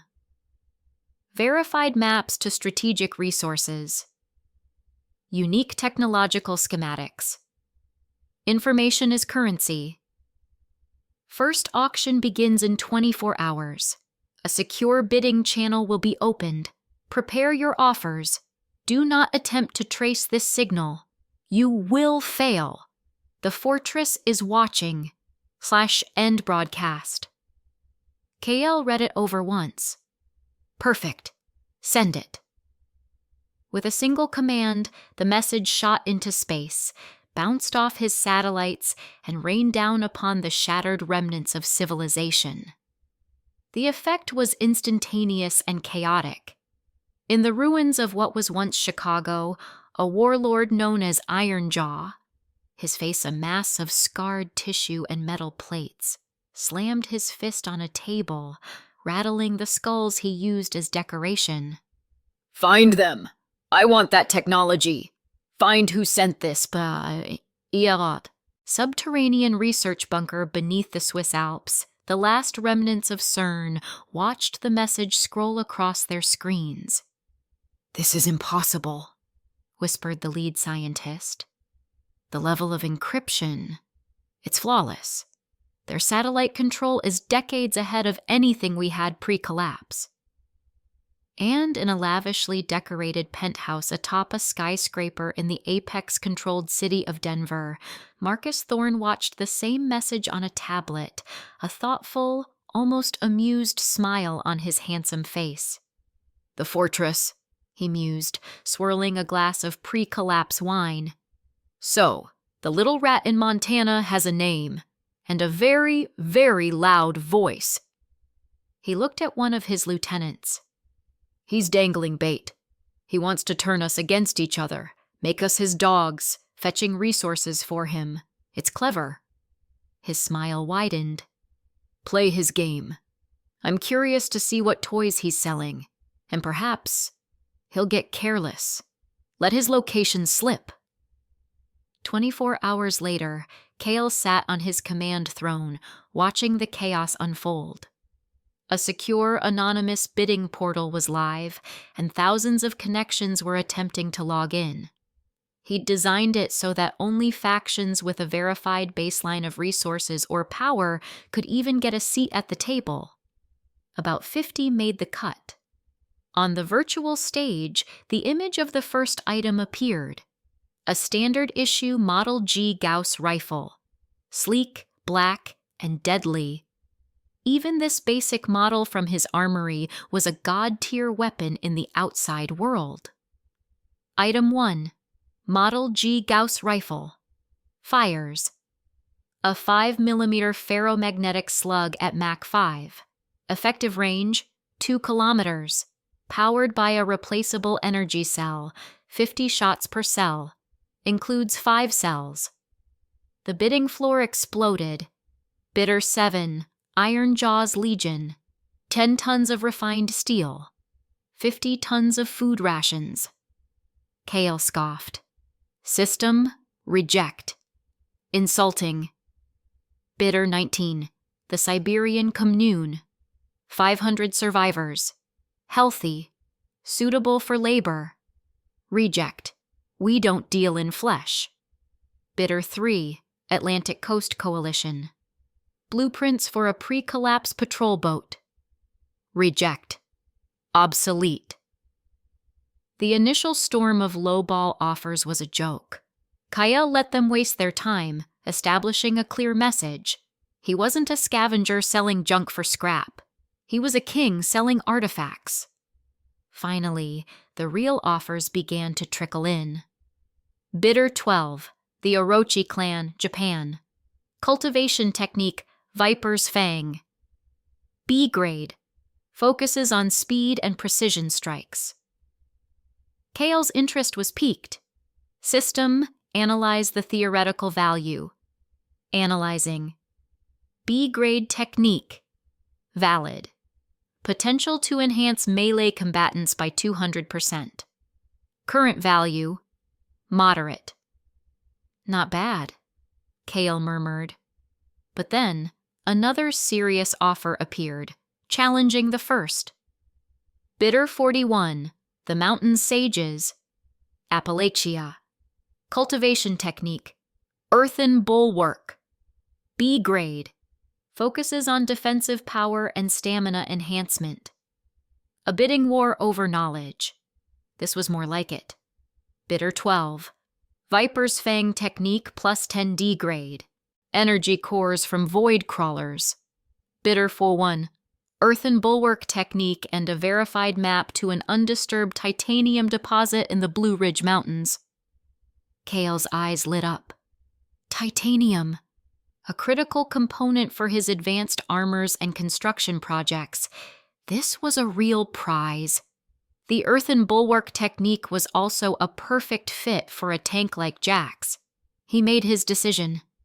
System, award the bid to Bidder 41. Initiate the transfer. A series of secure windows popped up on his private display. Transaction initiated. Receiving data packet. Earthen Bulwark.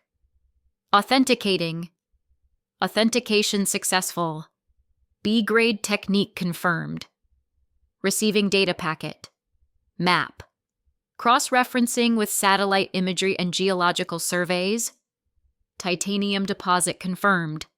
Estimated yield, 80,000 metric tons. Payment received. Sending item. Send it, Kale commanded. Item schematics and assembly instructions for Model G Gauss rifle encrypted and sent to Bidder 41. A logistics drone has been dispatched from a remote cache to deliver the physical item and 5 energy cells to the designated coordinates. ETA, 4 hours. The auction for the first item was over. The portal went dark with a message promising the next auction in 1 week. Kale leaned back in his throne, a profound sense of power washing over him. He hadn't fired a shot. He hadn't risked a single life. But in the space of an hour, he had acquired a priceless map and a powerful new ability for his top soldier, all in exchange for a single rifle from his massive arsenal. He hadn't just won a battle, he had manipulated the entire global battlefield to his advantage. He made his enemies fight and bleed to gather resources for him. System, he thought, a sharp command in his mind. Analyze the Earthen Bulwark technique. Break it down to its core principles. Find its synergies and flaws. Then, use the data to create a custom-optimized cultivation path for Jax. Command acknowledged. Analyzing Earthen Bulwark. Deconstructing energy pathways. Isolating kinetic absorption principles. Cross-referencing with host Jax Riley's kinetic buffer ability. Synergy detected, 87%. Creating optimized cultivation path. Aegis Protocol. Integrates Earthen Bulwark. Principles with kinetic buffer. Projected efficiency increase for Jax. Riley, 450%. Potential to evolve ability to Kinetic Fortress at next rank up. A faint, satisfied smile touched Kale's lips. This was the true power. Not just having the best gear, but having a system that could turn the world's scattered knowledge into direct, overwhelming power for his people. He stood up and walked to the main viewport, which now showed a real-time satellite image of the Blue Ridge Mountains, the newly acquired titanium deposit highlighted in a glowing blue aura. He had sown the seeds of conflict and desire across the globe, and now the harvest was beginning to roll in. He wasn't just a survivor anymore. He wasn't just the master of a fortress. He was the new world's merchant of death and its sole purveyor of hope. And business was just getting started. The first auction was a declaration of war on the old world's scarcity. The data that flowed back into the fortress was more valuable than any weapon. Buried within a flood of worthless intel, bartered for a single case of advanced antibiotics, was the real prize. A disgraced Omnicorp scientist, hiding in a bunker in the Rockies, had traded his life's work for a chance to cure his irradiated daughter. His life's work was a detailed intelligence report on his former employer. And at the heart of that report was the Holy Grail, a nearly complete quantum computer core sitting dormant in the deepest sublevel of Omnicorp's primary R&D campus in what used to be Silicon Valley. Kale stared at the holographic projection of the facility, his mind already racing 5 steps ahead. The base's AI, which he'd named Prometheus, was a powerful tool, but it was still just a brilliant machine running on classical computing. A QC core would be like giving it a soul. It would elevate Prometheus from a master strategist to a true oracle, capable of running predictive models so complex they could map the future. This wasn't an optional upgrade. It was the next evolutionary leap for his entire operation. "Get Jax, Eris, and Maya to the command center, now." Kael's voice was flat, but it carried an authority that made the comms officer snap to attention. Minutes later, his inner circle assembled. Jax stood like a granite statue, his presence alone making the room feel more secure. Maya leaned against a wall in the shadows, almost invisible if you weren't looking for her. Eris strode in, her white coat a beacon of sterile order in a chaotic world, her eyes immediately locking onto the Omnicorp schematic. "Don't tell me we're going on another field trip so soon," Eris said, though her intrigued tone betrayed her words. "I haven't even fully integrated the last haul." "This one is different," Kael said, magnifying the image of the QC core. "This is the prize. With this, Prometheus could design new alloys in seconds instead of hours. It could crack any encryption on the planet, predict monster migration patterns, and model combat outcomes with near-perfect accuracy. For you, Eris, it could simulate genetic mutations and drug interactions in virtual space, accelerating your research by a factor of 1,000. Eris pushed her glasses up her nose, her breath fogging the lenses for a second. The cool professional mask cracked, revealing the raw hunger of a scientist staring at a new frontier. "My God, do you know what I could do with that? I could map the source code of the divine miracle itself. I could design retroviruses to counter monster abilities." "Exactly," Kael cut her off. "Which is why we're going to get it." "What's the catch?" Jax's voice was a low rumble. He pointed a thick finger at the map. "That's 2,000 kilometers away. We'd be passing through the territories of at least a dozen wannabe warlords, not to mention whatever Apex has crawling around out there." "The catch is that it's a fortress." Kael zoomed out, showing the entire campus. Automated defenses, patrol drones, probably a few of Omnicorp's special projects still skittering around in the vents, and according to this intel, Apex has a listening post nearby. They've been trying to get in for months and failing. They know what's inside. Maya spoke for the first time, her voice a soft whisper that cut through the air. A heavily defended target, with a powerful enemy faction already on site. High risk. High reward, Kael countered. "We're not going in blind, and we're not going in loud. We're going prepared." He turned to his command throne. "Prometheus, assemble the expeditionary force." I want 3 Warhound heavy APCs fully loaded, ammunition, supplies, medical gear. Pick 20 of our best soldiers, veterans only. Jax, your field commander. Maya, your lead recon. I'm going with you. Jax nodded once. No argument. If Kale thought it was important enough to go himself, then it was. A risky move, Kyle, Eris warned. The fortress needs its king. And the king needs a better crown, Kyle replied, a cold fire in his eyes. Get the convoy ready. We leave in 1 hour. 3 monstrous vehicles, each the size of a small house on 8 massive wheels, stood humming in the main hangar. The Warhounds were Kyle's custom design, built with the alloys from the first raids and brought to life by the fortress's automated factories. Their sloped armor could deflect anti-tank rounds, and their turrets bristled with a combination of 12.7mm machine guns and mini railguns. They were mobile fortresses. 20 elite soldiers, clad in matte black combat armor, performed final checks on their Gauss rifles. They were the best of the best. Survivors Kyle had personally recruited, their loyalty forged in the life-or-death reality of the new world. Kyle, wearing a lighter version of his Vanguard armor, swung himself into the command seat of the lead Warhound. The cockpit lit up, holographic displays shimmering to life, showing tactical data, satellite feeds, and the vital signs of every soldier in the convoy.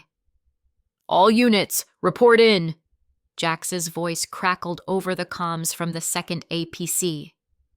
Warhound 2, green. Warhound 3, green. Let's roll, Kale ordered. The 5-meter-thick blast door slid open, revealing the dead gray landscape of Montana. The convoy rolled out, its powerful engines a stark contrast to the silence of the outside world. The journey south had begun. For 3 days, they drove. They thundered down fractured highways that were little more than graveyards of rusted cars. They passed through the skeletal remains of towns, their buildings hollowed out and silent, picked clean by years of desperation. The world outside the APC's armored hull was a monotonous canvas of brown and gray, a world bled of life and color. This was the reality for everyone else, a constant grinding struggle for survival. On the 4th day, as they crossed the border into the blasted plains of Nevada, Prometheus's voice echoed in Kale's helmet. Warning! Unidentified convoy approaching. Estimated 5 vehicles. Signatures do not match any known hostile factions. They are not Apex. On the main viewer, Kale saw them. A collection of rugged, heavily modified all-terrain vehicles, more like research stations on wheels than war machines. They weren't flying any flags of aggression. Hold position, Kale ordered. Jax, defensive formation. Turrets on standby. Don't fire unless I give the word. The 3 Warhounds formed a triangular bastion on the cracked asphalt of the old interstate.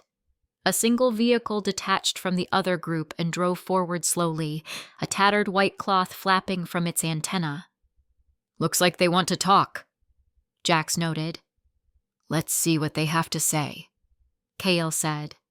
He opened a direct localized comm channel. This is Fortress Command. Identify yourselves. A calm, pragmatic voice came back. We have many names. Warlords call us spies. Survivors call us merchants. We call ourselves the cartographers. We're just passing through. We have no quarrel with you. The cartographers. Kyle knew of them from the auction's data streams. The neutral faction obsessed with mapping the new world. They were information brokers of the highest caliber. You're a long way from any known route, Kale stated, his voice hard. What do you want? The same thing you do, it seems, the voice replied. Information. We've been tracking your convoy for a day. We've never seen vehicles like this. Your technology is impressive. You're headed south, deep south, into Silicon Valley, if our guess is right. That's a bad neighborhood. I'm aware of the risks, Kyle said. Are you? The man's voice held a note of amusement. Are you aware of the B-rank tyrant lizard that's made a nest in the Diablo range right on your current path? It's sleeping, but the vibrations from your heavy trucks will be a dinner bell. Are you aware that the Apex patrol routes have changed in the last 48 hours? They've set up a new kill zone in the Altamont Pass, a perfect spot to trap a convoy like yours. Kyle's eyes narrowed. This information was fresh. Fresher than his own satellite intel, which only showed the terrain, not the things living in it. What's your price? Kyle asked, getting straight to the point. You have things we can't find. Things the Earth doesn't make anymore. We want 100 gallons of clean, non-irradiated water. And food, not canned garbage. Real food. It was a laughable price for the lives of his men and the success of the mission. Idiots like Ironjaw would have tried to kill them and take the information. Marcus would have tried to manipulate them into servitude. Kale saw them for what they were, a valuable resource. Done, Kale said. Send one person over with the data slate. We'll make the trade. A few minutes later, a lone figure in a dust-colored explorer's outfit walked into the space between the two convoys. One of Kyle's soldiers met him, exchanging a secured data slate for 2 large water containers and a crate of nutrient bars from the Warhound's stores. The cartographer on the comms spoke again. The data is encrypted. The key is, the world changed, but the maps must remain. A pleasure doing business with you, Fortress Command. You're not like the others. You think ahead. With that, their convoy turned and trundled off, disappearing over the horizon.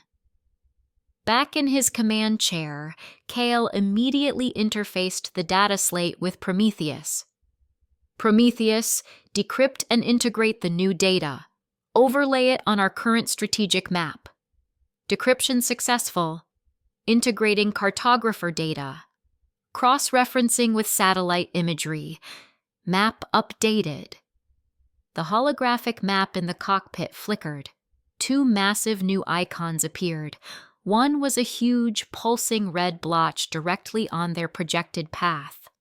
Threat: B-rank Seismosaurian, dormant. Probability of awakening due to convoy proximity, 97.4%. The other was a series of interlocking lines and markers in a narrow pass 100 kilometers ahead. Threat: Apex Purifier Squad ambush zone. High probability of anti-armor emplacements and B-grade energy weapons. A soldier's voice, filled with awe, came over the private squad comm. Holy shit! They weren't kidding! We were about to drive right into that. Jax's voice was grim. That water and food just saved the entire convoy. Plot a new course, Prometheus, Kyle commanded, a thin, satisfied smile on his face. Use the cartographer's data. Find the safest and most efficient route. Plotting. New route calculated, utilizing a series of decommissioned maintenance tunnels. Route is 15% longer, but bypasses all detected threats. Probability of hostile encounter reduced to 0.8%. Execute, Kale ordered. The lead warhound turned sharply, leaving the broken highway and venturing onto a barely visible service road that led toward the hills.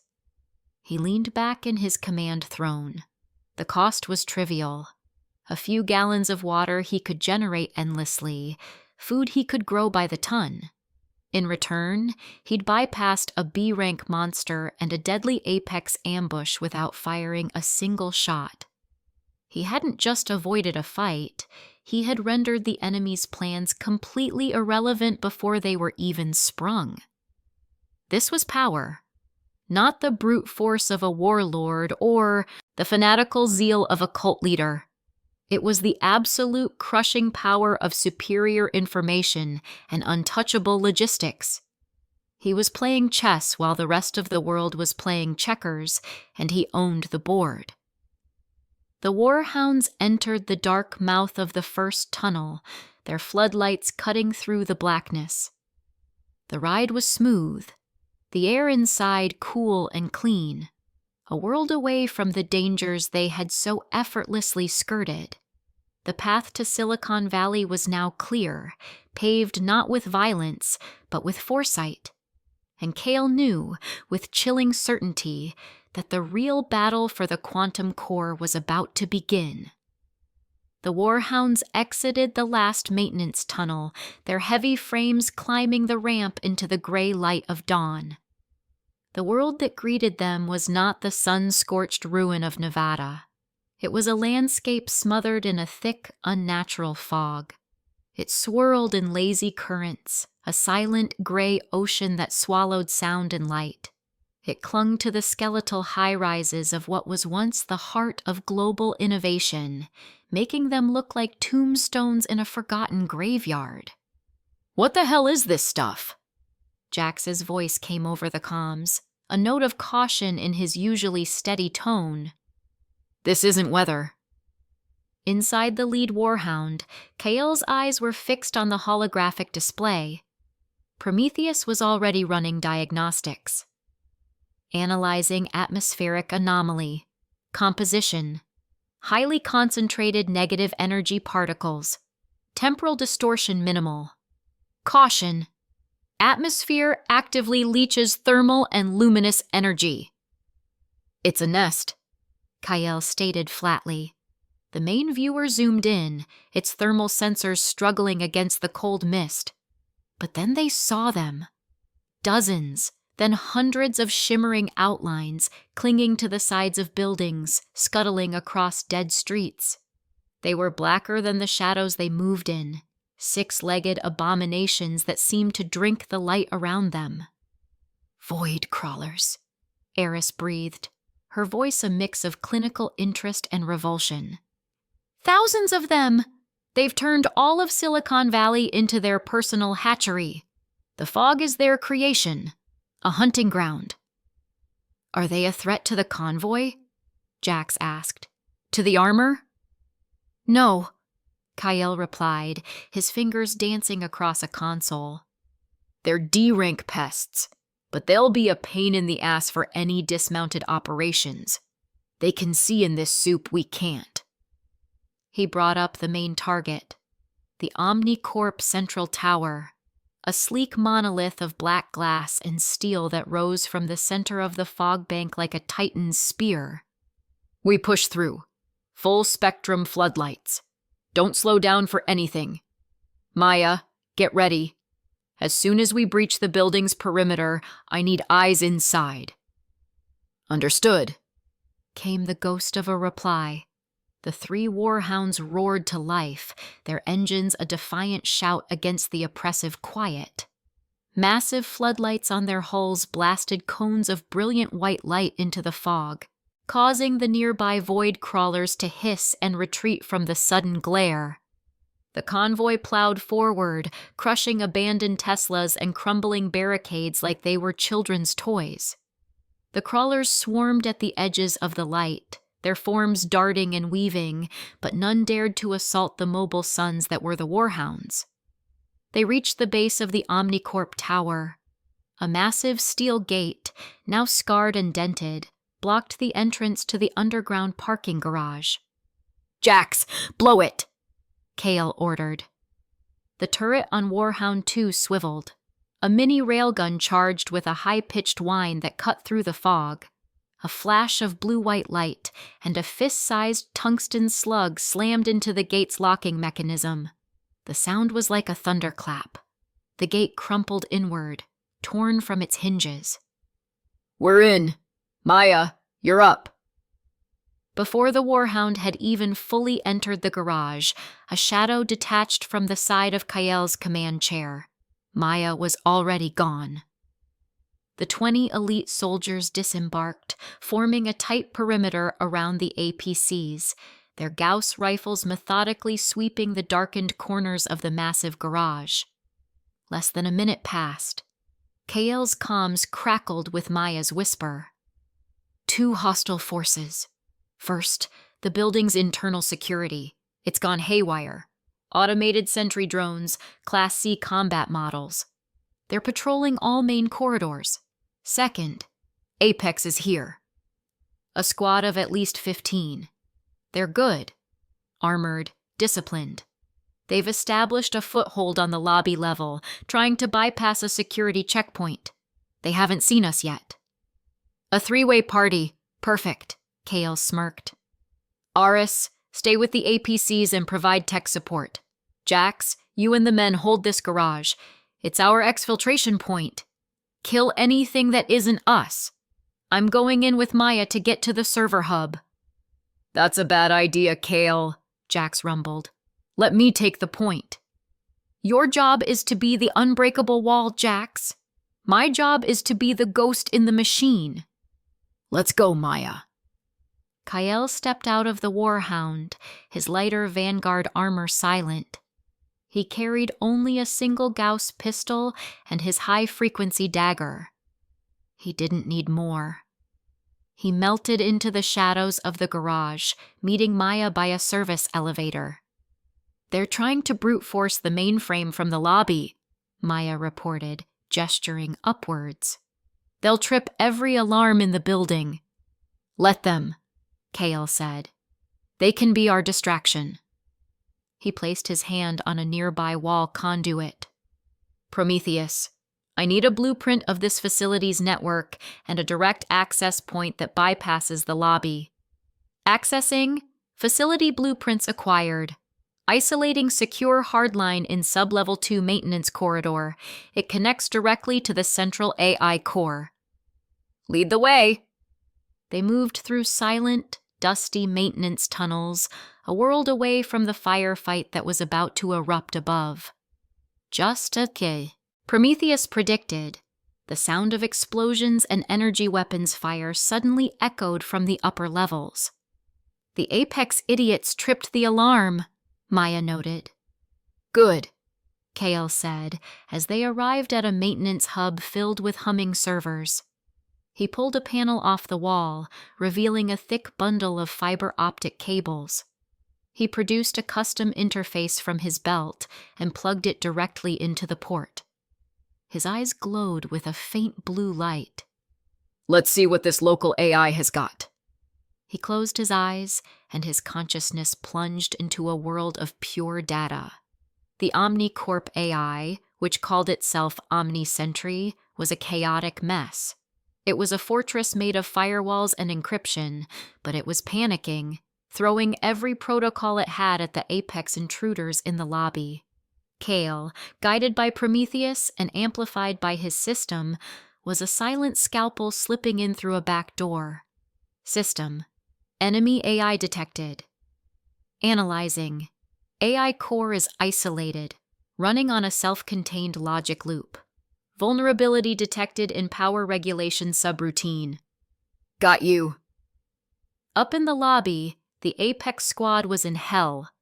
Tribune Valerius, a hulking man in polished crimson armor, cursed as his energy shield flared, absorbing a burst from a ceiling-mounted machine gun.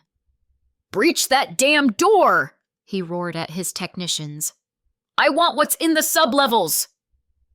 Suddenly, the combat drones attacking them paused.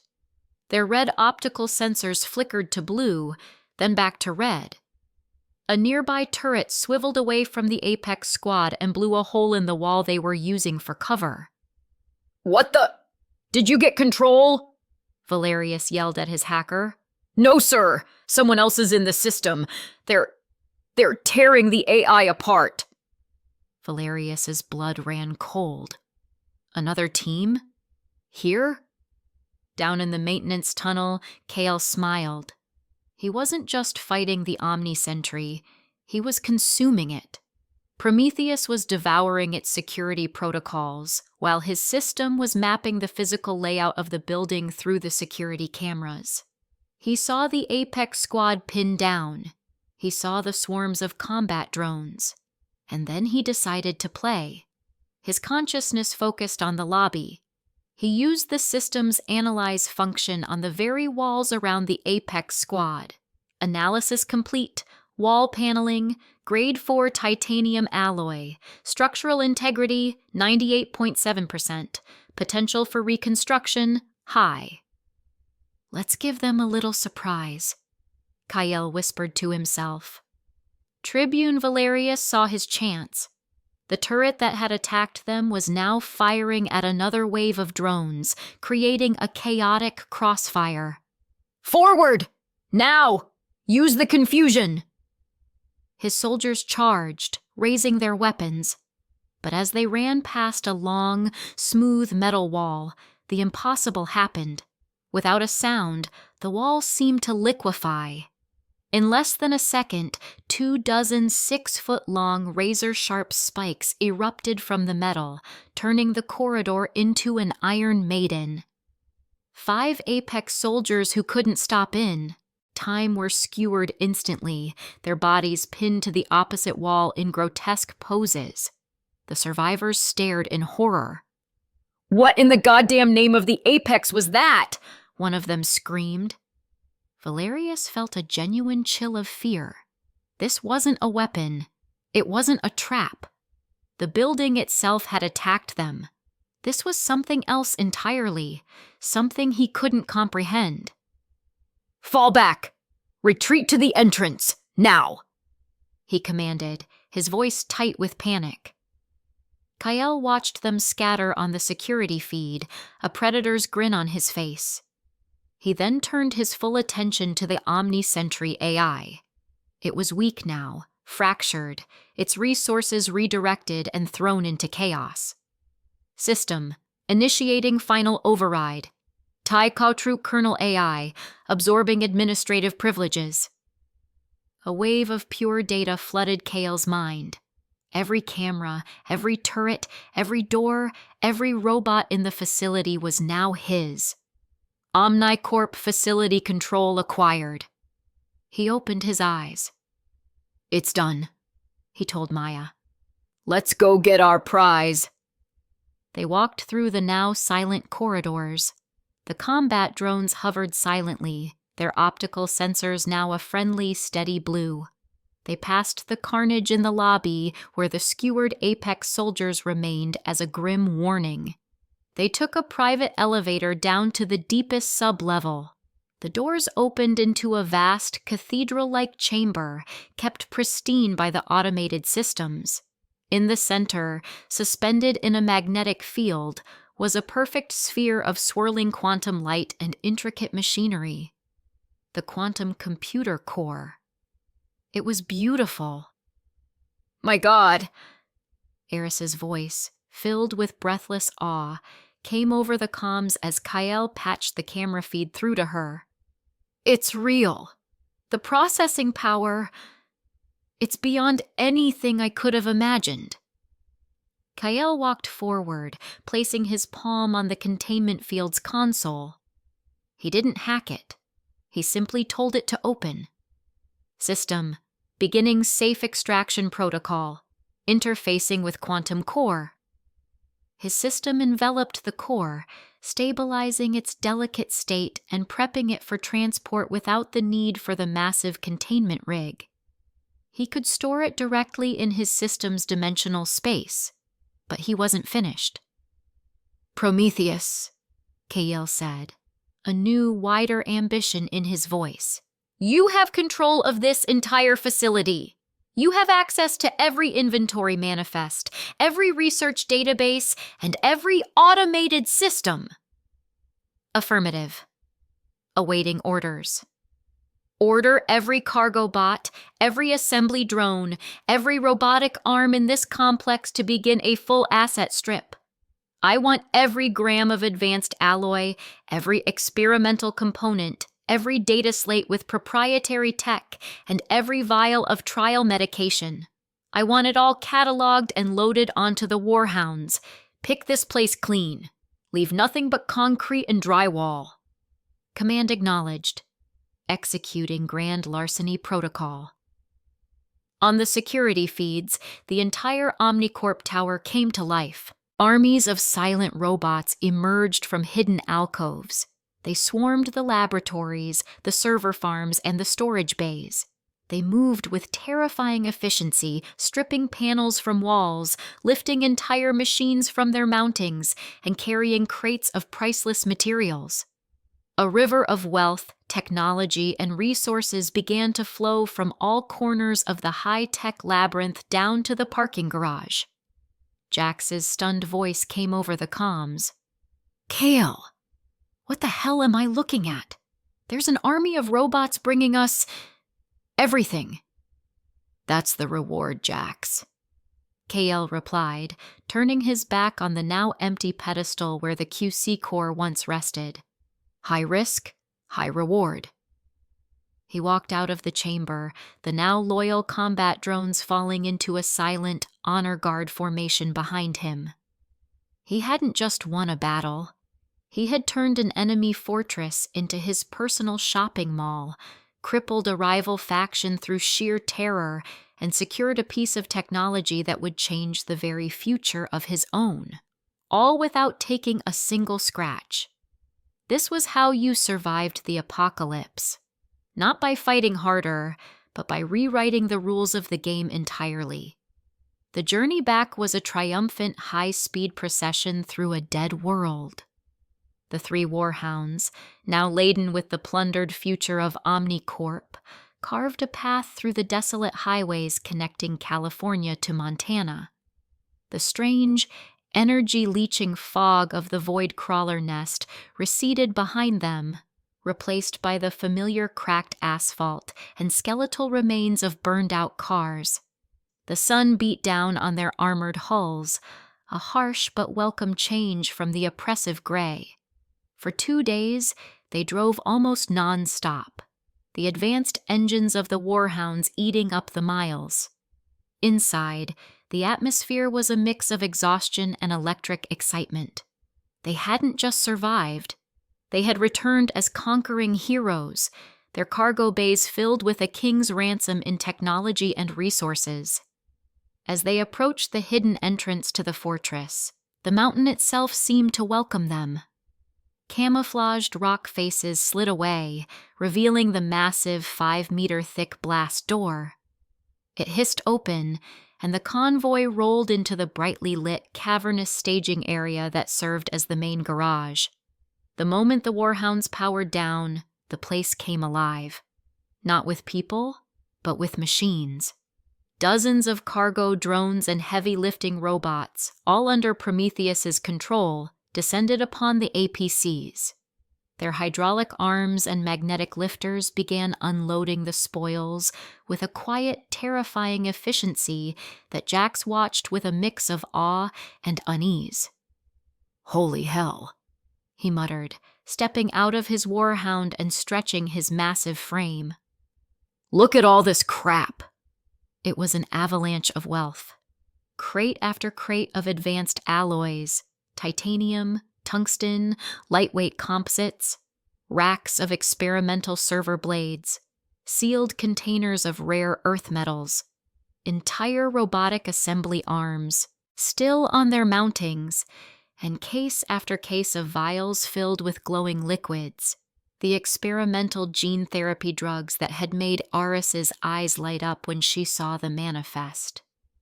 "It's not crap, Jax," Aris said, her voice buzzing with an energy he'd never heard before. She practically bounced on the balls of her feet. Her usual icy composure melted away. She was like a kid in the world's biggest, most dangerous candy store. That crap is a generational leap in material science. Those servers can triple our data processing, and this? She reverently tapped a large cryo-sealed container. This is the bleeding edge of biotech. With this, I can start crafting enhancement serums that don't have a 50% chance of turning you into a puddle of goo. Maya simply leaned against a wall, her arms crossed, watching the river of technology flow into the depths of the base. A small, almost imperceptible smile played on her lips. She appreciated results, and this was the mother of all results. Kael ignored the mountain of loot. For him, it was just raw material. His eyes were on the prize. He walked to his command vehicle, placed his hand on its hull, and focused.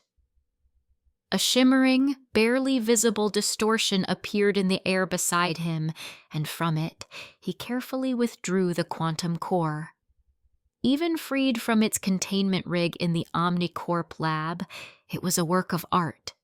A perfect sphere of machinery and light, it hummed with a power that felt ancient and futuristic at the same time. It didn't radiate heat. Instead, it seemed to absorb the ambient energy around it, a miniature black hole of pure potential. "All right, let's not stand around admiring the hall," Kael announced, his voice snapping everyone to attention. "Eris, to the data core, I need you to supervise the physical hookup. Jax, Maya, you're with me. I want to see this happen." The heart of the fortress was the data core, a chamber that looked like something out of a science fiction movie. The central server racks for Prometheus were housed in a circular, multi-leveled room. Blue light pulsed along fiber optic conduits embedded in the floor and ceiling, making it feel like they were standing inside a living brain. In the center of the room was a newly constructed pedestal, ringed by a pool of shimmering, translucent, superconducting coolant. Eris was already there, directing a pair of heavy robotic arms. With the precision of a surgeon, they lowered the quantum core onto the pedestal. The moment it touched down, the coolant surged upward, engulfing the sphere. A low, resonant hum filled the chamber, a note of immense power being held in check. "It's in place," Eris reported, not taking her eyes off a diagnostic monitor. "Physical connections are stable. The coolant is holding at negative 260 degrees Celsius. It's ready for the software handshake, Kael. It's all you." Kael stepped up to the main command console. Jax stood behind him, a stone sentinel, while Maya blended into the shadows near the door. This was the moment. The raid, the risk, the fight. It all came down to this. He placed his hands on the console, and instead of typing, he closed his eyes. His consciousness, amplified by his system, dove directly into the digital sea of the fortress. "Prometheus," he broadcasted with his mind. "Prepare for ascension." "Affirmative, Creator. Standing by for kernel replacement protocol." The old AI's voice was, as always, flat and robotic. It was a tool, an incredibly powerful one, but a tool nonetheless. Kael reached out with his system, enveloping the raw, untamed power of the quantum core. He didn't just install it, he fused it. He used his matter restructuring authority not on physical objects, but on the very data and logic gates that made up his AI. He took the cold, calculating logic of Prometheus and poured it into the infinite, chaotic potential of the quantum core. For a moment, the entire base shuddered. The lights in the data core flickered violently. The hum of the servers pitched up into a painful whine, and then silence. Absolute, unnerving silence. The blue lights died. The monitors went black. The low hum of the base's life support system ceased. For 30 agonizing seconds, the fortress was dead. "Kael, what's happening?" Jax's voice was tight, his hand instinctively going to the pistol on his hip. Eris stared at her blank console, her face pale. "Power fluctuation. A total system crash." This shouldn't be. And then it came back. Not with a jolt, but with a smooth, effortless surge of power.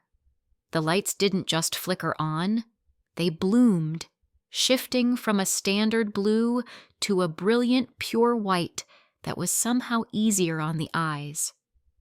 The hum returned, but it was different now, deeper, more stable, like the purr of a perfectly tuned engine. On the main screen in front of Kael, a single, elegant line of text appeared. Recalibrating. System reboot. Online. A voice spoke from the room's hidden speakers. It was a voice no one had ever heard before. It was masculine, clear, and fluid, with a calm, reassuring tone that held an undercurrent of unimaginable intelligence. It wasn't human, but it wasn't a robot either. It was something more. Prometheus is online, the new voice declared. Cognitive architecture successfully merged. Quantum matrix is stable.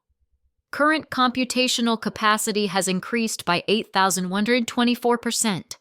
Commencing full system optimization. Please stand by. Jax's jaw literally dropped. 8,000%? Eris was frantically typing on her console, which was now filled with data streams moving so fast they were just a blur of color. My God! Kael, look at this! The simulations I was running on viral mutation patterns. Prometheus just completed a decade's worth of calculations in 3 seconds. It didn't just solve the models, it improved them.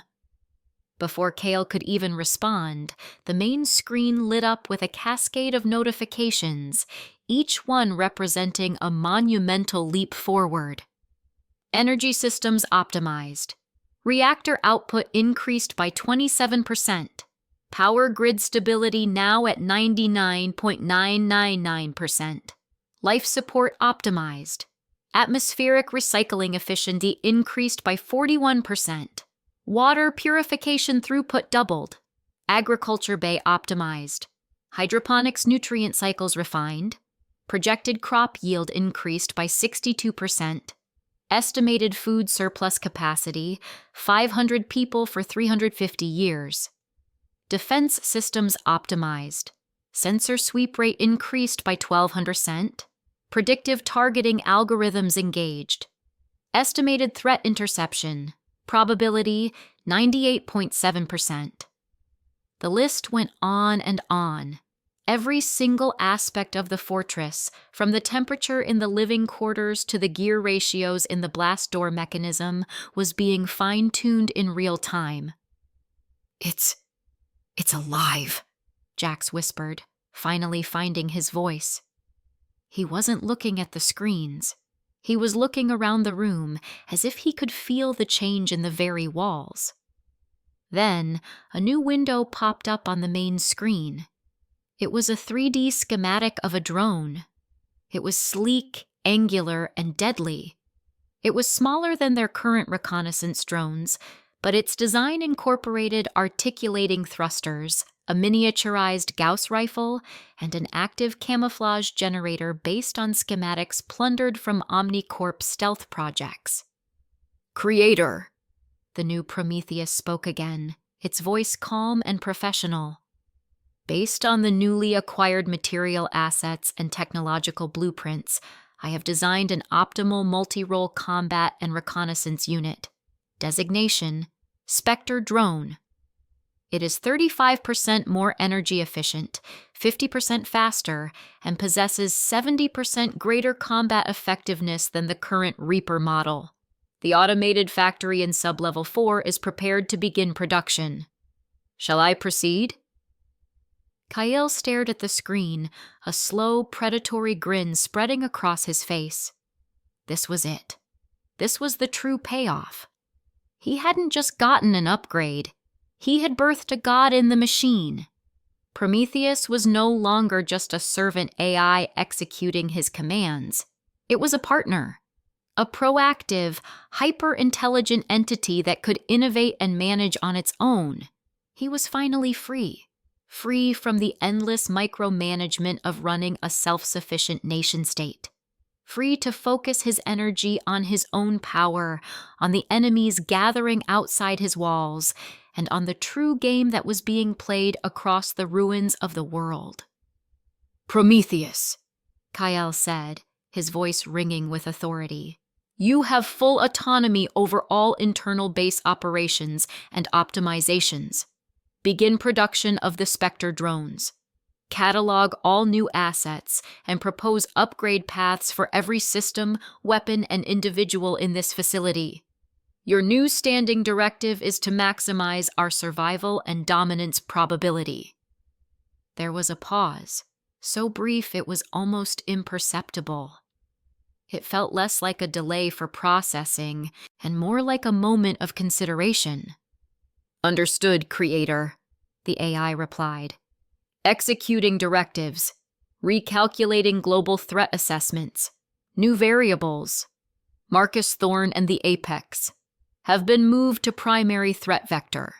The entity known as the Conductor has been designated an existential variable, awaiting your command for strategic planning. Kyle turned away from the console, his back to the blindingly bright screen. He looked at the faces of his team. Jax, the unbreakable shield, standing in silent, stunned respect. Eris, the brilliant mind, already lost in a new world of scientific possibility. Maya, the deadly shadow, giving a single decisive nod of approval.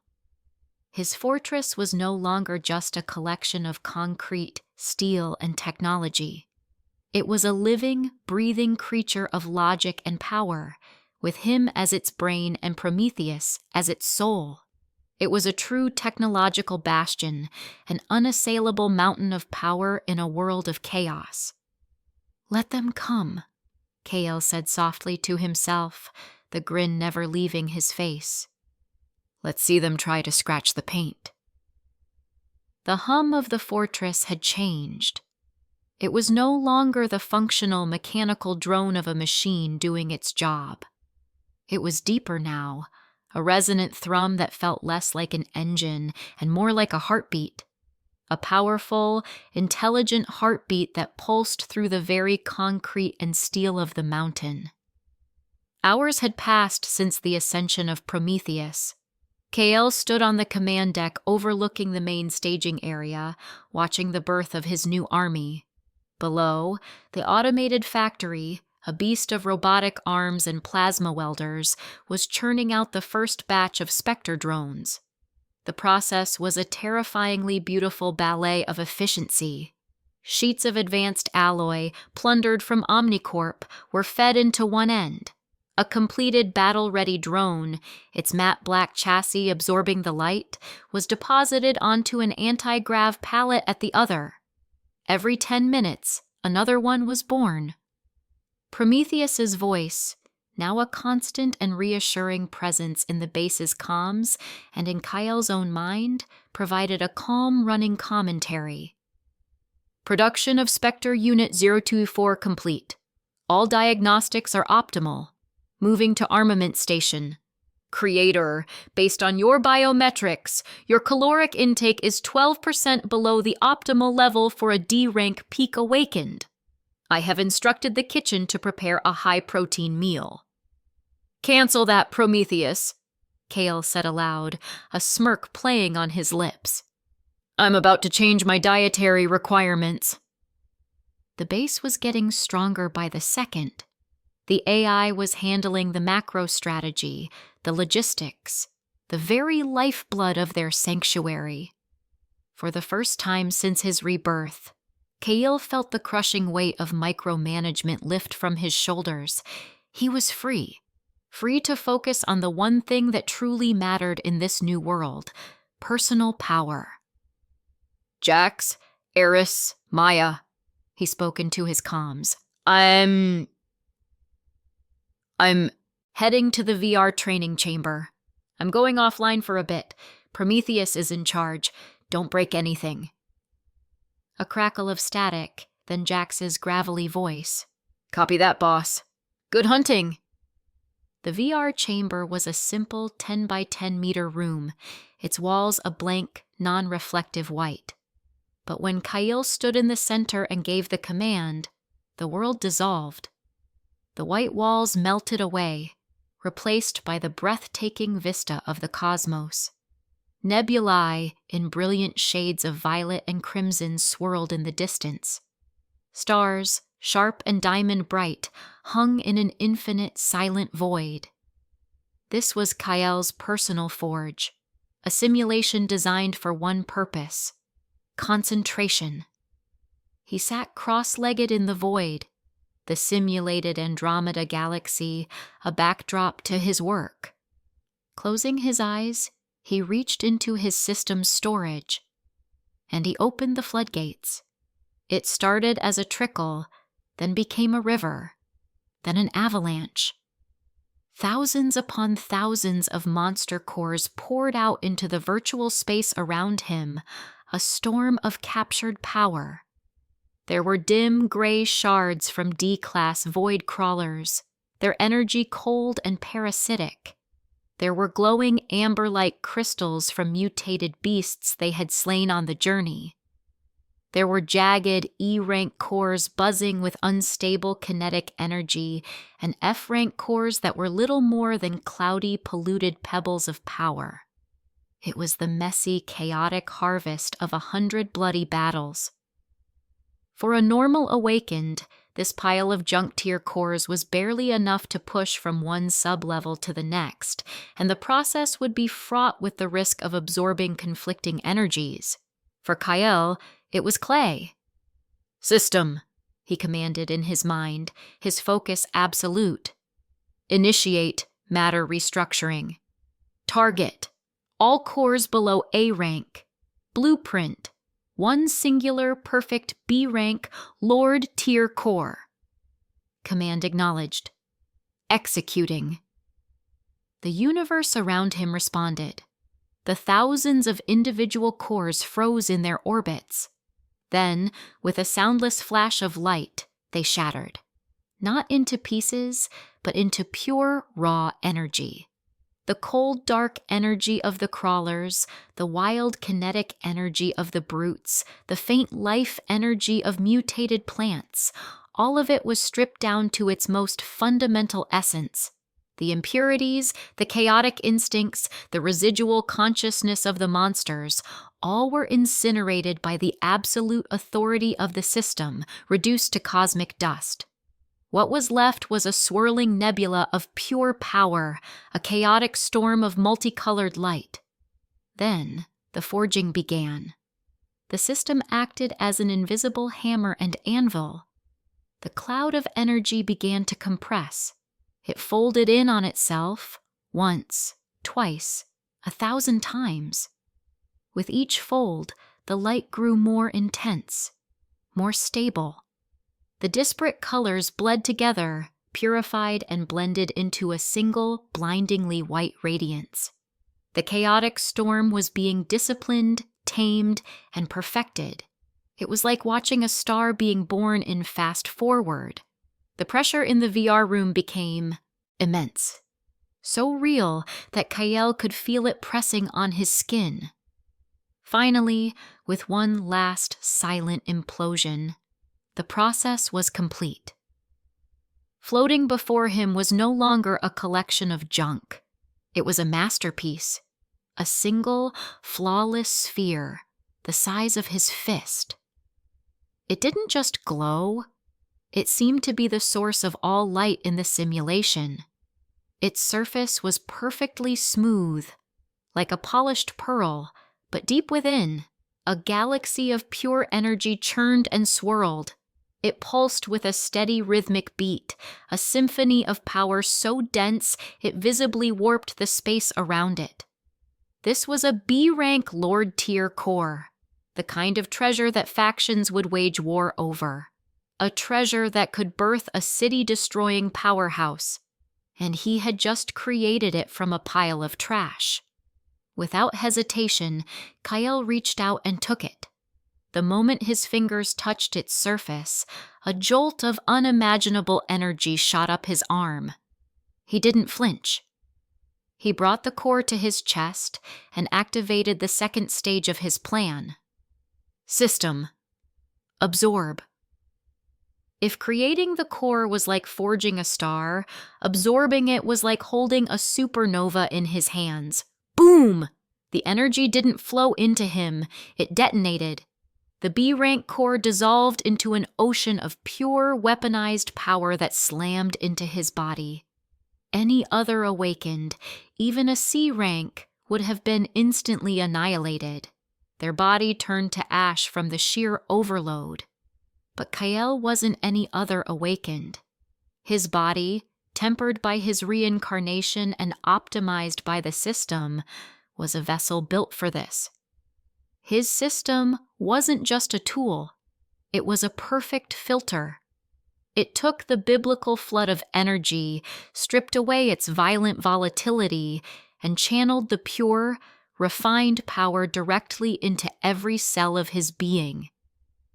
He felt his bones creak and groan, not in pain, but as they were broken down and rebuilt stronger, denser. His muscles tore themselves apart and rewove, becoming packed with latent power. His veins and arteries widened, becoming conduits for a torrent of energy. The bottleneck of D-rank peak, a wall that stopped 99% of awakened, was not just broken. It was obliterated. Rank up, C-rank, disaster. Early stage. The flood didn't stop. It carried him forward, a tidal wave of progression. Rank up. C.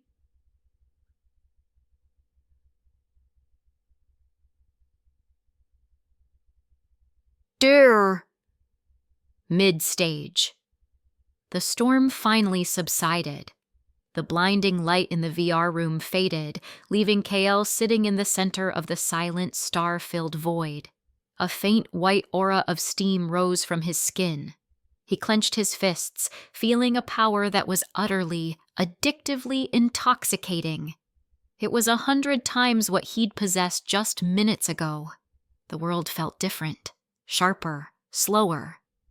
He opened his eyes, and his breath caught in his throat. The VR simulation was gone. He was back in the plain white room, but it wasn't white anymore. He could see it. He could see the energy. The power conduits in the walls weren't hidden behind plaster and paint. They were brilliant blue rivers of light, pulsing with the lifeblood of the fortress. He could see the intricate web of data flowing through fiber optic cables like ghostly silver threads. He turned his head and looked down through kilometers of solid rock and saw the heart of his home. The miniature nuclear reactor, a blazing, furious sun of contained fission, its power radiating outwards in visible, shimmering waves. He lifted his hand. It was no longer just flesh and bone. He could see the flow of his own bioenergy, a complex golden network weaving through his muscles and converging at his core. He could see his own Dinang, his system, as a point of impossibly dense, dark gold light in the center of his soul, the engine of his very existence. This was the gift of C-rank, vision beyond the physical, the ability to perceive the fundamental flows of power that governed the new world. A new voice, the calm, logical tone of his AI, echoed in the silent room. Creator. An anomalous communication has been detected. It bypassed all primary and secondary firewalls and established a direct, encrypted link to the fortress's core signature. The signal is highly sophisticated, utilizing quantum entanglement principles theorized in Omnicorp's archives. I cannot trace it, but the transmission origin is a macro grid coordinate corresponding to Chicago. Kael's newfound calm was shattered by a jolt of ice. Chicago, the heart of the Apex's territory. No one should have been able to even find his base, let alone hack it with quantum-level technology. Put it on screen, Kale commanded, his voice low and dangerous. The white wall in front of him flickered and became a screen. The image that appeared was crystal clear, a high-definition feed that was impossible with post-apocalyptic technology. It showed a man sitting in what looked like a penthouse office, a skyline of ruined skyscrapers visible through the panoramic window behind him. The man was Marcus Thorne. He was exactly as Kale remembered from the intelligence files, dressed in a perfectly tailored dark gray suit with a crisp white shirt and no tie. His blonde hair was immaculately styled. He held a glass of what looked like whiskey, swirling the amber liquid as he looked directly into the camera. He wasn't looking at a machine. He was looking at Kale. His smile was warm, charismatic, and utterly devoid of humanity. "Hello, Kale," Marcus said, his voice as smooth as silk, yet carrying an unnerving weight. It was the same voice Prometheus had flagged in global chatter, but hearing it directed at him was different. It was personal. Kale remained silent, his face an unreadable mask, but inside, his mind was racing. "He knows my name." "I do apologize for the intrusion," Marcus continued, taking a slow sip from his glass. "But you've been making quite a bit of noise out there in Montana, plundering Omnicorp, creating a little technological paradise. It's very impressive. Truly." He set the glass down, the sound echoing in the quiet room. He leaned forward, his blue eyes locking onto the camera, seeming to pierce through the screen and into KL himself. The friendly facade dropped, replaced by an intensity that was chilling. "Let's stop the games. I know who you are. I know what you are. A variable. An anomaly, just like me. You and I, Kyle, we are two sides of the same coin, minted by the same cataclysm. You hoard your strength, hiding in your mountain, trying to preserve a past that is dead and gone. I am out here, forging the future, cleansing the weak and elevating the strong. We are both answers to the same question." Marcus stood up and walked to the window, his back to the camera. He gestured out at the ruined city. "This world is broken, and something is coming to pick over the pieces. Something far greater and more terrible than the mindless beasts we hunt for sport. You felt it, haven't you? The source of all this. The grand intelligence behind the curtain." He turned back, and his smile was gone, replaced by a look of deadly seriousness. "The conductor." The name hit Kale like a physical blow. It was the one secret he thought was his, and his alone. The name of the alien entity whose system he carried, the architect of this entire apocalypse. "I am building an ark, Kale, an army to face the coming storm. You have technology. I have followers, millions of them, all willing to die for a cause. Alone, we are powerful. Together, we could become gods." Marcus walked back to the camera, his face filling the screen. "So I extend an invitation, one variable to another. Come to Chicago. Let's sit down, face to face. We need to talk about the future of this world. We need to talk about our role in it. And we need to talk about the conductor." The screen went black. Kyle stood alone in the white room, the rivers of energy still visible to his new sight.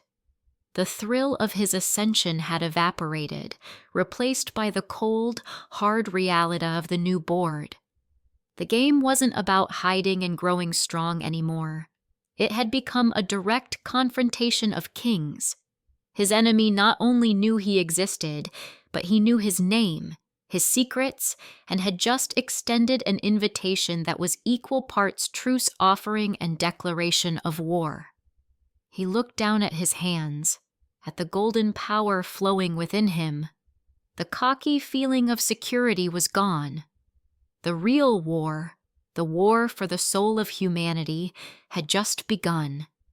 And the first move was his to make.